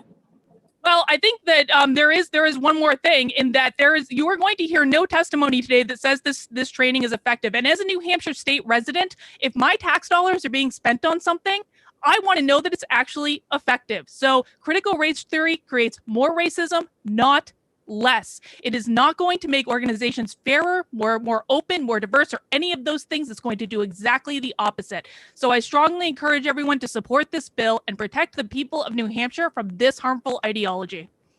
Thank you. Are there any questions? Thank you very much. Madam Chair, I wasn't going to address the comments she directed at me. I did have a genuine question. Yes, if it's a question, ask it. Since this bill also addresses gender and, gender, I just wanted to see if you're the same Carolyn Borisenko who wrote the article in Forbes magazine about the gender pay gap. Yes, absolutely, I am. The gender pay gap is a myth, and I am Dr. Borisenko. Thank you. Thank you. That answers the question. I call Jacob Bennett. Hi, thank you to the committee for hearing this testimony in opposition to HB 544. My name is Jacob Bennett and I represent myself today. For the sake of full disclosure, I would like to note that I am currently employed as an adjunct in the education department at UNH. HB 544 does not identify critical race theory in its description of divisive concepts, but seems to be a fairly transparent reaction to it and other critical lines of inquiry that seek to identify and dismantle systemic racism, sexism, ableism, and heteronormativity in our society. And in any case, one of the bill's co-sponsors identified CRT by name when introducing the bill last week. As to the text of the bill, it appears to misconstrue the premise and purpose of critical inquiry, which does not rely on essentialist notions of race or sex or gender or ability, but instead relies on empirical study of historical developments and current practice in law and in broader society. Critiques of CRT often indicate that the theory is meant to mean that there are sets of essential qualities that inhere in white people or other kinds of people, and that those qualities are oppressive and inescapable. But a more faithful interpretation of the theory is that there is no essential quality inherent to any race, only the socially constructed systems of meaning that come to feel true through generational perpetuation and come to feel immutable through establishment of norms, expectations, and laws. The critical theorist need not be concerned with the beliefs or best intentions of white men or people of any background or identity for that matter, in order to establish the clear record of racist and misogynist and homophobic brutality that pervades the establishment of this country, the capitalist system which launched it into global preeminence and which persists today in many forms. Current intentions, good or bad, have nothing to do with the systemic problems that are the target of critical inquiry, even if overt and clearly articulated bigotry infuses the foundations of those historic challenges. Instead, the criticalist is focused on disparate outcomes that continue to hinder equity and equal standing in our society for women, for people of color, for queer folks, for our friends and family with different abilities. And we see these disparities in educational attainments and college debt burdens, as well as in iniquitous distributions of resources, leading to short earnings and shaky career ladders. Even the ability to work remotely and continue earning during this pandemic depends a great deal on economic status and job description, as well as race and gender. All told, every sector in the economy has been touched by these social ills, not least of all higher education, where I have been working for the last 15 years. Well-respected leaders in human resources and education have come to what I believe is a consensus that we must consider the equity implications of policy across race, sex, gender, and ability categories, and that we must confront those implications head on.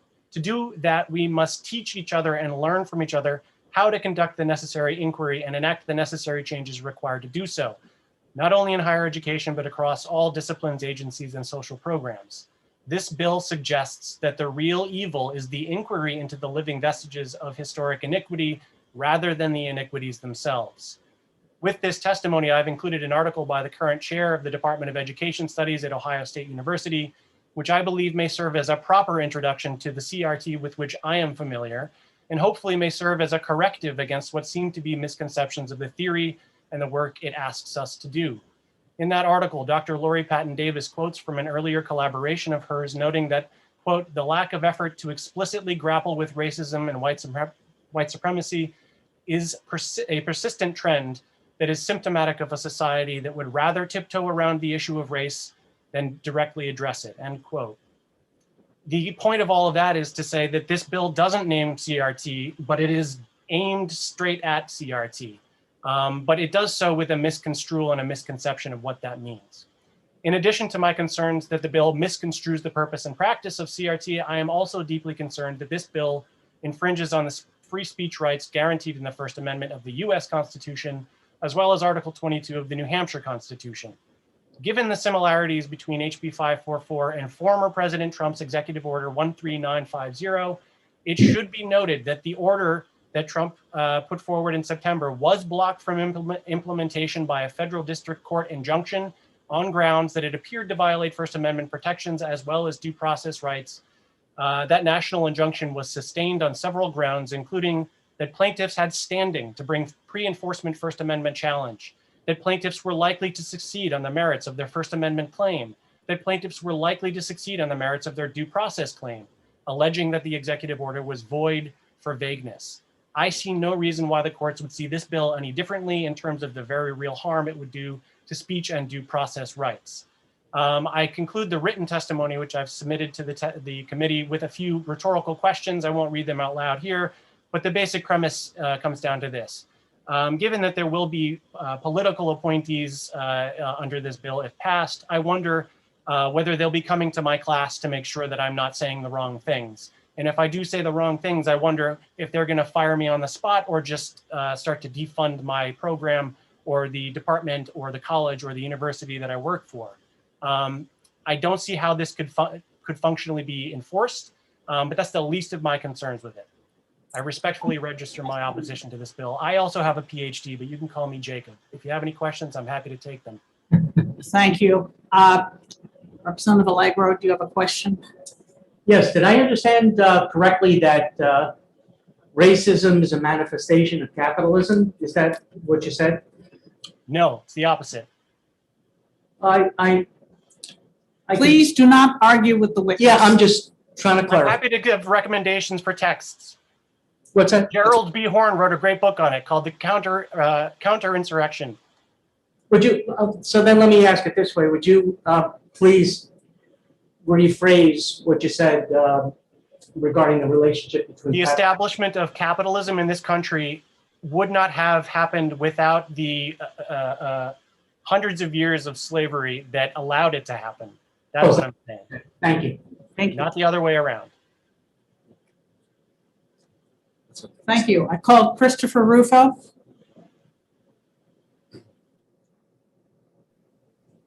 Good morning. Good morning. I'd like to speak on behalf of, in support of this bill, rather. If you look at the language in the bill, it's quite clear. All it does is say that you can not stereotype, scapegoat, or demean individuals on the basis of race and sex. This is the basic moral takeaway of the 14th Amendment and of the 1964 Civil Rights Act. Critical race theory, as it's implemented in institutions, actually does all of those things. It stereotypes, scapegoats, and demeans. It traffics in notions of race essentialism. It promotes harmful and divisive stereotypes based on inborn characteristics. It also creates a hostile working environment and would put the state at risk of legal action. And finally, I think that it's very clear that these are also violations in many cases of the Civil Rights Act. I'm the director of the Center on Wealth and Poverty at Discovery Institute. I'm a contributing editor at City Journal magazine, and a visiting fellow this year at the Heritage Foundation. I've studied critical race theory. I've done the investigative reporting, and I'd like to just share a few examples of what happens in the real world as these programs are implemented that this bill seeks to prevent. I reported on the Sandia National Laboratories, which designs and produces the nuclear weapons arsenal of the United States government. They recently took white male executives and then forced them in a training session to deconstruct their white male identity. It said that being a white male is analogous to the KKK, to white supremacists, and to lynching, and then forced them to apologize for their inborn traits and write letters of apology and in the abstract to women and people of color for the way that they were born. In education, these programs are deeply harmful. I've reported on recently a story where first graders in California were forced to deconstruct their racial and sexual identities and then rank themselves according to their power and privilege, telling some first graders that they were the oppressors and some first graders that they were the oppressed. I've also reported on a story recently in New York City where a public middle and high school sent an email to white parents telling them that they had to do white identity work and that the highest goal as a white person should be to become a, quote, white traitor and eventually advocate for, quote, white abolition. This is language that applied to any other group would be considered a euphemism for elimination. This kind of rhetoric is deeply divisive. It hurts people. And finally, it's actually in practice deeply condescending and patronizing towards people of color.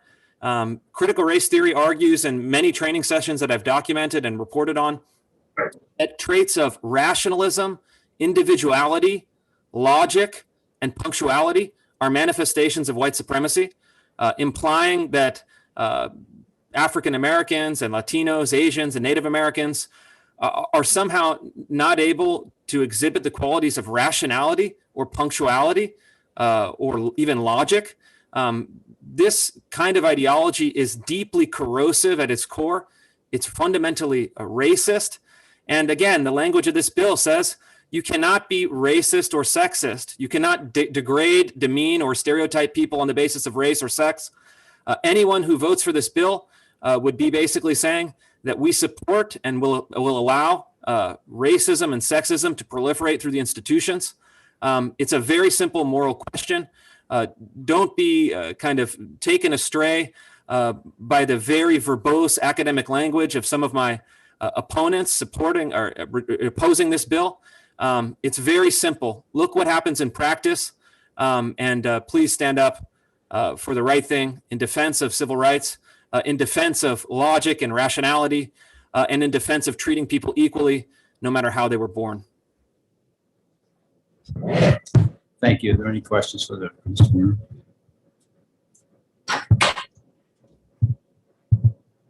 There being none, the witness is excused. Thank you. Thank you.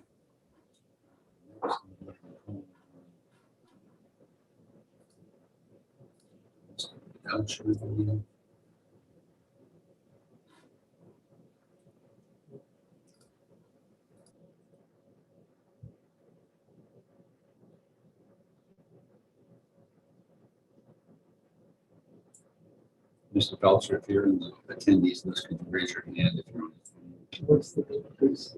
Huh? What's the name? Next one I'm going to be calling is Michael or John Belcher, it looks like. Michael Belcher? Yeah. See that in the attendee. Oh, there he is. Okay.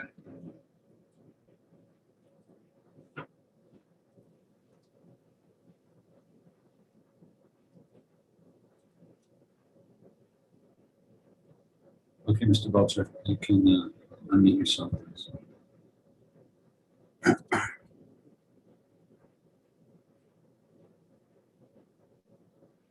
Go ahead, Mr. Belcher.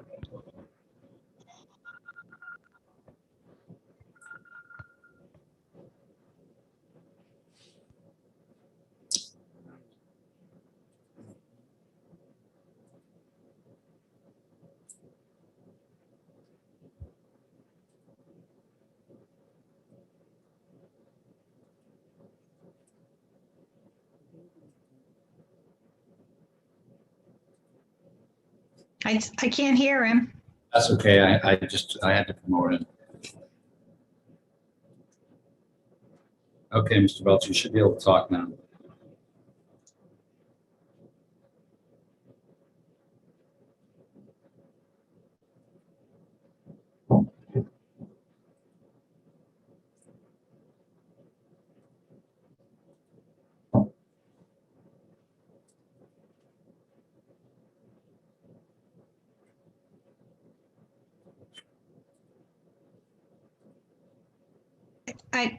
I can't hear him or see him now.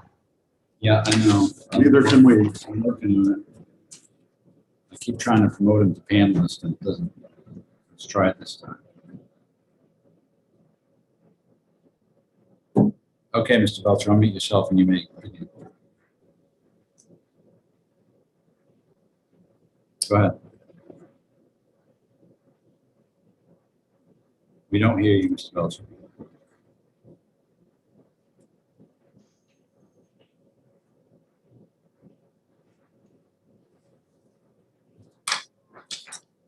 Can you hear me? The volume's way down. Let's try it without the headset. Can you hear me now? Yeah, we hear you now. Go ahead. Thank you. Fundamentally, what this bill seeks to prohibit is the mandatory training of critical theory in government. I could open with the fact that critical theory is of a Marxist origin, that it explicitly rejects the civil rights movement and equality under law. I could describe how it is not in the liberal tradition, and these things are true. However, Americans have the right to hold these beliefs, and they have the right to espouse them. That is their protected First Amendment right. What we're here to talk about is workplace training. But when people are trained in ideology, they are not learning a skill. The proper term for training in ideology is indoctrination. While anybody may, as is their right, hold these views, they do not have the right to force others to hold these views. They do not have the right to violate others' freedoms of speech, of association, or of religion by compelling others to pledge fealty to their ideology, or to make confessions to the sinfulness of their skin color, or for America at large. Make no mistake, critical theory trainings are often segregated by skin color, and indeed so is the content of these trainings. While some segregated groups are often made to confess their own racism, other groups are taught of the evils of the other group. Here are a couple real-world examples. The U.S. Department of Homeland Security hosted a training on microaggressions, micro-inequities, and micro-assaults, where employees, white employees only, were told that they had been socialized into oppressor roles. This indoctrination isn't limited to workplaces. In a recent elementary school in Cupertino, California, forced a class of third graders to deconstruct their racial identities, then rank themselves according to their power and privilege. Again, they forced third graders to rank themselves based on skin color. There are countless more examples of this, people having this ideology thrust upon them in both public and private sectors. And nationwide, this ideology, and specifically these types of trainings, are rightly leading to lawsuits under the theory of hostile work environment. They may also be seen as violations of civil rights. As such, these indoctrinations in New Hampshire are liable to put substantial sums of taxpayer money at risk through harassment of state employees. It should be noted that the promotion of diversity and inclusion, not rooted in critical theory, is possible. It is in keeping with America's liberal tradition, and it's perfectly acceptable. And this bill does nothing to prohibit this. Further, the idea that there isn't already speech limitations in the workplace is false. We already prohibit harassment based on sex, based on race, and based on gender. This just clarifies that these sorts of trainings, when directed at people based on critical theory, are also forms of harassment. That's it. Thank you for your time. Thank you. Are there any questions? Seeing none, you're excused. Thank you for your testimony. Thank you.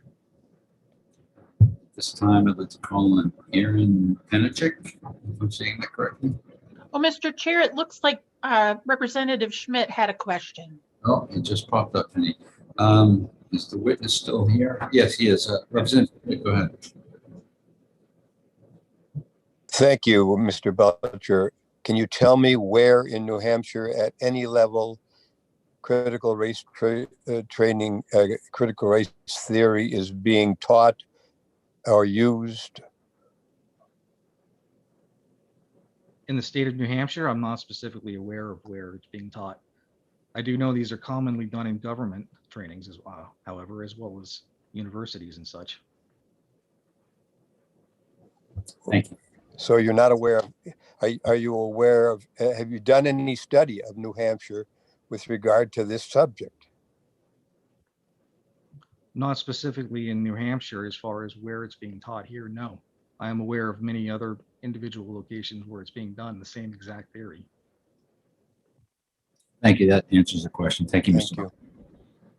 Any further questions? Okay, now at this time, I'm going to call on Aaron Penachik. Okay, can you hear me? Yeah, go ahead. All right, much of what I want to say, first of all, Aaron Penkasik, I live at 133 Dow Road in Hollis. Much of what I wanted to say has already been eloquently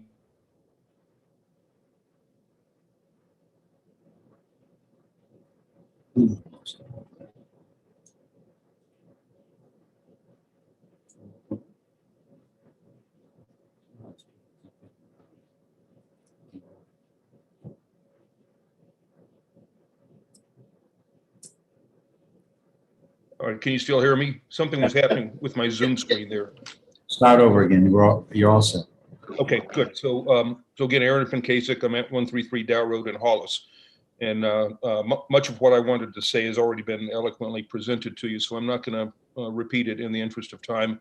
But I have just 4, 5 quick little bullet points. One is this bill, HB 544, which I'm speaking in favor of. If you read it and think about what all those points say in there, it actually supports non-discrimination, right? What it's attempting to do is to prevent critical race theory in the way the previous speaker just described as being shoved into our school system. We don't have a problem with that in this area. There are pockets where I believe there are problems that some of the critical race theory could be applicable in terms of solving them. We don't have that problem here. So, you know, this to me boils down to, are we going to waste tax dollars on something like this to solve a problem that doesn't exist?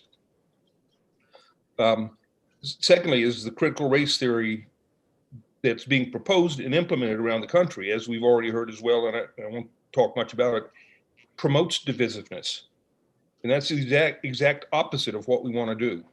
In our school systems, the educators should be teaching math, science, English, non-revisionist history, government.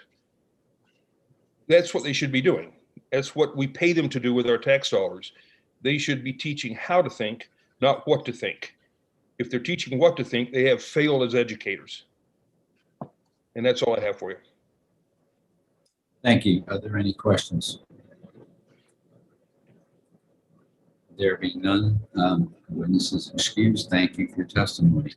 I'm going to call on, please forgive me if I butcher your name, Asma Elhouni. You have to unmute.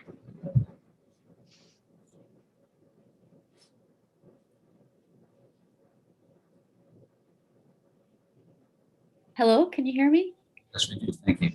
Yeah, hi. My name is Asma Elhouni, and I am speaking against this bill very strongly because we cannot, as a state, expect to work towards achieving equality without first acknowledging and addressing the biases that are deeply rooted in the fabric of ourselves, our communities, our state, and our nation, right? Unconscious racism is real. I am a woman of color who is Muslim and wears hijab.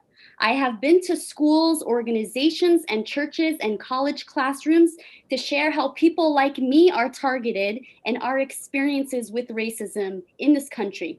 For example, the fact that there has been research that documents that Arabs and Muslims are overwhelmingly negatively portrayed in media and oftentimes targeted under the security apparatus, right? Overwhelmingly, images of us are negative and stereotypical in nature, like being violent or that women are submissive or oppressed. This is not only in the media, but it's also in education and the Department of Homeland Security with the targeting of innocent Arabs and Muslims through surveillance, being arrested without given due process, are all examples of how certain groups of people experience racism today. And in this bill, it clearly states, there's a line in there that divisiveness is saying that New Hampshire or the United States is inherently racist.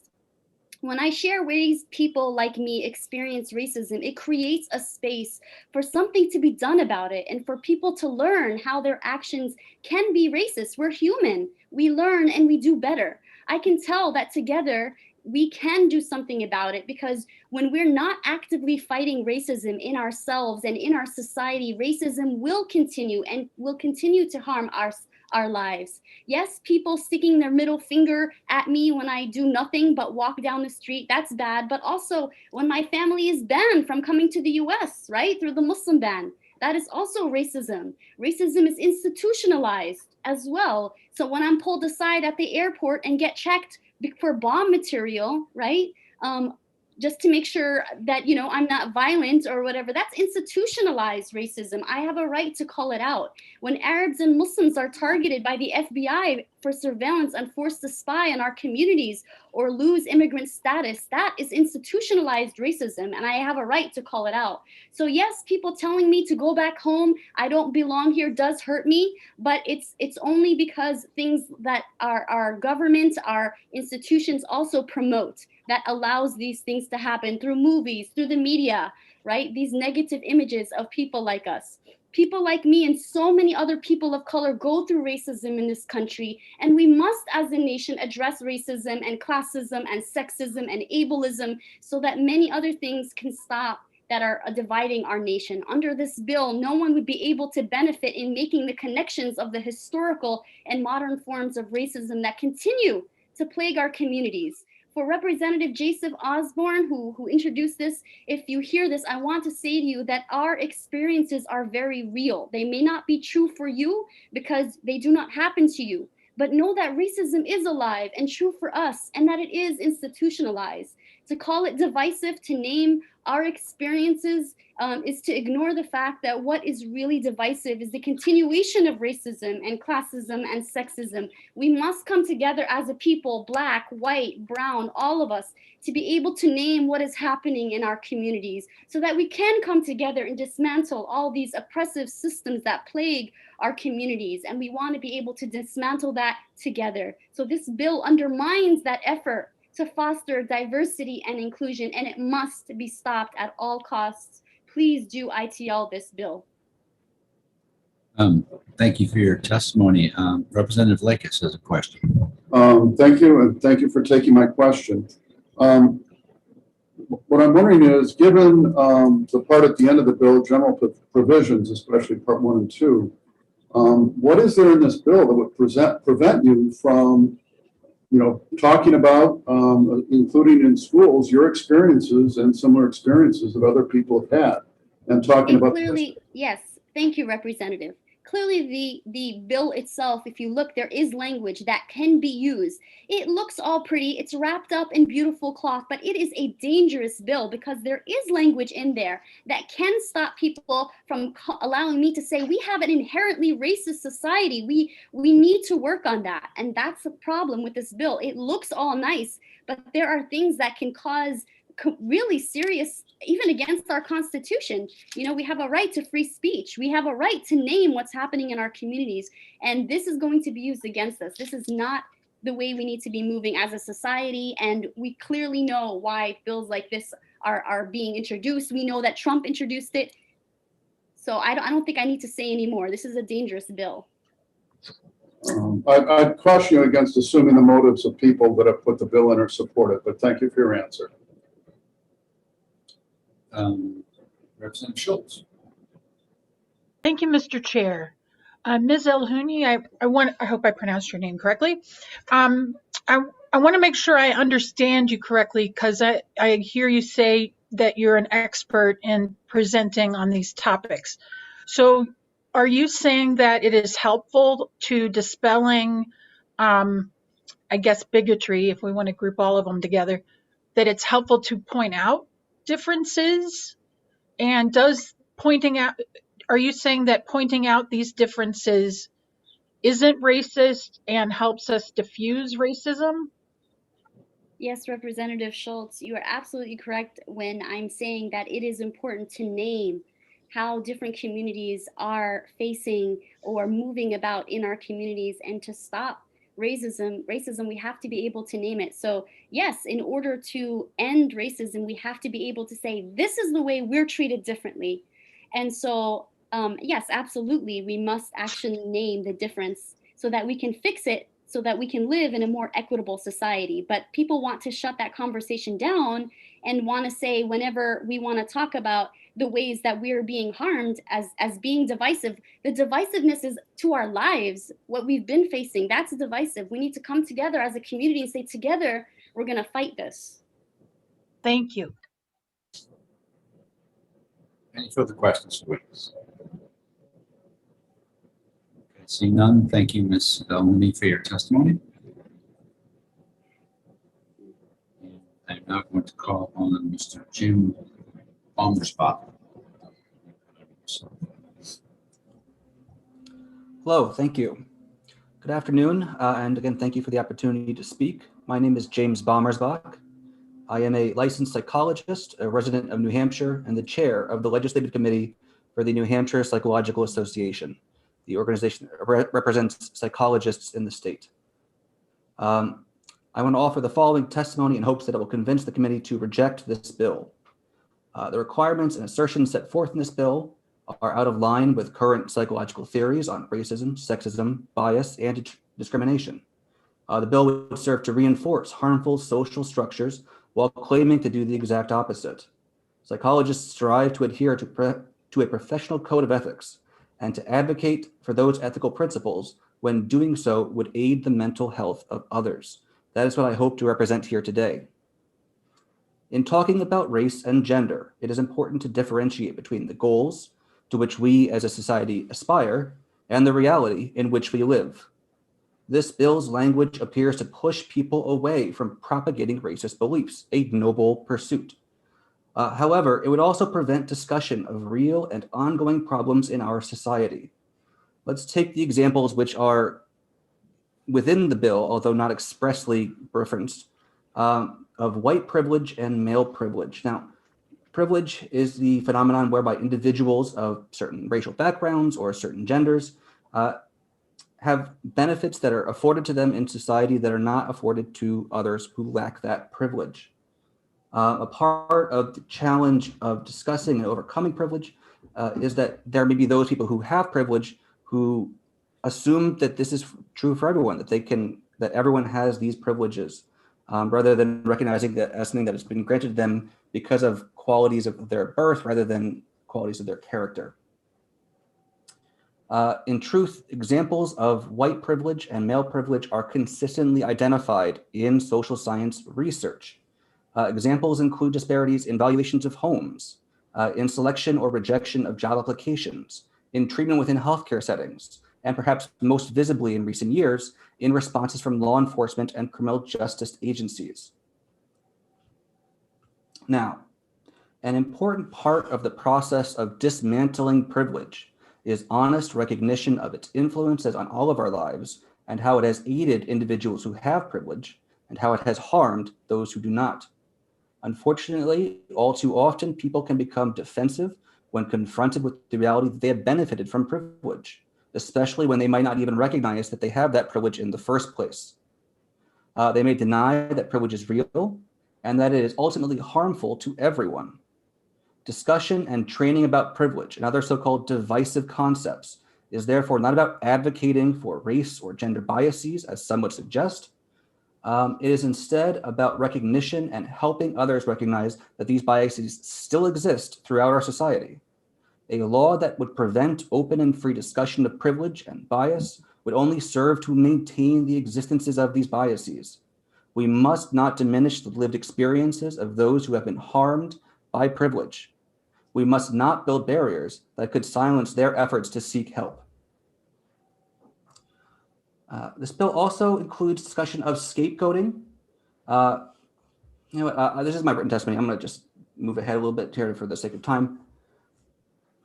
But I would encourage all of you to read the remainder of my testimony. I'll finish with this. As psychologists, we recognize that we have a duty to recognize the importance of advocating for justice and for respect for people's rights and dignity.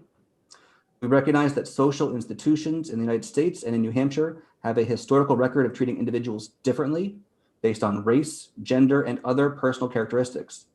As a society, we have progressed toward a more equal and free society. However, we recognize that this effort is not complete, and we must always continue to work towards our guiding principles. Limiting discussion of controversial topics and treating racism and sexism as relics of a past age only serve to prevent us from making further progress. Therefore, I strongly urge each committee member to vote down this proposal. I would hope that the discussion today would encourage each of us to further explore our own experiences with race and sex-based discrimination, and to lead us to ask ourselves what more we can do to overcome them. Thank you. Thank you. Representative Schmidt. Thank you, Mr. Chairman. Thank you, Mr. Bummersbach. One of the things we are receiving on this committee is a lot of emails from parents who are very concerned about things that their children are being taught.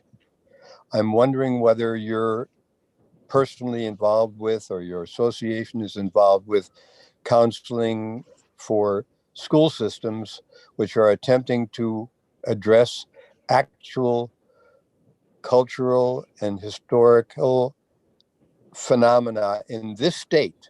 I'm not concerned about other states. This state, where the school systems are trying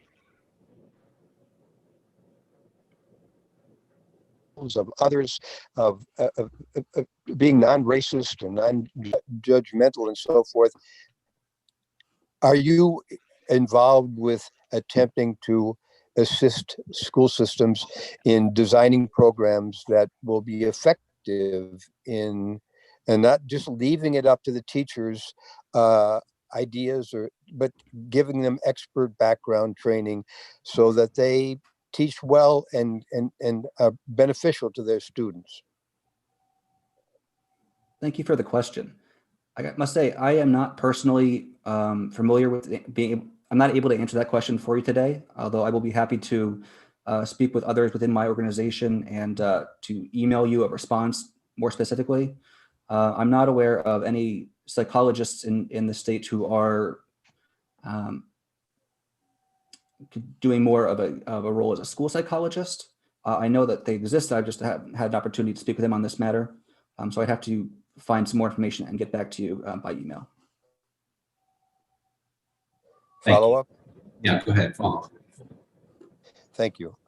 So do you have any personal clients, patients who have approached you because their children, or perhaps they brought in a child who has been confronted in the school systems with teaching that they found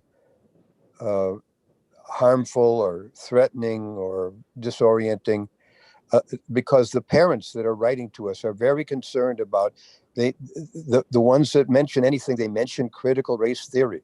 Is this being taught or used anywhere in New Hampshire? So I am not in private practice myself. I am a forensic psychologist. I work on behalf of the state, conducting competency and other mental health violations in the court system. Again, so I cannot answer. I can't say that I have any clients, so I can't speak to whether or not people are coming in with concerns about critical race theory. Again, I would have to open that question up to members of my organization and then get back to you, hopefully in a couple of days. Please do. Thank you. Thank you. There being no further questions, I see from the witnesses. Appreciate your testimony. Thank you. At this point, I will now call on Dan Richards. You have to unmute yourself, sir. There you go. Thank you very much. Thank you, members of the committee, for the opportunity to speak.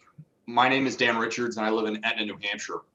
I also run a company that employs over 200 people that is located in Lebanon and headquartered in Lebanon, New Hampshire. I come to you today to support and respectfully request you vote in favor of HB 544. My family and our fellow citizens in New Hampshire do not believe racist and discriminatory practices are acceptable under any circumstances, and this bill would forever enshrine that belief in New Hampshire law. My wife, Melissa, and I have 2 young children. Our daughter is in 2nd grade, and our son will be entering kindergarten next year at SAU 70. My wife and I are deeply concerned about what is being taught and the trainings that are being conducted in our district. But I don't come here just for myself and my family. I also come here today out of concern for the dozens of my employees' children who are also being educated in New Hampshire. Let me give you an example of what is happening. This past spring, a course was taught entitled Exploring Whiteness and Becoming an Anti-Racist Activist that contained blatantly racist and anti-American topics. The course syllabus, which I have, will be submitted following my testimony for your review. A brief summary of the objectionable content includes, number 1, a quiz that asks, the rise of white supremacy was tied most directly to A, Indian removal, B, slavery, C, the Declaration of Independence, D, the US Constitution, or E, ancient Greece. The answer demanded, C, the Declaration of Independence. Number 2, a 2-hour and 13-minute lecture given by an individual named Tim Wise. Mr. Wise's lecture includes frequent and repeated racist and anti-American statements, including A, rich white people telling working class white people that their problem is other working class people who just so happen to be browner than themselves. That is the whole history of America. B, let's be clear. Our ancestors from Europe were the losers of their societies. C, liberty and freedom? You think we believed in that? What history book have you been reading? We didn't believe in that. Number 3, a 1-hour and 23-minute lecture from Robin DiAngelo, whose entire talk is consumed with how all whites are quote unquote fragile due to their culpability and complicity in our quote racist system, close quote. Number 4, we've been told by a member of our elementary school leadership team that they will be using quote achievement debts accumulated over hundreds of years to teach for social transformation, close quote. To accomplish this, equity, diversity, and inclusion trainings have been conducted for months. I'm told partially funded by state grants for all teachers, faculty, and staff. In my opinion, these kinds of teachings and trainings are as objectionable as they are false, inflammatory, and yes, racist. They have no place in our New Hampshire schools and in the training programs of New Hampshire companies. I'd like to conclude by saying I'm the son of a Marine veteran. My grandfather and several great uncles served in the armed forces and fought the Axis during World War II. Some of my ancestors were rounded up, sent to camps, and exterminated. My family knows what racism and white supremacy looks like. We've fought and we've died to defend the United States and the egalitarian principles for which it stands.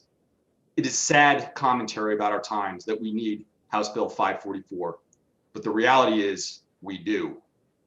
Our children deserve to be taught the history of this nation for all of its greatness and all of its flaws. They do not deserve to be indoctrinated with hatred, not only of themselves, but also of those who choose to love this country. I humbly request you pass House Bill 544 so I can send my kids to school free from racism, discrimination, and racial stereotyping. Thank you very much.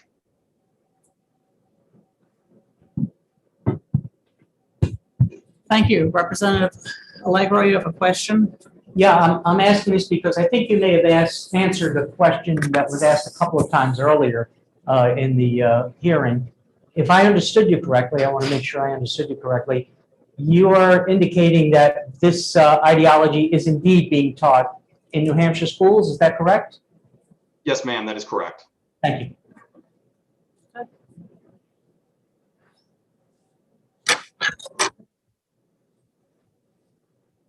Well, Jamie Moore.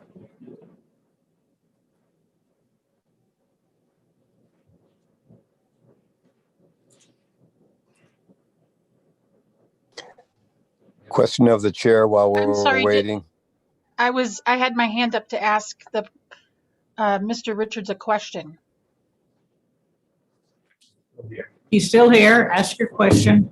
Thank you, Madam Chair. I'll be brief. I found that those questions that you read, I found that interesting. So the one, by the way, I'm also the child of a Marine, so yay, love that. That's irrelevant though to today, but my question is, so with that questionnaire, you said you were going to send it to us. That's great. I want to see it. Did you ask, at least in the first one, did you ask why they felt that the Declaration of Independence was a sign of racism? To help understand why that might be a moment that can be a teachable moment, you could say? Well, ma'am, the document that I refer to is actually not a questionnaire. It's actually the syllabus for the course. Oh. And that, yeah, so it's not a questionnaire, it's a syllabus. And that is one of the documents, the quiz is one of the documents that was actually used in the course.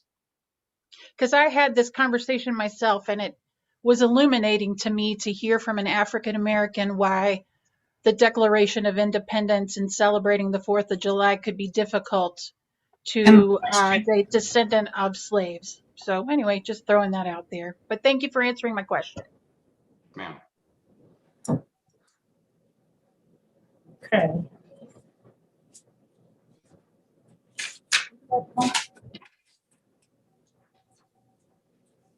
Jamie Moore? Yes, you have to unmute yourself. I did not have a question. I am listening in today because I am looking to move to New Hampshire. And so this is seriously concerning to myself as an African American woman and as a woman who is looking to raise children in New Hampshire. Thank you for your concern.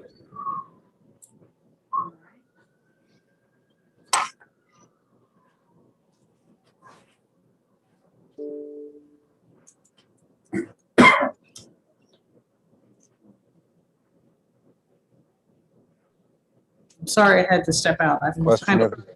Yes, Representative Schmidt. Thank you. So as you probably are aware, we're having technical difficulties. Some of the witnesses, I can hardly even hear anything that they're saying. Is this problem being worked on? Is anyone else having this problem? No. No, you may have a weak internet connection, or you might have your speakers turned way down.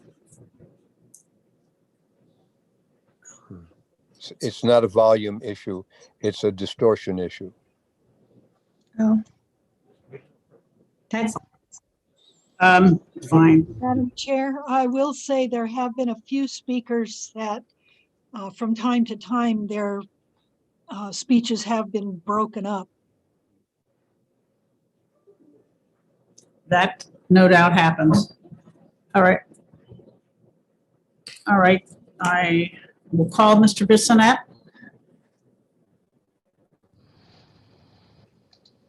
Thank you, Madam Chair. Can I be seen? I want to make sure this is working. You can be seen. You can be heard. Wonderful. Thank you so much, Madam Chair and the members of this committee. My name is Gilles Bissonnette. I'm the legal director for the ACLU of New Hampshire. We oppose this bill. I did submit some written testimony earlier this morning on why we oppose this bill.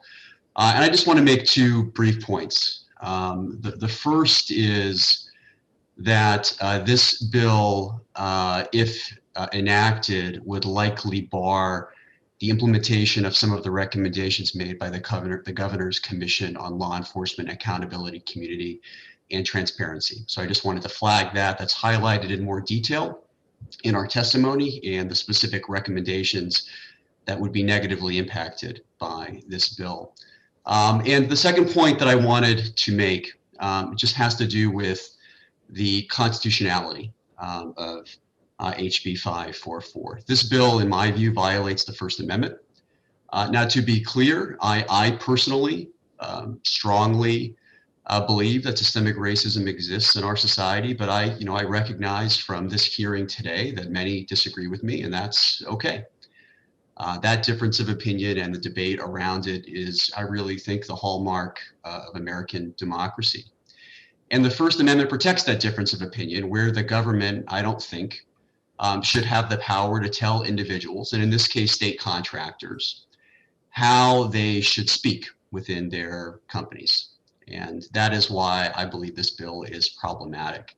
I think this bill is unconstitutional because it requires every single individual or company that enters into a state contract in the future to not provide trainings on these types of issues, even on the contractor's own time and even on their own dime, using their own money.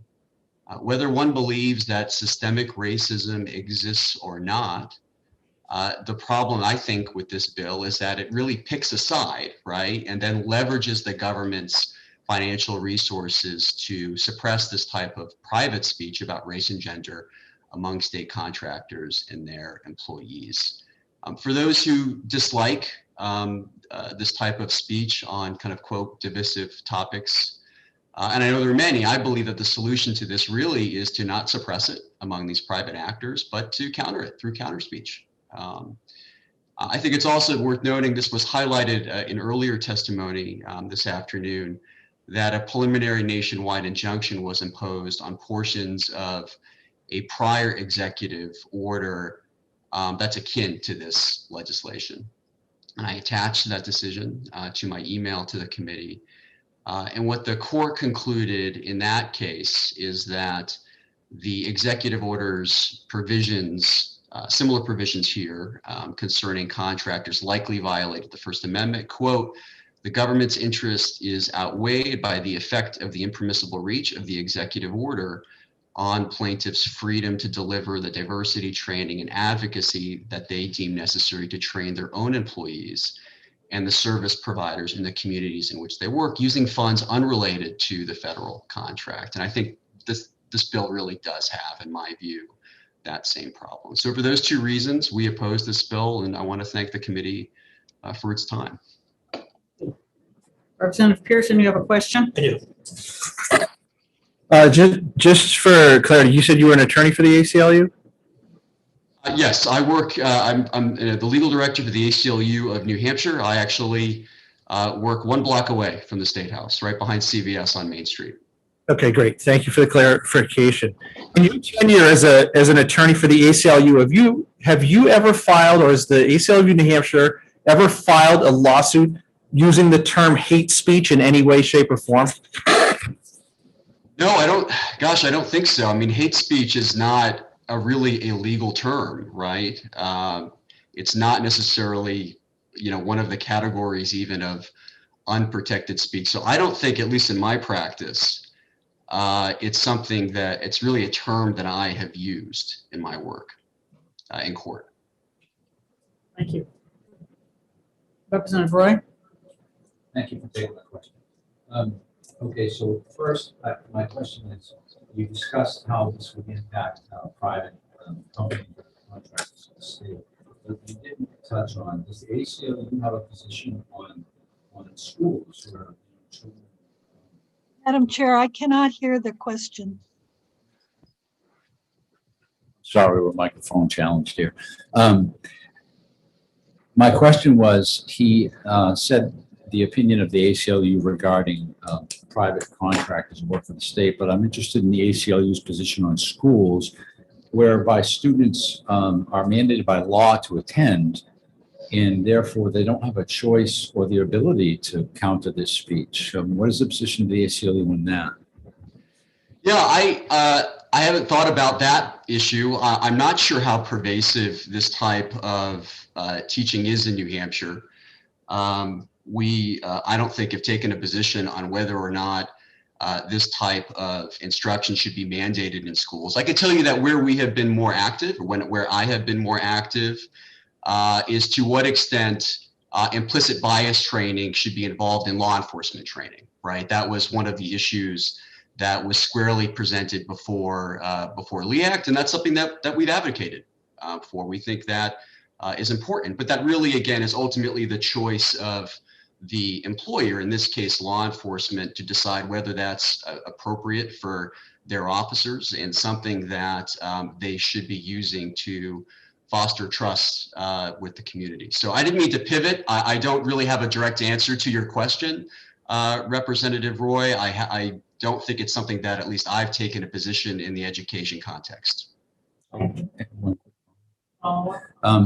just a quick follow-up. Sure. You're the second or third witness who's mentioned the court case against the Trump executive order. Just to be clear, that was a district court case that issued that, correct? It wasn't an appellate court. No, you're absolutely correct, Representative Roy. I believe it was the federal judge in the District of California. So you're exactly right. No, it wasn't an appellate circuit court or the U.S. Supreme Court. Correct. Thank you. All right. I call Cheryl Shirley. You'll have to unmute yourself. Let's see. Okay. There you are. Can you hear me? Yes. Okay. I'm here today speaking as a private citizen, although I served on the New Hampshire Commission for Human Rights for 13 years. And I've also been an educator at a university here in New Hampshire. And it seems to me a lot of what I wanted to say has already been said. I oppose House Bill 544. It would,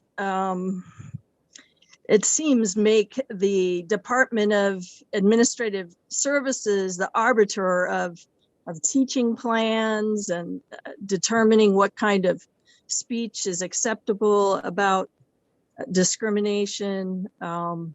There's a couple of key parts of the proposed bill that I think are overly broad, and many of the topics that we're talking about, teaching of history and training about civil rights, are going to be by their very nature controversial. There are going to be differences of opinion, and we don't want to have, a specific bureaucratic agency trying to pre-screen all of the teaching plans and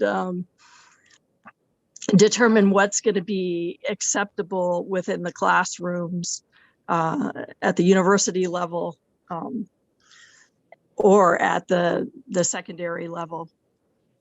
I hope that you'll oppose this bill. I don't think that the bill is necessary or likely to promote human rights in New Hampshire. We've had a anti-discrimination bill here for over 50 years. And the Commission for Human Rights was created as a civil rights agency by the legislature. It was a bipartisan effort, and that agency plays a key role in working toward ending discrimination. It also has as part of its mission the educational outreach, and I think that this is problematic in terms of freedom of speech rights, both at the state level and at the national level. So I'll end there and urge you to vote against this bill. Thank you. Representative Pearson, you have a question? I do. You said you were taught at the university level? Yes, I did. Thank you, ma'am.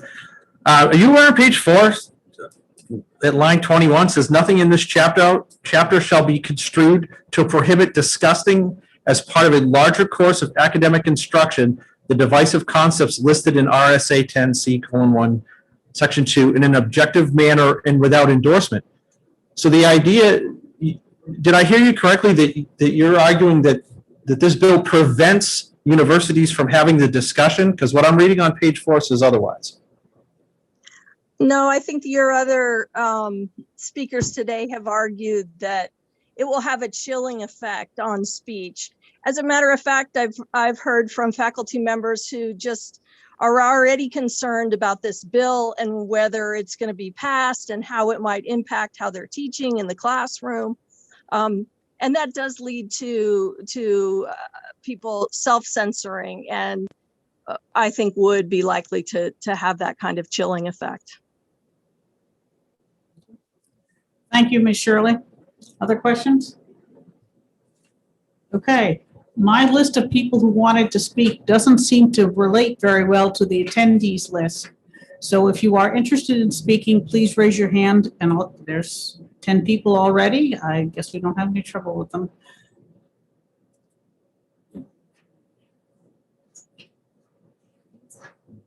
Which one is first?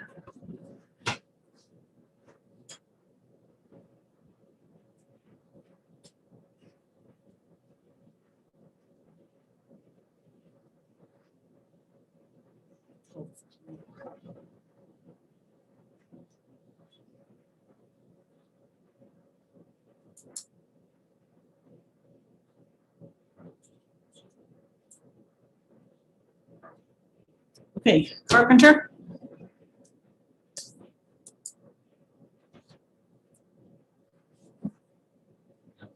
You have to unmute yourself and then please speak.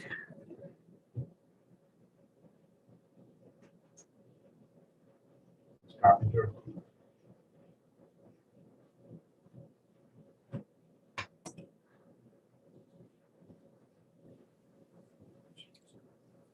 Sorry, Madam Chair, were you talking to me? My Zoom feed cut out, so I didn't hear if my name was called. We were, thank you. Please, we're asking for people to testify. Please do so. My apologies again. Hi, everyone. Thank you so much, Madam Chair, for calling on me, and good afternoon to the representatives and attendees. My name is Christine Carpenter, and I'm a resident of Windham, New Hampshire. I have a master's degree from the University of Cambridge, and I'm a few months away from earning a law degree from the University of Pennsylvania Law School. And I'm a product of the New Hampshire public school system. Having spent 12 years in the Windham School District and the better part of a decade in higher ed, I have a fair deal of experience in the process of being taught. This is the lens through which I came to offer my view of this bill today. This proposed legislation causes me a great deal of concern because it essentially hamstrings teachers' access to the resources necessary to better understand the individuals sitting in their classrooms and therefore their ability to effectively teach their students. My central issue with the bill is this, as one of, or actually I think several of the earlier speakers noted, the bill doesn't only address teachings rooted in critical race theory, although that may have been its original intention. And we can sit here today and discuss the merits and the flaws with critical race theory truly endlessly, clearly just judging by the number of testifiers that we've had. There's a lot to talk about there.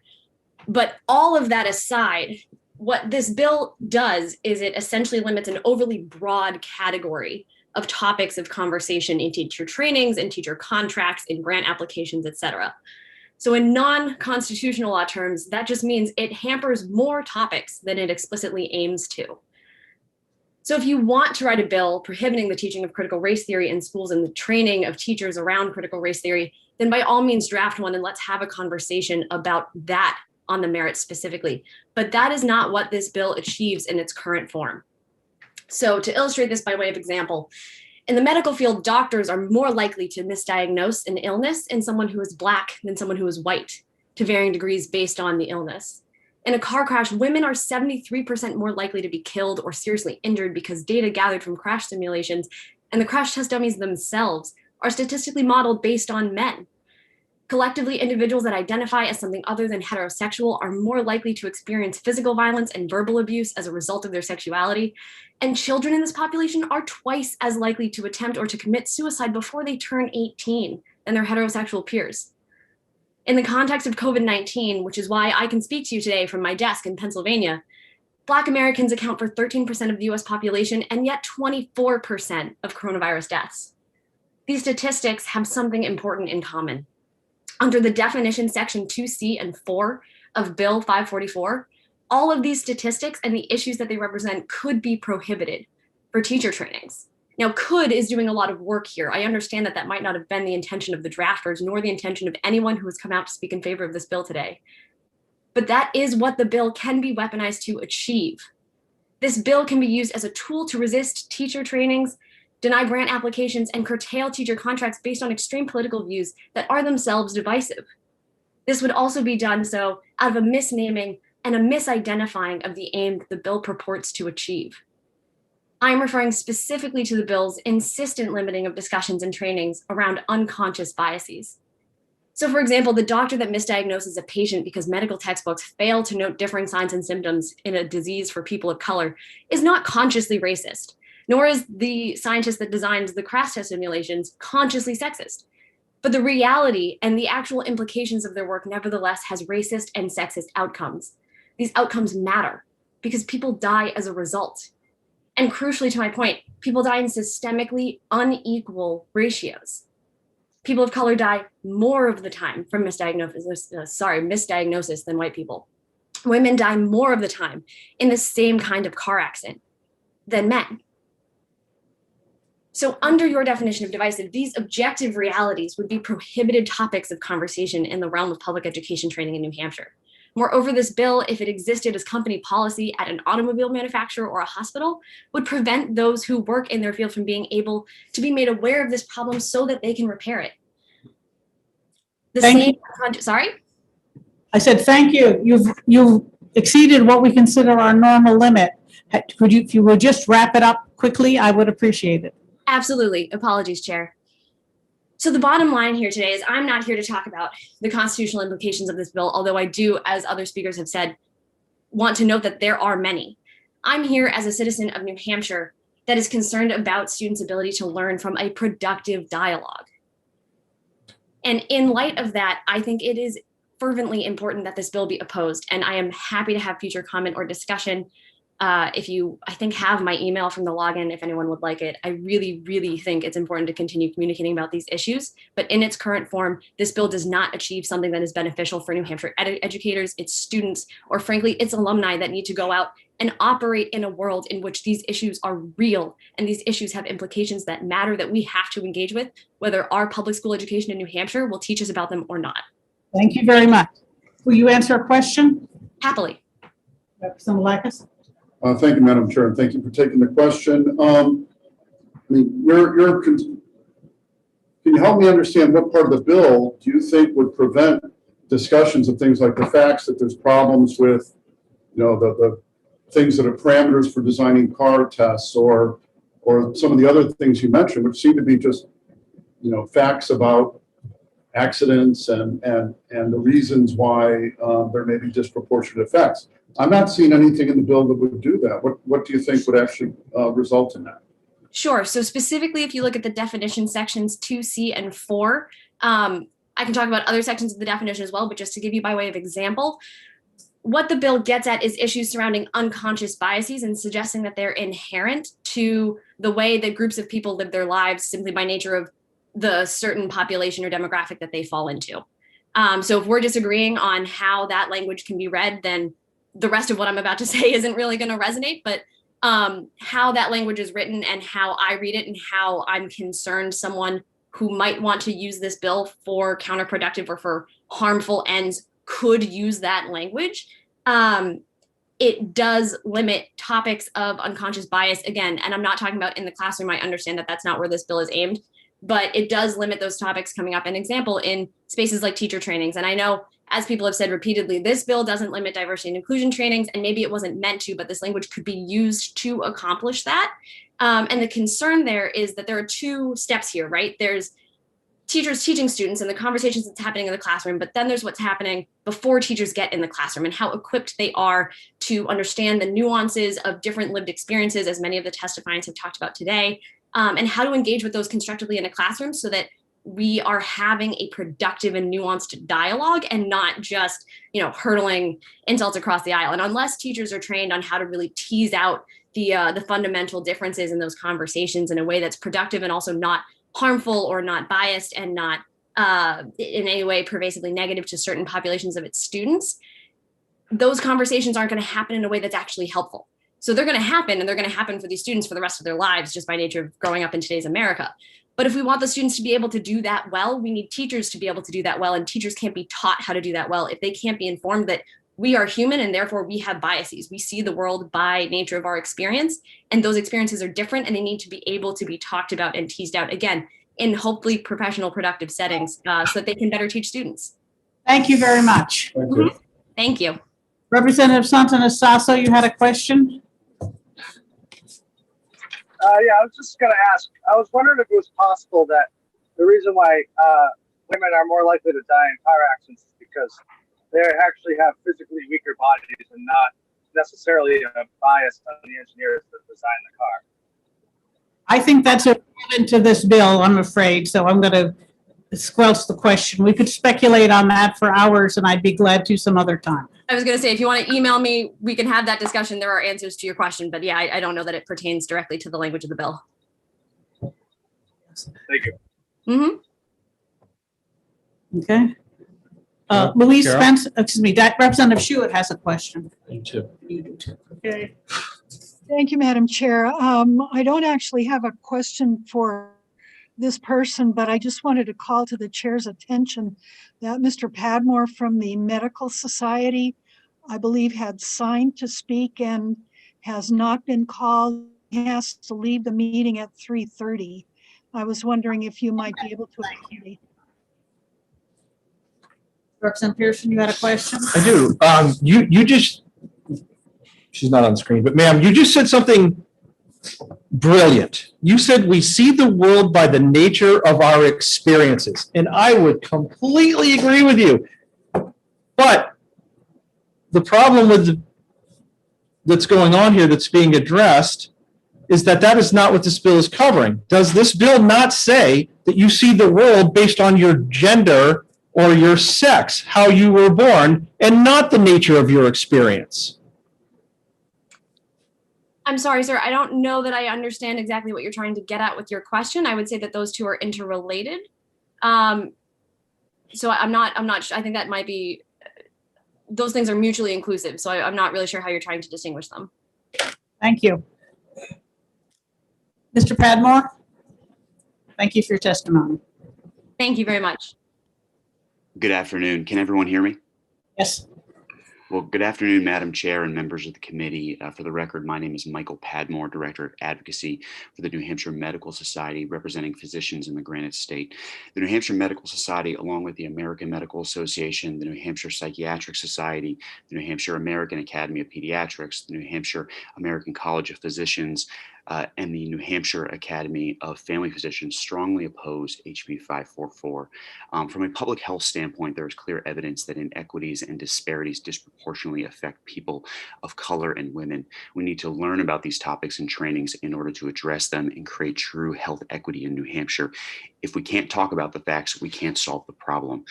There is an extensive body of evidence in medical literature and broad acceptance in the medical community that racism and sexism have negatively impacted health and the well-being of people of color and women throughout history of this country. In fact, many of the country's medical associations have recognized racism is a public health crisis. COVID has shown us irrefutable differences in health outcomes between race and sex categories in New Hampshire. This is further described in the governor's COVID-19 Equity Response Team initial report and recommendations. We must be able to understand and address these differences known as health disparities. Training physicians and other healthcare providers to understand the impacts of racism and sexism on health is imperative to the ability to care for patients and improve health outcomes. Additionally, as physicians, we cannot be limited in our ability to treat diseases. Not being able to train doctors on racism and sexism and its effects on health outcomes is tantamount to saying doctors can't learn about treating COVID or cancer. As physician scientists, we must practice evidence-based medicine to best care for our patients. Rather than serving as divisive concepts, regular training on racism and sexism in medicine is integral to understanding how to improve the health and well-being of all Granite Staters. Health disparities impact the economy as well. This is evidenced by this month's Business New Hampshire magazine cover story highlighting racial inequity in healthcare. The reporter actually reached out to me, the New Hampshire Medical Society, to begin her investigation, reflecting the recognition that understanding these concepts is important for the business sector. Additionally, a healthy workforce is necessary for a vibrant economy. An American Hospital Association brief states that health disparities amount to approximately $93 billion in excess medical care costs and $42 billion in lost productivity per year, and describes the vital connection between health equity and value, as improvements in health equity can provide tremendous value to patients, hospitals, and the healthcare delivery system. While we wholeheartedly concur with the statement in HB 544 that no one should be judged by their color, race, ethnicity, sex, or any other characteristic protected by federal or state law, it is also crucial to acknowledge that prohibiting these things would rob physicians of their ability to inform and treat their patients. It is our obligation to practice medicine with impartiality, regardless of our patient's gender and or background. In order to do so, research has demonstrated that regular training or unconscious bias positively impacts physician-patient interactions and patient experiences within the health system. Furthermore, if we don't fully understand the social determinants of health and how the structural determinants of racism and sexism impact health, we cannot fully inform our patients in their medical decision-making. Censorship of our ability to accurately teach, assess, and treat patients is against our Hippocratic oath. This applies especially for state-funded health entities, including federally qualified health centers, community mental health centers, and the New Hampshire Hospital, which serve a disproportionate number of people of color and women in our state. The medical profession in the Granite State acknowledges and supports a patient's right to make their own decisions that are fully informed, regardless of the physician's personal beliefs. We strongly oppose anything that would censor physicians' freedom of speech for patients to make informed decisions. We further affirm that the government should not interfere in the doctor-patient relationship. Thus, there is no place for government to legislate trainings that impact physicians' ability to care for people. Understanding the impacts of racism and sexism on health is fundamental to our practice of medicine and public health in New Hampshire. Regular trainings help improve clinical and public health outcomes in both the private and public sectors. They help promote a free and fair economy, and they help physicians support individuals in making better informed health decisions. Finally, they help to ensure that the government and healthcare organizations work for everyone, because we are all fair because we all fare better when we are all well. Thank you. I just have one last paragraph. Passage of this legislation would jeopardize the significant progress we have made in the Granite State in considering and understanding health disparities that are directly attributable to racial and gender inequities. It would therefore undermine public health initiatives and make it more difficult to improve the health of all citizens in this great state. We strongly urge the committee to vote ITL on HB 544, and I thank you for your time. Will you answer some questions? I will. Thank you. Representative Roy? Thank you. Thank you for taking my question. You intimated that because of racial disparity, there are greater number of deaths and negative outcomes. Representative, I'm having a real hard time hearing you. Yeah, is that better? I can hear you fine. Thank you. Okay, thank you. In your testimony, you indicated that due to racial disparities, that there are greater negative outcomes and deaths that you attributed to racism, and it might be this bill would infringe on the doctor's right to discuss that with their patients, I believe.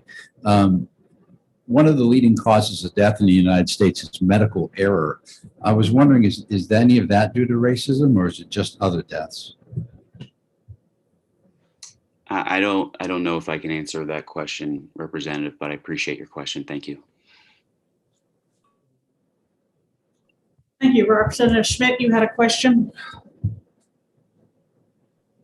Thank you, Madam Chair.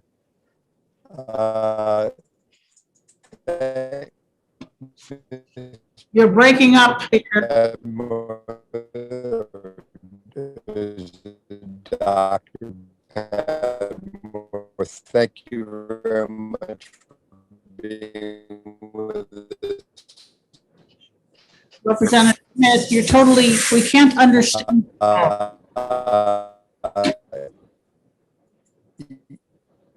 Could you provide a copy of your testimony?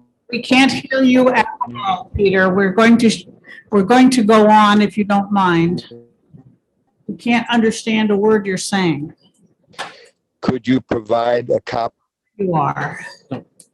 Shut your video off, Peter. Now we can hear you. Please speak. I'm not moving. I don't know what the difference is. It's not. Can you provide?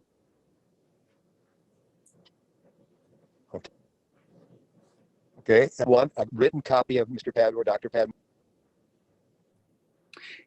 I believe the question was, can I provide written testimony? Yes, I have sent this, actually before the original hearing for this, I did send a copy of that testimony. Thank you very much. Thank you, Doctor.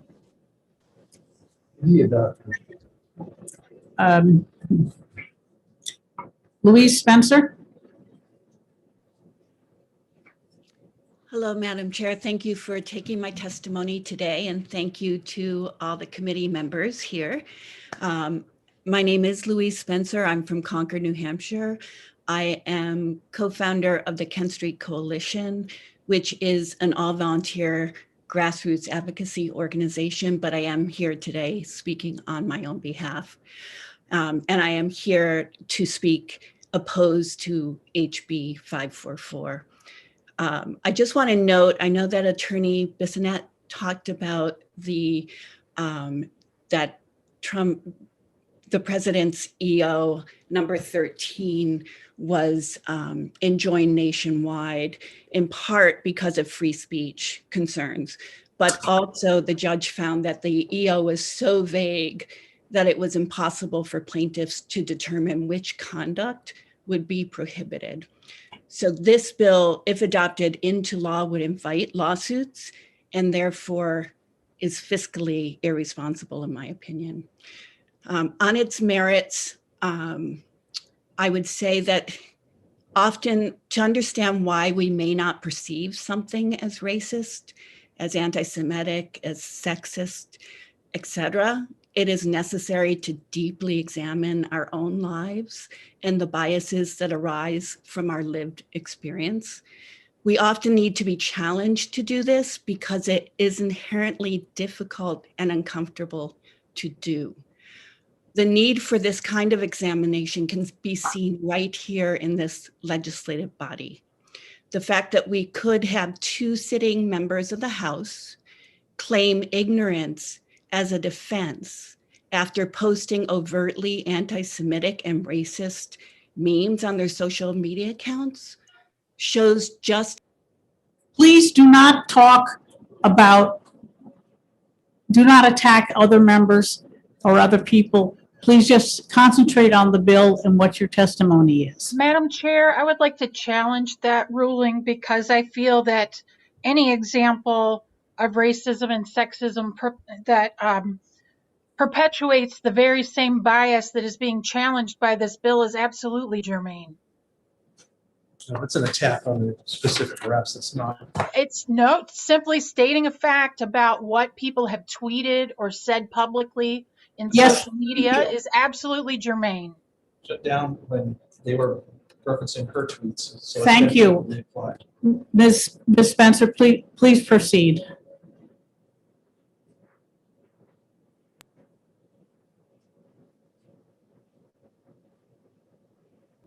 You need to unmute yourself. Sorry. Thank you.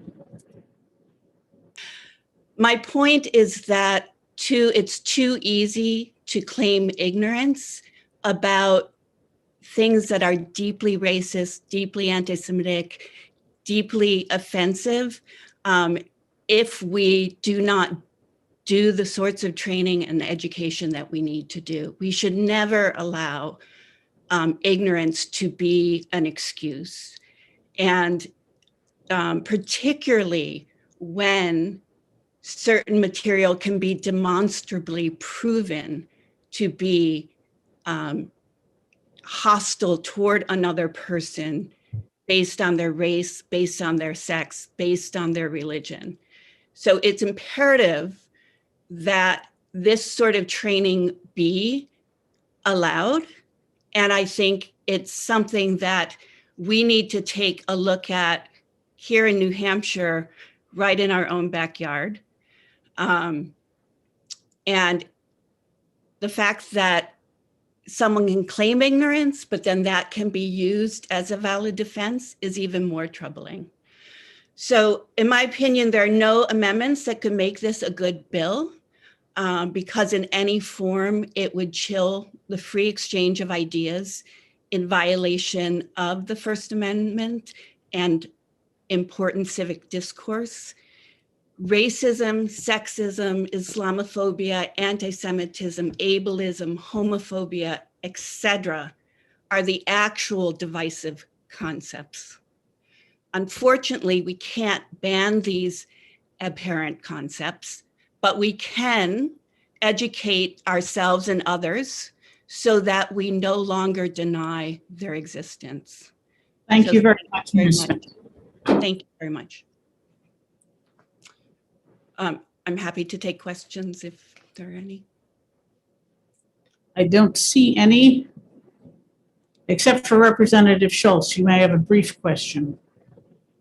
So I don't know that I heard the point, Ms. Spencer, you were trying to make about the social media posts that you were referencing earlier. Representative Schultz. Thank you. That's not relevant. Okay.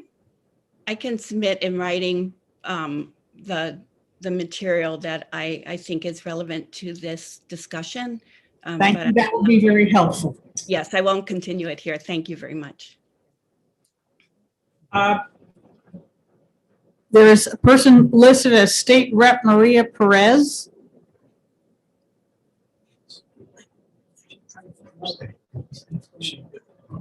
So, are you here? Which state are you from? That's New Hampshire. Yeah, Madam Chair, she's a new rep from Milford.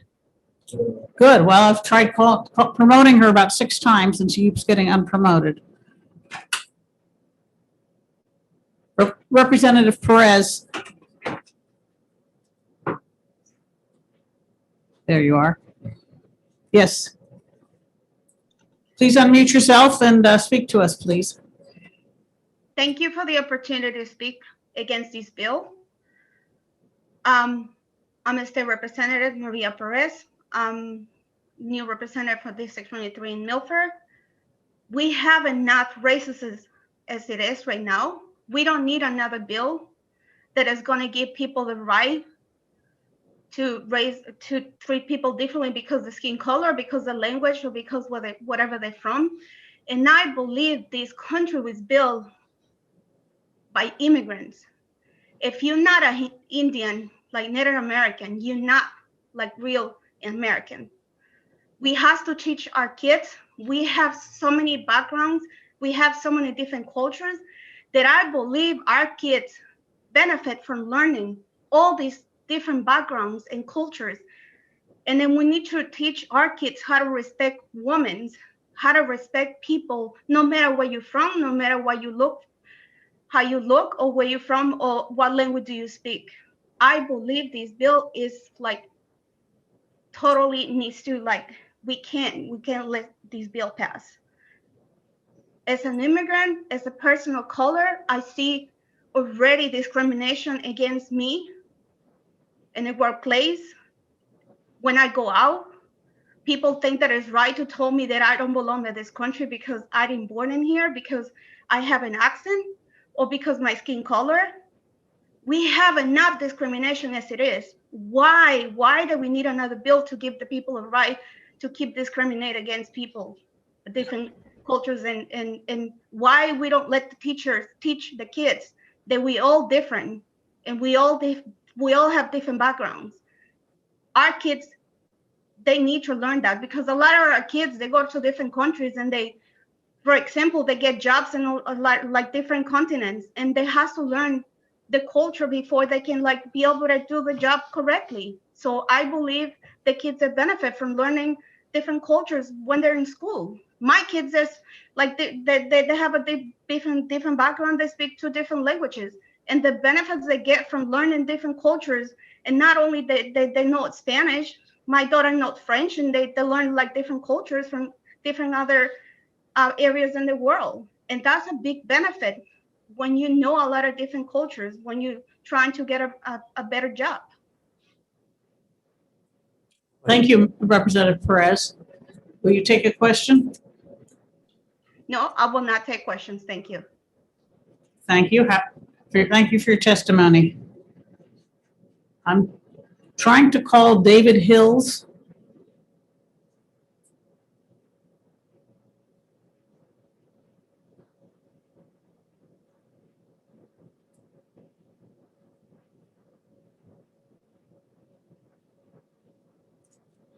He was here. Called her about 6 times. I put him about 6 times. There he is, David Hills, yes. Welcome if you would.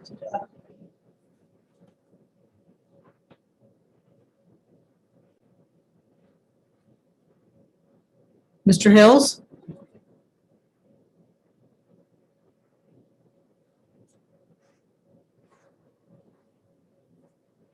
What's that? Yes, now you're unmuted, or you were unmuted.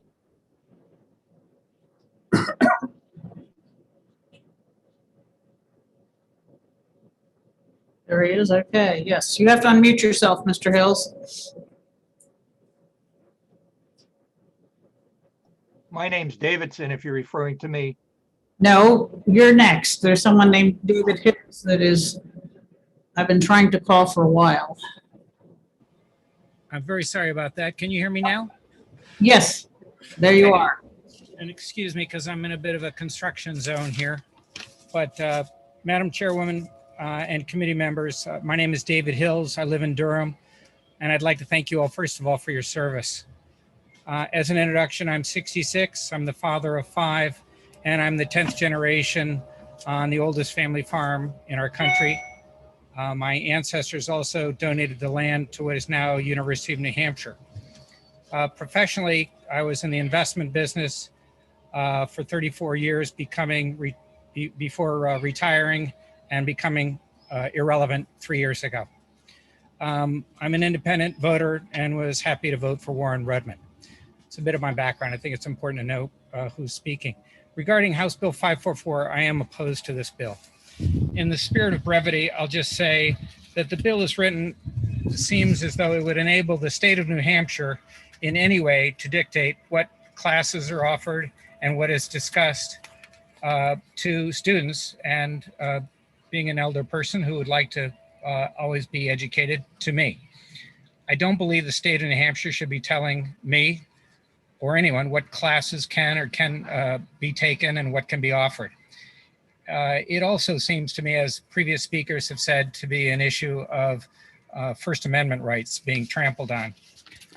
This bill also seems to go against the free marketplace in regard to opportunities for education in the university system.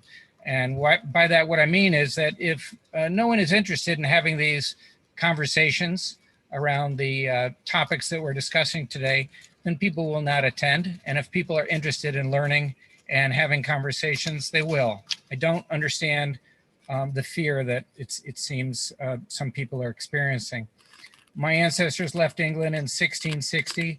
As best I've been able to figure out to escape oppression and experience the free world. I don't want the state of New Hampshire telling me, as I said, what I can learn about. I also may be the 10th generation on a family farm. but I'm also recognizing that there were many generations before my family who lived on this same land.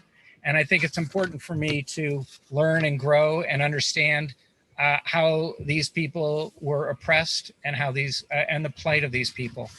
And I'm not afraid about learning about that. And I'm not afraid to admit that this oppression existed. Personally, I've learned a lot in the last few years on many issues. I've learned that racism in a more deeply way, I've known racism exists, but I've learned in a more deeply way that it exists in our country, and about my own personal privilege as a person whose skin by birth is white.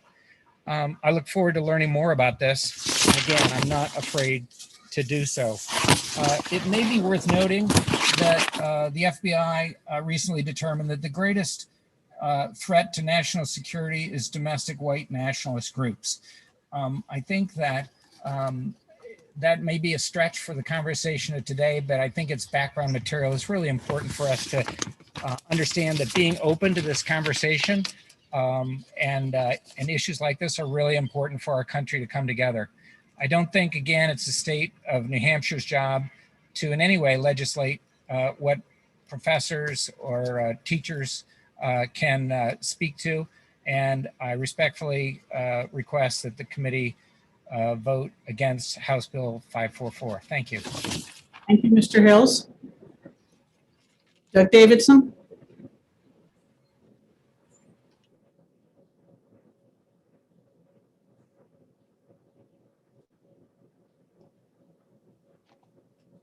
Madam Chairman, can you hear me? Yes, Mr. Davidson, please. Thank you, and to all the committee here. I sent out a list of PowerPoint slides, which I understand are in your possession. So can we confirm that you have them, and I'll speak to them in short order? No. No, Mr. Davidson, I'm not going to present your slides. We have them. We will view them and read them. We want you to speak to us. Very good. If you can follow along, that would be great. So my first thought is just my background is I'm a former public high school teacher. I used to teach American government and Afro-Asian cultural studies. I'm a former ranking member of the Hollis Brookline Cooperative School District Budget Committee. I'm a multi-generational member of a mixed race family.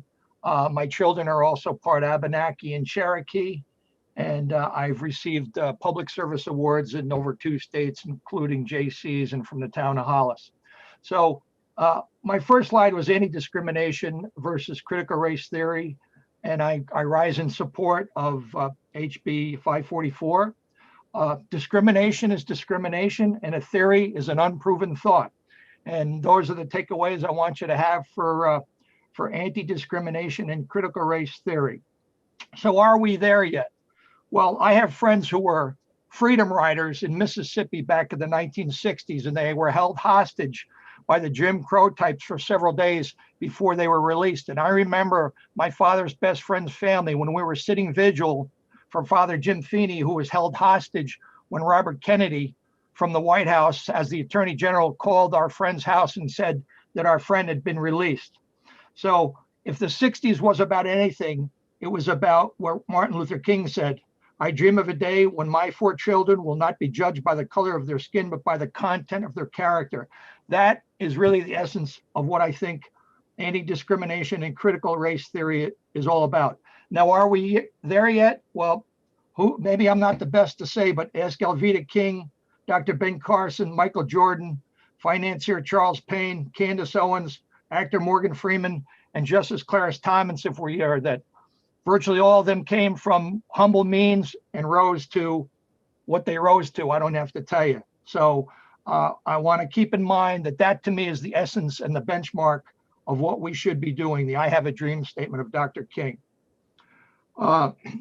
Here in Hollis, we have a DEI committee, Diversity, Equity, and Inclusion Committee, and basically the message is to get woke. And having attended some of the meetings and spoken to some of those who were members, it's clear to me that empirical data is being replaced by theory and replaced by consensus building. That's one of the real drawbacks of the critical race theory, is that they pit equity versus equality, equity being equal outcome, and equality basically being equal opportunity. In fact, the committee that's here in Hollis, it's actually with the co-op, Hollis Brookline, SAU 41, actually is redefining equity to mean equal opportunity. So, words mean things as they're written in the dictionary, whether you go to Wikipedia or whether you go to Britannica or you go to Webster. And equity means equal outcome. Equality of opportunity means just that. So there's a clear dichotomy between outcome versus opportunity. And they used, and I'll use the analogy of running a race. If it's a 100-meter race, you all start at the start line, the shot goes off, people run down the 100 meters, then they finish first, second, or third, or whatever. But in an equity world, everybody finishes at the same time. And they use the term building equity. Building equity is critical race theory. And it's not an effort of discovery, it's an effort of advocacy. Now, moving forward, when you invoke the strategies of the diverse and equity and inclusion committees and critical race theory, you basically look at everything through a prism of racism. So all of society is viewed through that prism of racism. Personal and group identity is viewed that way. And the groups are defined as the dominant versus the subordinate. So you have the oppressors and you have the victims. And again, looking through that prism, all of our laws, institutions, and history are inherently racist. The further these inequalities must be corrected through equity, and that's the distribution of wealth and resources. And in that, the norms of our society changed. Our society no longer is a meritocracy. In that prism of racism view, public and private bonds are weakened, and education is not one of discovery, as in a Socratic method, but indeed indoctrination. And one of the remarks mentioned by some of the earlier speakers, having worked beyond teaching in IT and contract law, I'm not an attorney, but I've worked in them. There are several opportunities to show where there's equal opportunity in the companies and agencies that might do business with the state. And that's done today through EEO. So there's many proven models to do that. So when you look at the critical race theory further, white people foster differences that have created this inequality, and they're the boogeyman. Their inequalities are systemic, and they're ones of subjugation, and they create poverty. And I said to the SAU and the co-op here in Hollis Brookline, if indeed we have systemic racism in this town, or for that matter in this state, then where are the incident reports that have been filed through the schools? Where are the police reports? Where have the people been using the RSAs to correct these inadequacies? Because clearly they would be if they had been occurring and if they'd been systemic. And if there is not this data, then you have to intellectually reject this, because these events have not been filed and actions have not been taken in a legal manner, which there are many provisions for, and that we would encourage them to do if indeed they were real. The end game is to normalize this whole methodology of advocacy and pushing theories. And when you look at having studied Mao and the Red Guards, the Alinsky strategies, BLM and Antifa, which are groups. BLM is a corporation which actually is trying to destroy the nuclear family. Their strategies are divide and conquer. They're about reparations, and they're about unlearning. So I had some slides. Please take a look at them. Them show one of the questions that came out before. Critical race theory is actively being taught. There was recently a school district, the Meyerholt School District in Cupertino, San Jose, where they advocated power and privilege being identified by whether, and this is third graders, are you white? Are you middle class? Are you cisgender? Are you cisgender male? Are you educated? Are you able-bodied? Those are all identities that hold power and privilege of one over the other. And that was in the curriculum. Likewise, in Hollis, I included a summary of a letter that our petition group here in Hollis to stop critical race theory took notes going as far back as October 2020, where they talked about white people being the subjugators, and I quote, "White people are the only ones who can be racist, white people treat people very badly because they have power. They caused racism. They created slavery. They brought it to this country. And this is directly from a letter from a Hollis grade 2 and 3 parent, because this transcended the year of a parent in Hollis. And I can send you the letter with the permission of the author with their name and his wife's name redacted, and ask him to speak to the committee in private, because he's afraid of repercussions against his family and against his child. So in summary, the prism of identity, politics, and race, I ask you intellectually, will it nurture and teach and foster self-confidence of our children and of our peer groups, whether professional or otherwise? Will it bring us together? Will it foster confidence in our community? And I think the answer to those things is clear, as this is a divisive exercise at its core. And I also want to stress from an educational standpoint, as I also made this presentation to SAU 41, will it improve our math and reading scores? Here we are in Hollis, we still only have a 32% proficiency in math. Pardon me, we have 32% of our students who are not proficient in mathematics at grade level in the high school, and 14% are not proficient in reading.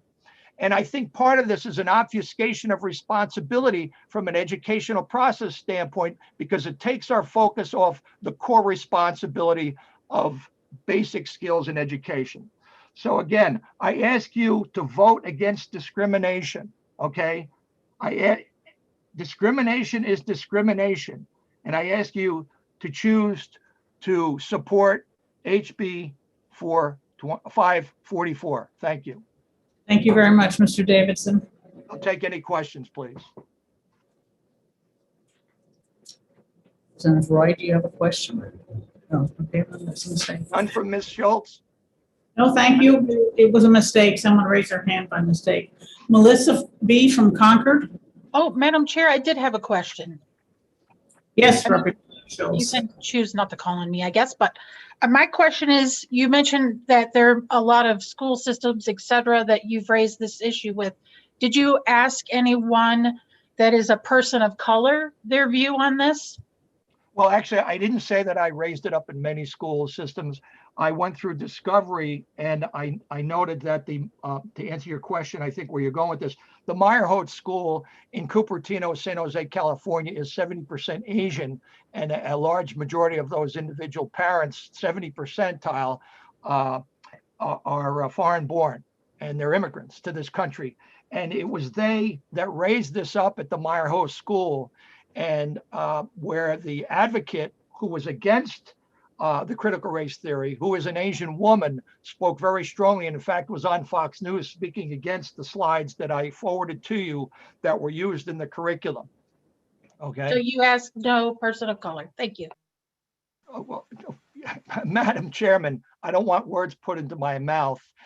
There were actually people of color on the Diversity, Equity, and Inclusion Committee in Hollis, Brookline, that I made my presentation to. So that's not correct. And moreover, I can speak to my niece, who is a mixed race police officer in Virginia Beach, Virginia, or any number of other cousins and blood relatives, if that's important to you, Ms. Schultz.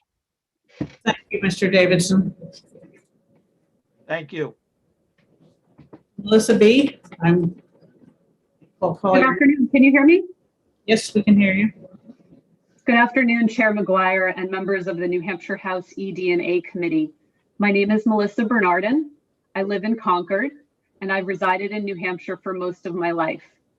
I signed up to speak on HB 544 today because it appears to me one of the most backward-thinking, intolerant pieces of legislation I've seen come through this House. And I've been involved in public policy work in New Hampshire for nearly 2 decades. I see words and phrases in this legislation that smack of the sentiment we've heard in recent months from people who want to preserve the racist status quo in this country, like talking about racism divides us. This line of thinking couldn't be farther from the truth. Talking about problems and weaknesses in the ways that we think, speak, and act and then figuring out ways to better understand and support each other will make our state stronger and more united, not more divided. Most Americans believe that America is about progress, seeking improvements and bettering ourselves. Instead, this bill would plug our ears and close our eyes and ignore the scourges of racism, sexism, ableism, and all the other horrid ableisms that divide us and rank some individuals supreme over others. It brings shame to our state that legislation like this, which would curtail freedom of speech, freedom of study, freedom of debate and dialogue, would even be suggested. I urge this committee to vote ITL on HB 544. And in closing, I would like to leave the supporters of this bill with a thought. As white people, we are not harmed by being called racist. In contrast, people who are not white are harmed when we don't name, examine, and work to deconstruct racism in our society. I have not yet sent in written testimony, but I would be happy to. I'll briefly make one more statement. And it speaks to the bill. Thank you for your testimony. I don't appreciate your stating your opinions as facts quite that firmly, and I would hope that you would be more respectful to those white people in the audience, many of whom are offended if they are called racist without cause or knowledge.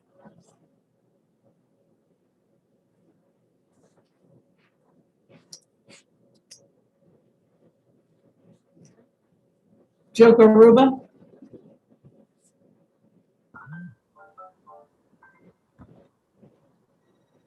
Okay, looks like I got video. Can you folks hear me? Yes, thank you. Okay, great, thank you. My name is Joe Garuba. I'm testifying today for myself and for my two children who attend school here in Hollis, New Hampshire. I wanted to start off with a couple of observations and maybe a question before I got to my prepared comments. I'll be brief. First thing is, I think there's some confusion about the concept of free speech in the framework of public education. So people most certainly have the right, of their free speech right, to claim that New Hampshire is a systemically racist state. That's their free speech right. But that's very different from the right to take tax dollars and to have those concepts taught to people's children. So when everybody's questioning this bill and the content of this bill in the light of a free speech context, it really has to be viewed from the standpoint of, we're talking about teachers who are teaching children, impressionable children, concepts that are obviously quite controversial, because we wouldn't all be here with hundreds of people on the line talking about them if this was 2 + 2 = 4. So that was the first thing I just wanted to address. I saw as we were going through the testimony. The second thing is, I've heard quite a few folks mention that they have submitted written testimony or will be submitting written testimony. And it's my understanding that those would be government records. And I wanted to know if that would be available for folks who are interested to review, as well as committee members. Yes, they are still being collected, and I can't guarantee that you could get them today, but the written testimony is submitted. It's in the bill file, and it is a public document, as you stated. Great, thank you. I just have a brief comment on critical race theory, and then I'll take questions if anybody has any. So critical race theory does not distinguish between benevolent authority and oppression. To critical race theorists, all authority is oppressive. In essence, the New Hampshire State House is oppressive authority, and it doesn't understand, or the concept isn't, the differentiation between authority used in a positive way is not differentiated. And that's where you get all of these kind of distortions that come out of applying this theory in the real world. So what I would ask the committee to do is specifically to vote the HB 544 as ought to pass and ensure that the state can continue to improve on race relations instead of having critical race theory cause divisions, which is the outcome of the implementation of that theory. So if anybody had any questions, I'd be happy to take them. No, I think you've made your point very nicely. Thank you very much for your testimony. Thank you, ma'am. Madam Chair? Yes, excuse me. One of the people who signed up to testify, Lily Williams, says that she's waiting, but she has no video, only audio. So I don't know if there's anybody in a phone number. I've asked her what number she's calling from, but haven't heard back. We could take video, we can take audio only testimony. We need to know who it is. Okay. There's nobody with a phone who's raised their hand. If that person raised their hand. Raise their hand if we're calling those people. All right, and if it is a phone, it's *6. I think so. Raising hand is Anyway, Grace Kendicke. *6 is raising hand. No, *9. Oh, I've got a phone number. Ah, there you are, Grace Kendicke. Very good. It's Kendeke. Thank you. Hello, and thank you to the committee for giving me the opportunity to speak. My name is Grace Kendeke. I'm the program coordinator with the American Friends Service Committee, which is an immigrant rights and racial justice organization. I'm from Manchester and have lived the majority of my life in the Granite State after immigrating here as a toddler in 1989. As a Black girl, I experienced schools that used my image to show diversity on their brochures while treating me like an alien, as an alien other in the classroom. As a Black woman, I experienced employers purposely underpaying me compared to other white staff and threatening to fire me when I confronted them. These are just some examples of the racism that I directly experienced as a Granite Stater for the majority of the 33 years that I've lived here. I'm here in opposition to HB 544. This is a bill written from a place of fear about the truth, about the behaviors and choices of our social systems and the impact that those systems have had on past and current generations of people. Our discourse and decision-making is not weakened by critical analysis that challenges what we know, pushes us to understand more deeply, and enables us to do better. It is well documented and well researched that racial, gender, ableist, and sexual inequities exist in public policy and disproportionately affect people of color, disabled people, women, and gender nonconforming folks, causing major disparities in the economic, health, and educational outcomes of these communities. It is embarrassing and heartbreaking that our state continues to debate whether or not racism, sexism, and other isms exist, while much of the country, including our neighbors, our regional neighbors like Maine, are getting on with the business of rooting out oppression, protecting against discrimination, and building smarter and more inclusive societies. It is crystal clear that the purpose of this bill is to muzzle the truth of who we are and what we do. In closing, these concepts are divisive because of the harmful impact that discriminatory violence, policies, and choices have on those on the receiving end of it.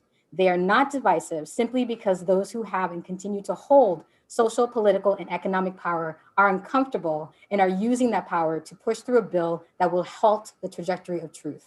I urge this community to vote ITL on HB 544, and I'm happy to take any questions. Thank you very much, Representative Allegro. I've never heard that the state of New Hampshire denies the existence of racism. Can you please provide me a reference so that I can educate myself? I did just provide you a reference, which is some of my direct experiences in the schools and workplaces in the state. So the state denies the existence of racism and sexism. Right, and as long as the state denies it, then I see that there is no need for a bill like this, which would make it impossible for us to even speak of these things that the state does not deny. Thank you. Thank you. Have you, anyone else that you've voted? Clark, Bloom, Madison, and Diaz. Okay. Let's see, Madison.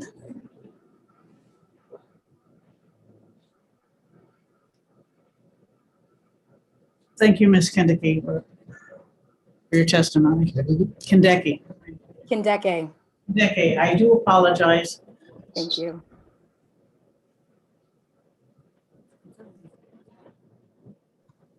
So. Can you hear me? Yes, thank you. Oh, thank you. I got kicked off and came back. Thank you, Madam Chair. I appreciate the time to speak. My name is Andrea Nina Diaz. I reside on Victoria Street in Manchester. I moved to New Hampshire 4 years ago. I'm an educator and have been for 25 years. And I urge that you oppose this HB 544. I just, in the spirit of sharing personal experiences that probably people aren't aware of, and it's important for everybody to be aware of. As a newcomer to the state, I was delighted to go to a workforce development meeting when I first moved to New Hampshire, and signed in on the sign-in sheet like everybody else, and was stunned to find out that white supremacy groups captured images of the sign-in sheets, and then I was among many people who were put on a white hating list on the website with my photograph and my email, my phone number from my workplace. It is, someone earlier said that incidents don't happen because people don't report them. And I can tell you that incidents do happen, and oftentimes there's consequences for reporting them. And, in my workplace, I was told that because it's free speech on the internet, of course, it would only add fuel to the fire if I were to challenge that. But it's an example of kind of, I would say, ignorance and maliciousness and targeting that takes place. And I just, my heart broke that. I know a lot of people are working against that kind of behavior, but just sharing with you that that does exist. Regarding this bill, I think there's been a kind of conflating of, there's a debate on critical race theory, and that will continue, and that's fine.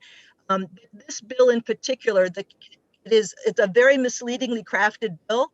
The key part in there about bias training, there is so much data and evidence on the impact of, some people call it unconscious bias, implicit bias.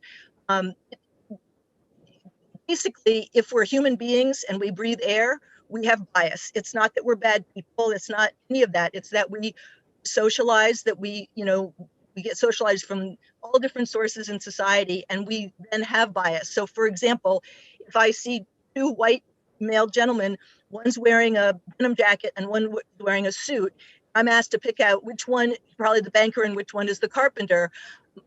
Cognitive bias is just how the brain processes quickly. It looks for patterns. And so I would then be seeing, I've been socialized that the person with the suit on is the banker, when in fact it might not be the case. That's an example of bias. It's not something to be afraid of, to learn about it. And this bill hamstrings people. I work for an educational organization. I have 700 employees. We need to be able to make those trainings available to our employees so that they can do a good job in their work. And helping them with unconscious bias, really all we're doing is teaching people that it exists. And then people have the ability to mitigate so that they can kind of catch themselves when they might be realizing that they're saying something with a bias. So I just want to say that there's this particular bill, as it is constructed, does way more harm than its proponents are talking about. And we need to be very, very careful. I urge you to vote down against this bill and to make New Hampshire a place where people can have the conversations they need to and learn together for a healthier society. I'm happy to take questions. Question? I do. Representative Sytek, you have a question? What's CDO? I think my video was off during that. I apologize. So please, I'm happy to take questions. What's CDO? CDO stands for Chief Diversity Officer, and I work for a small college where I do that work. And I did want to just make a slight correction for someone who said that equity is the same as equal opportunity. It's not. Equity is giving someone with dyslexia more time to take the test, math test. Equality is giving everybody the same thing, 50 minutes to take your math test. Equity is giving someone who has, it's giving people what they need so they can have equal opportunity. It's not about guaranteeing outcomes. It's about removing barriers so they have equal opportunity. So if I have a student who's got dyslexia and it's documented in their, in their individualized forms, then we give them more time to take their exam so we can actually measure their performance on math, not whether they cognate really fast on numbers. So I just wanted to clarify that. Yes, that's the role. Thank you very much. And Madam Chair, Lily Williams is having technical problems. She should be on with her hand raised, I hope. Okay, we're moving people up as we go. Okay, thank you. Ms. Madison? Hi, thank you so much for calling me. So my name is Madison Howard. I live here in Concord, New Hampshire, about a mile away from the State House, actually. I am a senior at Concord High School, and I would like to speak today in strong opposition to HB 544. I'd like to start by saying that I have lived in New Hampshire for practically my entire life, and I love living here. But growing up as a Korean American in the third whitest state in the country has come with its challenges. I've routinely faced racial harassment. I've been called names and slurs that I won't repeat in front of the committee today. And I bring this up because if you ask any person of color if they have similar experiences, I guarantee they will say yes. And this is because racist behaviors are so common because they're weaved into the fabric of our country. Let us not forget that our country was built on the labor of enslaved Black Americans, who far too many white Americans justified enslaving by asserting they were subhuman. In 1833, Andrew Jackson, the man still on our $20 bills, said of Indigenous Americans as justification for his mass extermination of them, they have neither the intelligence, the industry, the moral habits, nor the desire of improvement which are necessary to any favorable change in their condition. During World War II, President Franklin D. Roosevelt put 120,000 Japanese Americans in internment camps and justified this by calling them, quote, dangerous and undesirable, unquote. This is the reality of our country's history, and it is vital that we recognize how our country's past has created racial disparities in the present. As Dr. Bennett and Ms. Carpenter said, as well as many other testifiants, we can see these racial disparities, this evidence of the continued existence of systemic racism. We see this in the job market, in housing, in education, in medicine, and in public accommodation. I myself am proud to be a member of my school district's Racial Equity Advisory Group, where we work to combat these disparities in our school system. We have made an immense amount of progress, and I feel so proud to be a part of a community that prioritizes anti-racism. HB 544, however, would prohibit this group, as well as any other discussion within our schools surrounding the reality of our country's past. The sponsor of the bill himself said last week that this bill is meant to target diversity trainers. HB 544 wants to censor educators across the state and force them to lie to students to erase the true history of our country in order to make white people feel more comfortable. But by doing this, we will never be able to address the pervasive racism people of color like me face today. Thank you, and please vote ITL on HB 544. Representative Schultz, you have a question. Thank you, Mr. Chair. I just want to take a moment, if you'll allow a little latitude as a Concord rep, and she is a child, to thank her for her testimony and to tell you that I'm proud of you. And I appreciate that you were willing to step in this controversial topic, and you've done so with great strength and grace. Thank you. Thank you. You're welcome, and I would second that by saying that we're all proud of young people embracing the political process. Any other questions, please, for the witness? None. Thank you for your testimony. Have a great day. I am now going to recognize, all I see is Lily on the screen. I'm not sure what your proper name is, but you can go ahead and unmute, ma'am. Okay, go ahead. Can you hear me? You can. You can hear me well? Okay. Good, go ahead. Yeah. Well, thank you, Chair. Thank you, committee members. My name is Lily Tang Williams, and I live in Ware, New Hampshire, and I represent myself as a former Chinese immigrant from the People's Republic of China. I was born and grew up in China. Before I came to this country, I was an assistant law school professor in Shanghai. I decided to fly China for America, not go to Europe, because I truly believed our founding fathers document the Declaration of Independence. All men are created equal. I first landed in Austin, Texas, when I was about 24 years old. Without speaking much English, And I live in a white neighborhood, 98% white. And I went to graduate school in UT Austin, also mostly white. And I can tell you about my personal experience. Everybody was so nice and welcoming. They helped me to adapt to a new country, and they offered me the free rides to go to grocery stores because I was very poor. I only borrowed $100 to come to this country. And they donated clothing, cooking stuff, household items to me, including blankets and sheets. See, my English was very poor. My classmates were very nice to me and offered me to borrow their notes and help me with school project. I also met my future husband the first night in Austin, Texas. And later we married after dating for 2 years. His entire family members were white.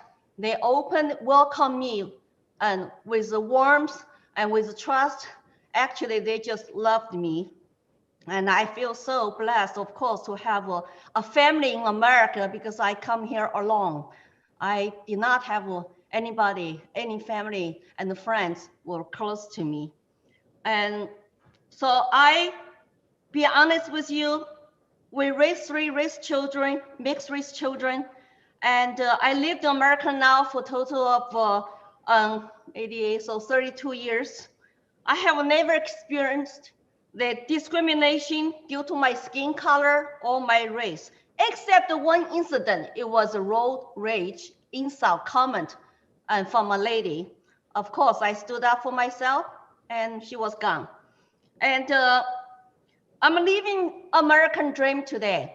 Consider my humble past from a totalitarian country. And I love this country. I strongly reject critical race theory. I'm here to support this bill because this critical race theory is infecting our country now for years. I learned about history of American slavery. I also learned history about discrimination against Chinese Americans, Japanese Americans.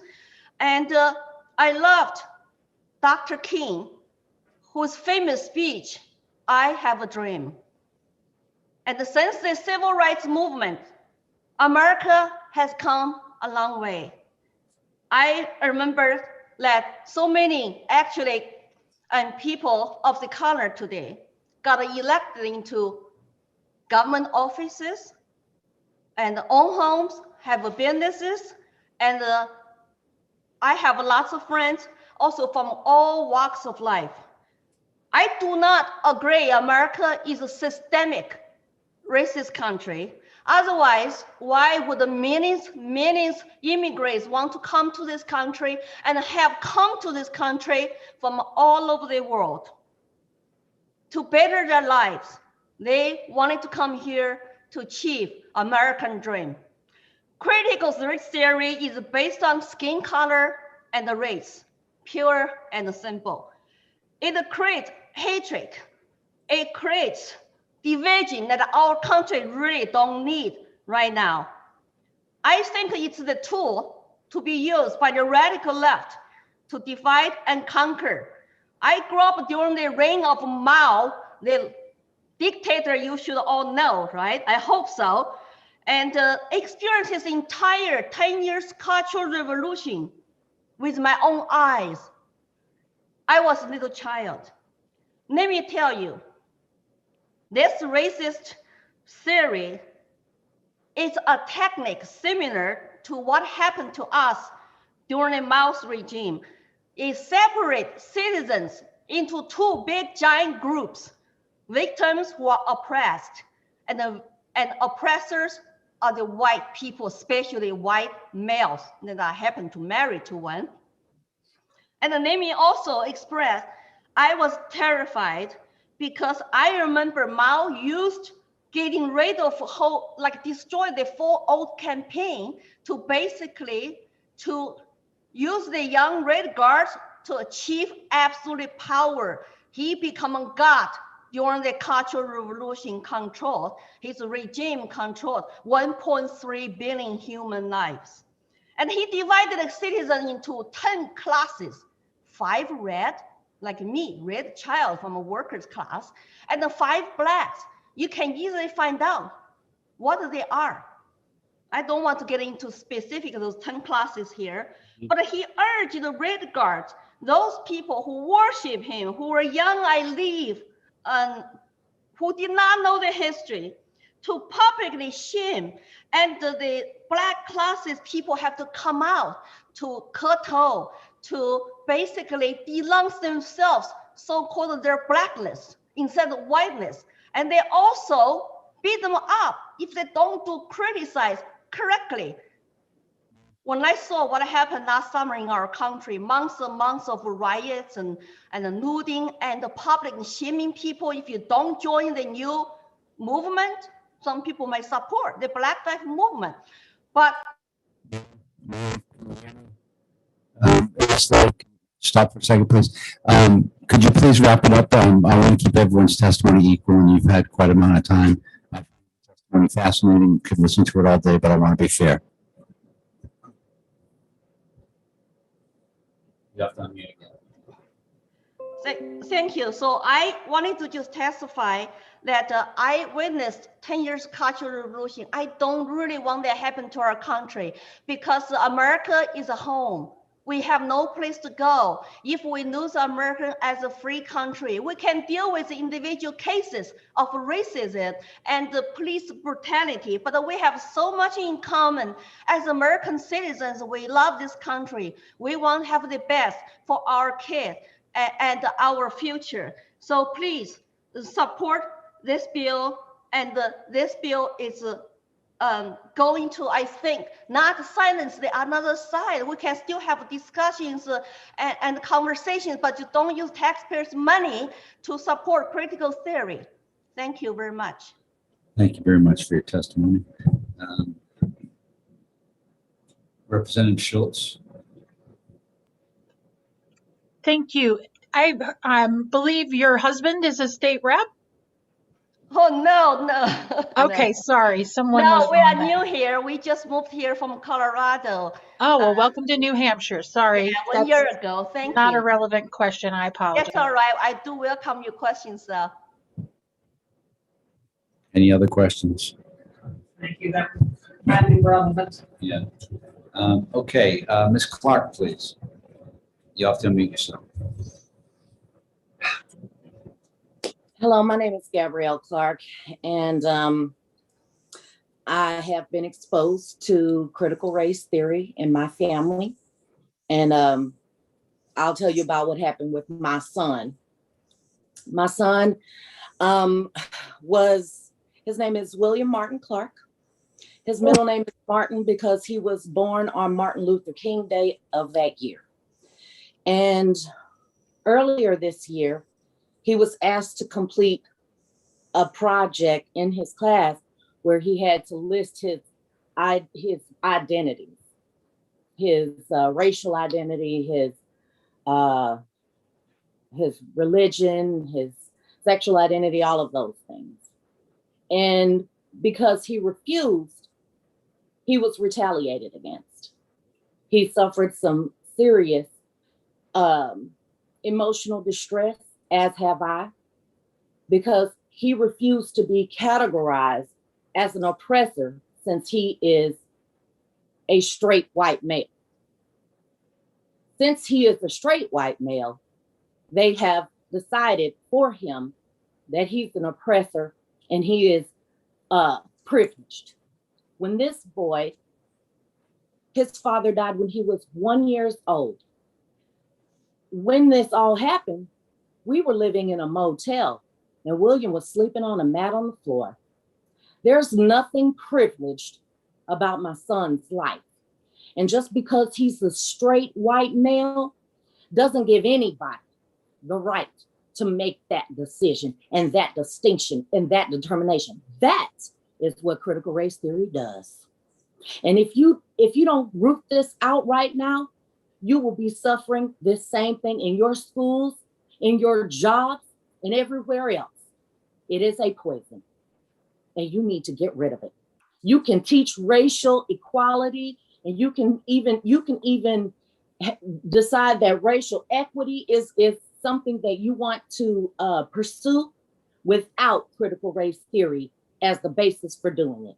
You want racial equality, you want racial equity, teach the kids math, teach the kids English, make sure they get good jobs and they have the skills to move forward in life. You do not need this nonsense. It is corrosive, it is disgusting, you should get rid of it. And I am a person of color, and I am saying this. All my life, I have been able to make my own decisions and take care of my own self. And whenever I needed to, I got help. Because this is America. And if you need help, you get help. If you're being discriminated against, you file a complaint or you file a lawsuit or you do something about it. You do not need other people to tell you how you should or should not think or what you should or should not do. That is what critical race theory does, and it is gross. Thank you. Thank you very much, Ms. Clark. Appreciate your testimony. Could you take a question? Okay. Representative Broda? Thank you, Madam Chair. Thank you for testifying, Ms. Clark. Can you please tell me what school your son attends and what town you live in, please? Thank you. You can see all of that information at schoolhouserights.org because we filed our lawsuit there.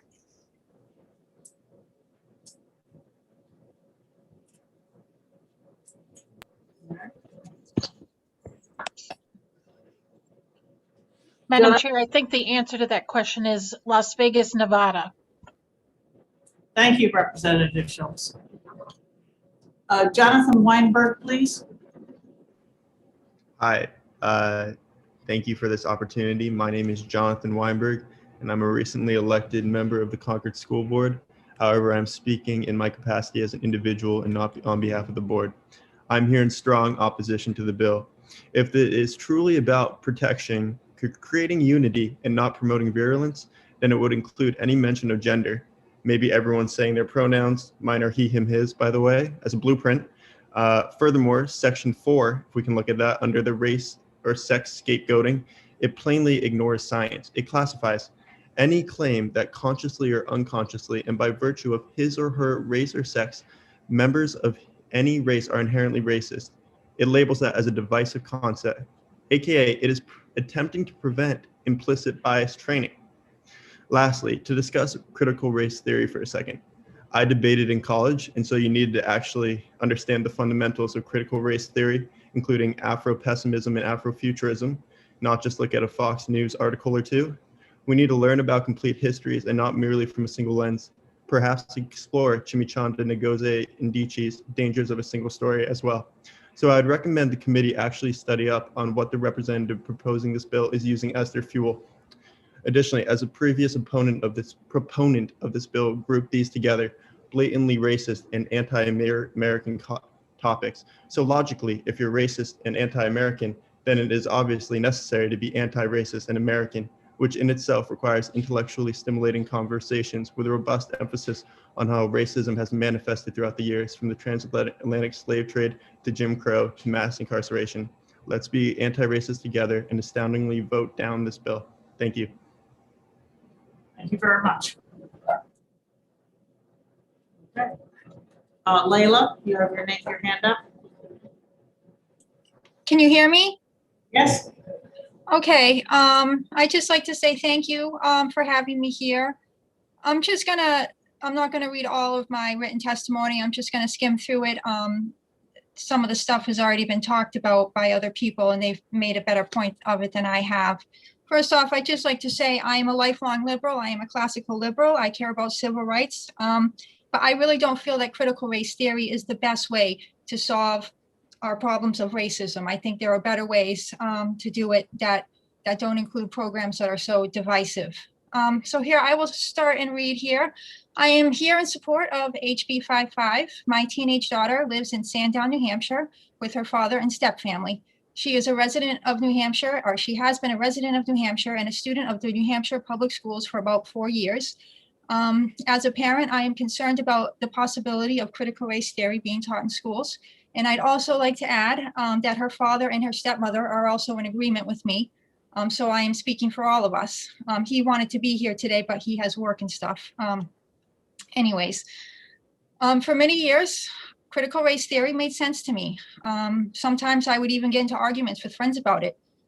Many years I believed in it. It wasn't until it became more popular and more talked about that I could see how it was divisive and also unscientific. It doesn't allow for any other school of thought in. So now I feel that critical race theory does more harm than good. And in recent years, it has become highly controversial. If we bring critical race theory into our schools and workplaces, I feel it will bring on more tensions and divisions between people. I would like to show some examples of how critical race theory has been poorly received in other parts of the country, as reported in 3 articles I found online.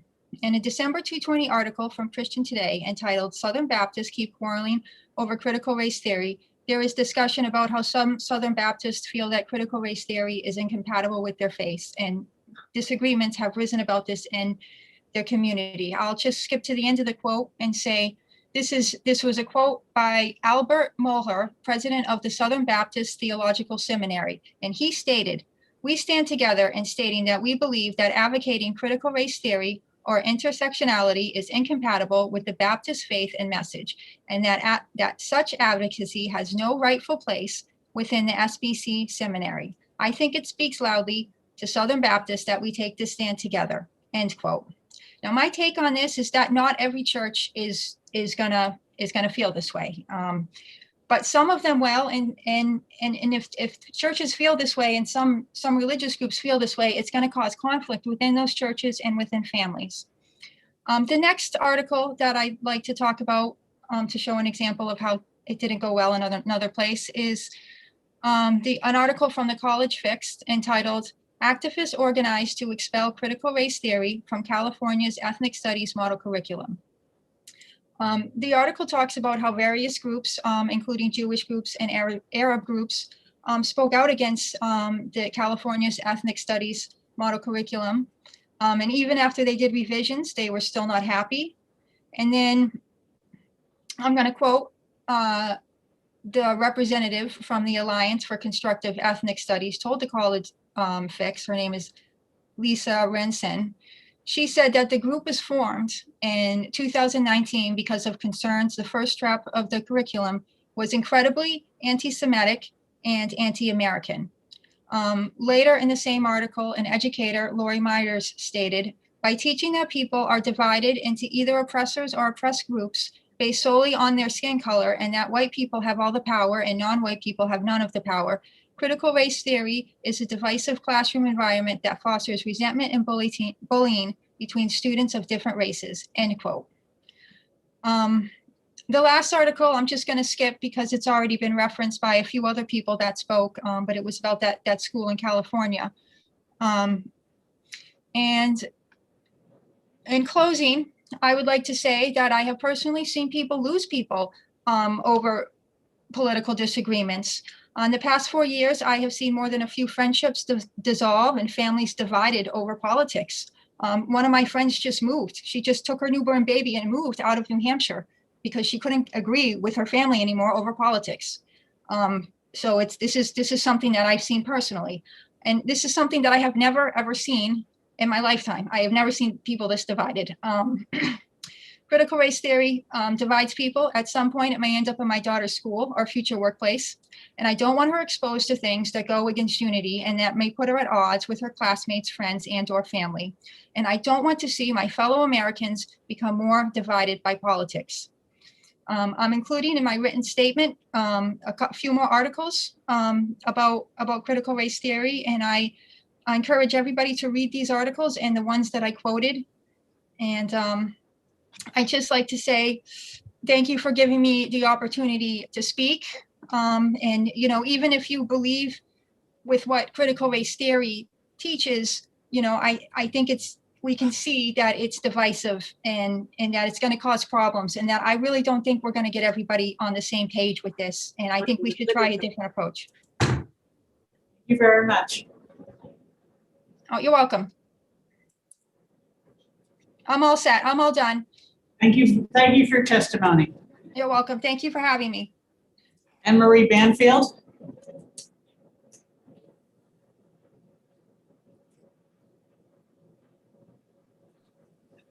Good afternoon. Thank you for taking my testimony today. Honorable members of the Executive Departments and Administration, my name is Anne Marie Banfield, and I'm an advocate in New Hampshire for academic excellence in education and parental rights. I've been advocating for this for the last 15 years. I worked recently with parents from Hampton and the NAACP on bullying case that involved an African-American girl.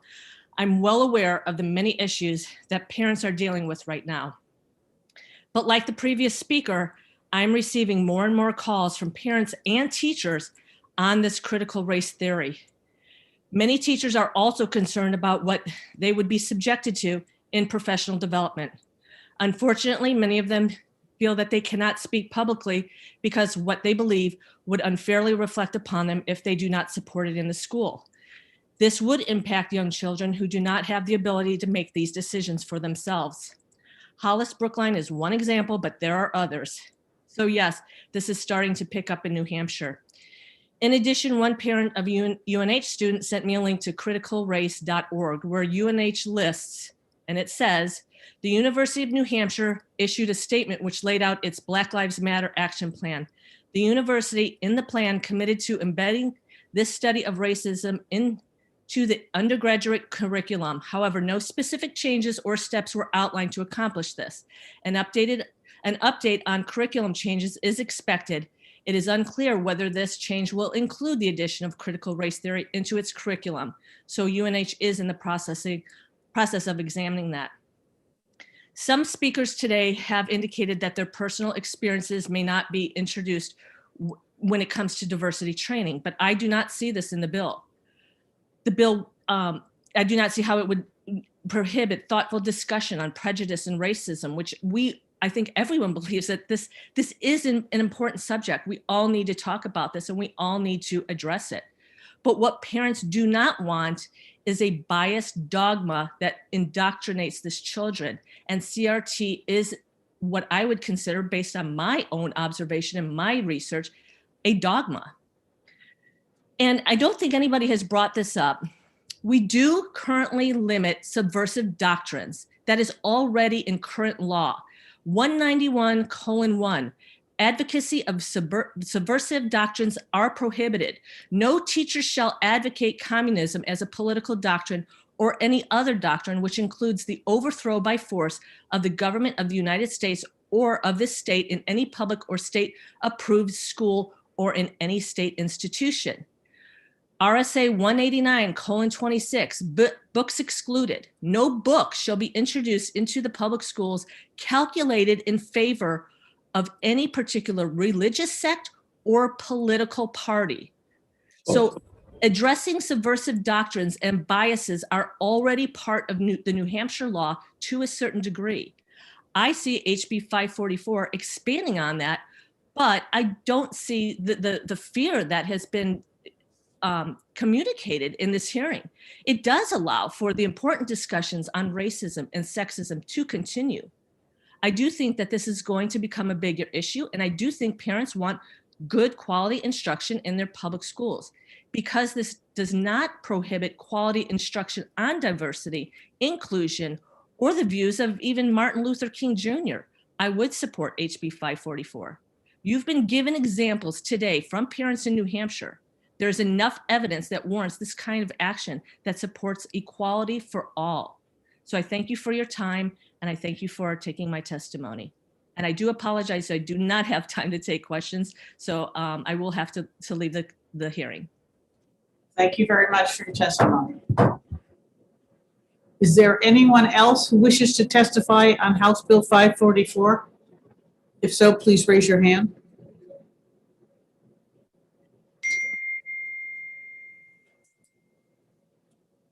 Okay. Got one, Leah Cohen.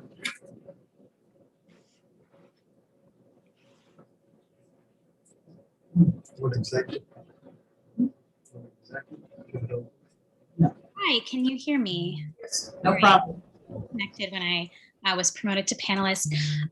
Good afternoon, members of the committee. Thank you so much for letting me speak today. I'm sorry I didn't sign up. I wasn't planning on testifying today, but I come here representing myself. I am a member of the group Granite State Progress, and a lot of the work we do is tracking bills like these that impose strict limits on free speech.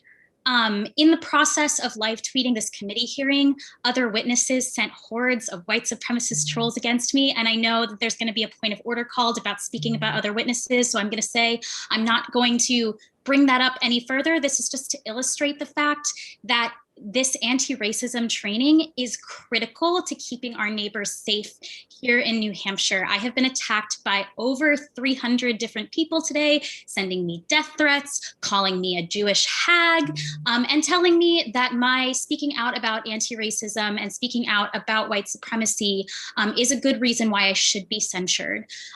So for those who are saying that critical race theory and anti-racism training are divisive, ignoring white supremacy is divisive. It leaves our neighbors vulnerable. We elect you to do everything in your power to protect the most vulnerable people of this state and ensure that we all have access to a high quality of life, liberty, and the pursuit of happiness. And instituting this law would actively prevent our neighbors, prevent the most vulnerable in our community from being safe and being protected in institutions of higher learning and other state-funded public entities. So I encourage you to ITL this bill. Think of your neighbors who are still being threatened every single day by white supremacists, and the fact that it is incumbent upon all of us not just to not be racist, but to be actively seeking and working towards a better world in which we have fully eradicated racism. Thank you so much for your time, and I hope that you'll look deep into your hearts and find it within yourselves to ITL this bill. I'm happy to take questions. Thank you, Ms. Cohen. I have a question. Representative Sitek has a question. What's your name? My name is Leah Cohen. I'm a resident of Moulton Borough. Spell it, please. Leah. It is spelled like Leah, but my parents chose to name me with the Hebrew pronunciation. Thank you. Thank you. Yep. Tristan McLean.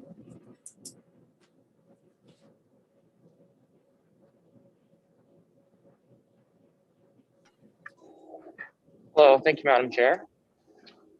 I would just like to start out on addressing an earlier comment on the denial of systemic racism in New Hampshire. I think that comment was referring to on June 9th, 2020, where Governor Sununu said comment that it does not exist. As for the personal experience of my life in New Hampshire, I had to switch school districts from Bridgewater Hebron School at the age of 6 on Martin Luther King Day, because on a bus ride, a student had a book that he came from the library and was talking about lynching niggers. And went home to my parents and had to bring that up. I hear you very well. Could you speak more clearly? We're having a lot of trouble understanding you. Is this better, Madam Chair? Yes. All right, I'll restart that last part.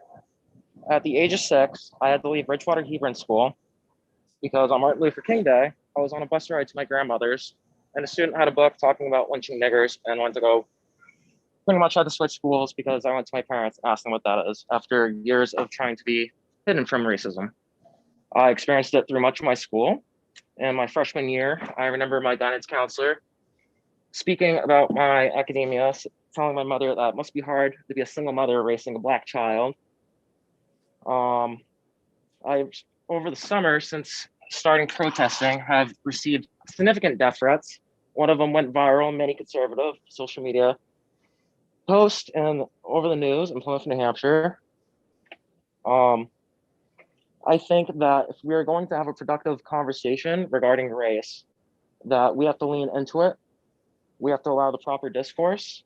And in line B, when it says inherently that these things are out there, I think that many of the testimonies today and much of the media coverage from activists all over the state telling their stories, that is very, very evident that it exists, regardless of disposition. That is my end of my testimony. And no, I will not take questions. Thank you for your testimony. TRYSTEN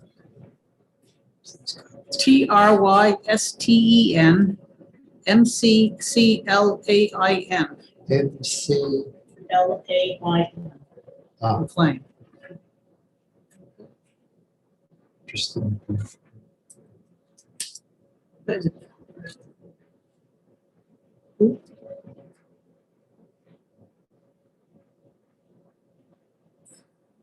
Natalie Corvedo, if that's how to pronounce your name. It's Quevedo, like yeah, the Spanish pronunciation for cheese, queso. So Quevedo, Natalie Quevedo. Thank you. Thank you, committee members and the chair. I wasn't prepared to speak, but I did come into this meeting a little late. A couple of things that I've been noticed that I've heard was one side feeling completely oppressed and another side feeling scared that they weren't going to be taken seriously or that their rights were infringed on. But I can't help but notice the people that are feeling scared for their lives, scared for their children. We just listened to 3 days of hearings on HB 20. And in those hearings, people were saying that their children who are LGBT, Black, Pacific Islander, transgendered, would not be accepted to go into a Catholic institution because they'd be discriminated. Why are we not teaching anti-discrimination in public schools so these children do not have to seek school elsewhere, to seek shelter elsewhere? I'm in strong opposition to this bill. Thank you very much for taking my comments. I apologize, I am not more prepared. My emotions are a little high after hearing all these extremely racist comments. Thank you, and I will take questions if you'd like. Thank you for your testimony. Some more questions.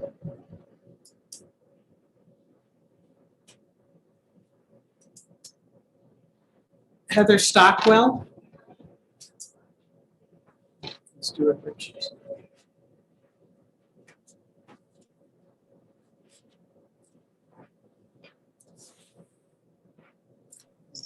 Hi there. Thank you for letting me speak today. I wasn't sure I was going to be able to make it to this hearing. I am a registered lobbyist in the state of New Hampshire. I work for a nonprofit called Rights and Democracy. And but I'd really like to just take a second to share with all of you some of my experience before I became employed by this nonprofit in the state of New Hampshire. For 5 years before that, I served in my community as a substitute teacher. And on numerous occasions, I was confronted with situations where children were bullying each other because of their race or where they came from. I often struggled with how to deal with this in the classroom because there was no program for me to follow.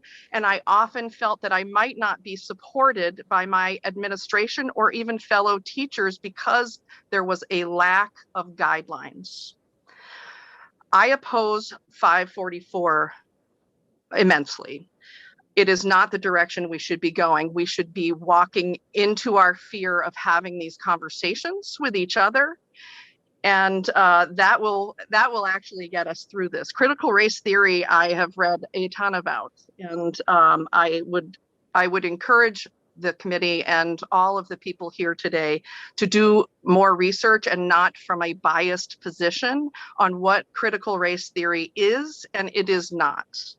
It is not a political ideology. In fact, I disagree with people who believe in critical race theory all the time.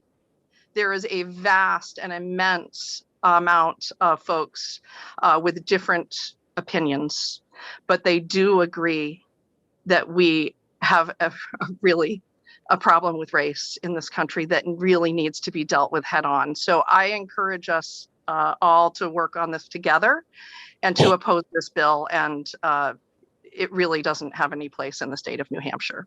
Thanks so much for taking the time to listen to my thoughts. And thank you for all that you do. Thank you for your testimony. Is there anyone else who wishes to testify? Oh, there's somebody. Heather Stockwell? Just did. Wasn't that she? Wasn't that Heather Stockwell? That was me. I just spoke. Oh, sorry. You're all set. I think that may be it. It's snowing. Oh, yes, and it's snowing in Concord. All right, if there's nobody else who wishes to testify on House Bill 544, I'm going to close the public hearing.